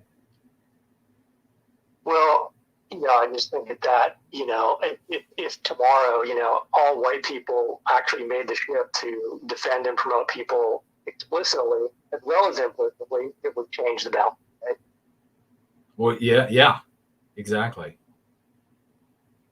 If I could chime in. Yeah, go ahead, Slaughtz. I was just thinking about with that, how these politicians are always implicit. Anti-white politicians, I shouldn't call them politicians, are implicit. It reminds me of the anti-white slur of basic, because when they're being implicit and they think it's heretical to address us directly, they're trying to dismiss our commonality in our countries, our influence on our cultures, on our societies, our inheritance, basically, when it comes down to it. And that's one of the, I was thinking, one of the slurs associated with us being common in our own societies, which is good, wanting to inhabit our own culture and communities, is calling it basic instead. Right. Yeah, exactly. I despise. Go ahead. No, go for it. Yep. Yeah, I've always despised that in the anti-whites, and it's been visceral. I mean, I don't know what it is. I mean, I guess for some of us, it's really like a physical, spiritual revulsion when we and our creations, things we need, etc., are called basic, are called vanilla, are called all of that designed as slur, and that and regrettably, going back to our inversion, which therefore remains in the anti-white narrative, you see explicit and implicit folks, white sympathetics, who will say, "Oh, I'm enriched now. I'm enriched," and they think that they're doing something by saying that, using the irony, using a joke there. I mean, it's one thing for like a stand-up comedian to say something like that. It is totally inappropriate as a socio-political concept to advance our position. It is totally inappropriate, totally ineffectual. We do have a comedy clip. I think I've got this. Let me, how long is it? It's short. It's not even a minute. Let's watch that really quickly as we are running out of time here. Is that it? Okay. Let's hear from our man, our stand-up comedian. He's the one that should be using irony for making a point where it actually can make a point and matter. Here we go. Now, I have made my most recent stand-up routine comedy is called White Men Made Everything. And it has got 420,000 views on YouTube so far in 2 months. And there I talk about all these inventions of the Western man, the white man essentially, which are used against the white man by these anti-white and anti-West activists. So this guy wants to... Isn't that cultural appropriation? Cultural, technological appropriation, medical appropriation, communication appropriation. This guy wants to destroy the West. Meanwhile, actual jihadis, at least they are risking being targeted by US drones. Yeah. This guy is just using these American social media platforms to make a name for himself. Yeah. It's terrible. I love it. I love this guy. Let's make that video. White guys, white men make everything.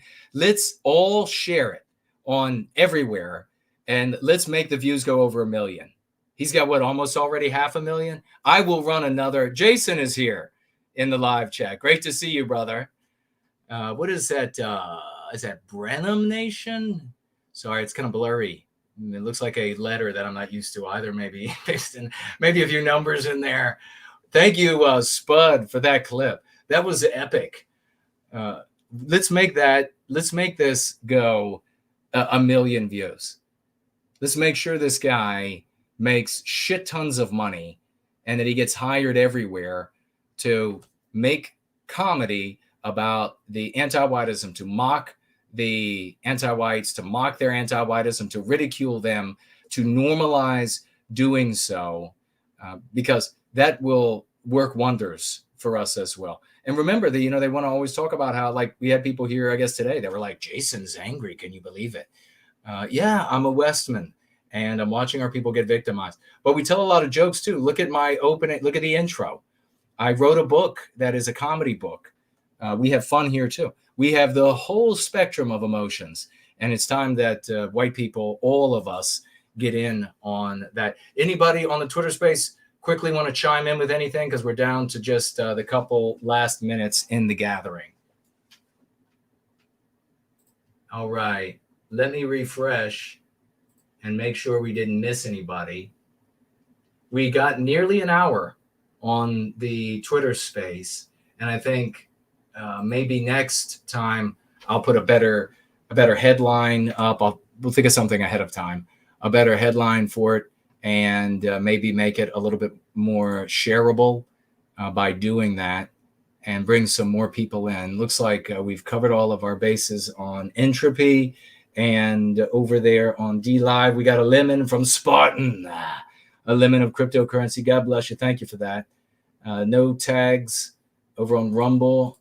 And looks like Odyssey is the same. Looks like I haven't missed anybody, and there's no more tags. Let me just make sure of that. Okay, yeah, that is the case. And here, Bass says he's a based comedian.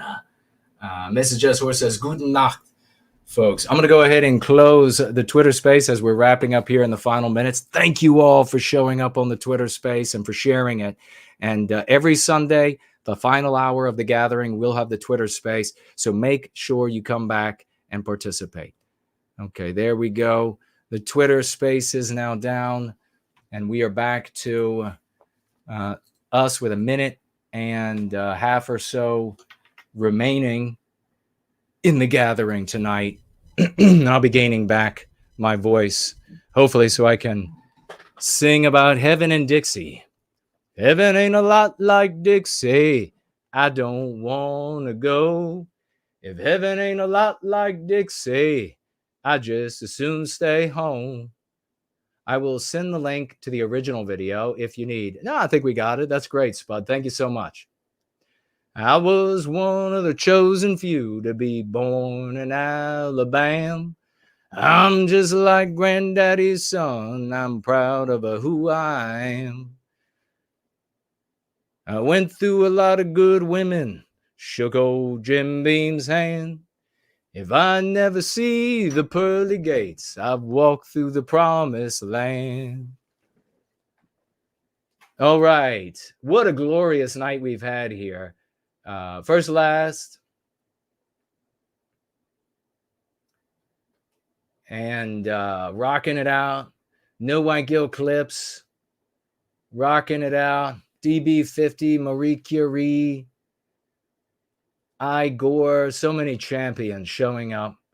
The great Thunder from down under, Lunder is with us. a true champion, a hero on the other side of the planet with the likes of Lovely Porridge. And we're going to have Lovely Porridge come back for a swash through. I can't wait to see his new video about, what was it, Hungary, did the great Brant Danger say? We don't need $1 million, says Art Acrobats, to create an ADL for whites. We have already started it here. We just need to be more organized and committed. I really love that. And that is a magnificent note to wrap it up tonight. We don't need to go create an ADL. This, for white people, this is our ADL. This is the beginning. This is the incipient pushback across all of Western civilization, where all good, white, talented, heroic people need to answer those sylvan trumpets. And the moneyed white people and the connected white people need to show up and provide what they can bring to the table so that we can take what the work that is already underway, the work that is already working, the work that it takes the visionaries to be able to see, the tomorrow that hasn't arrived yet, that dawn. That's what we need people to show up for, that reality, so that that Western sunrise, the only way it's going to be into the sky, the only way it's going to rise into that sky is if we lift it with our own two hands, is if we do it with our muscle, our brawn, our intelligence, our dollars. And you're seeing it here today and every day in service to white well-being. Will be the people that sunrise lights up first. I love y'all. Let's go free.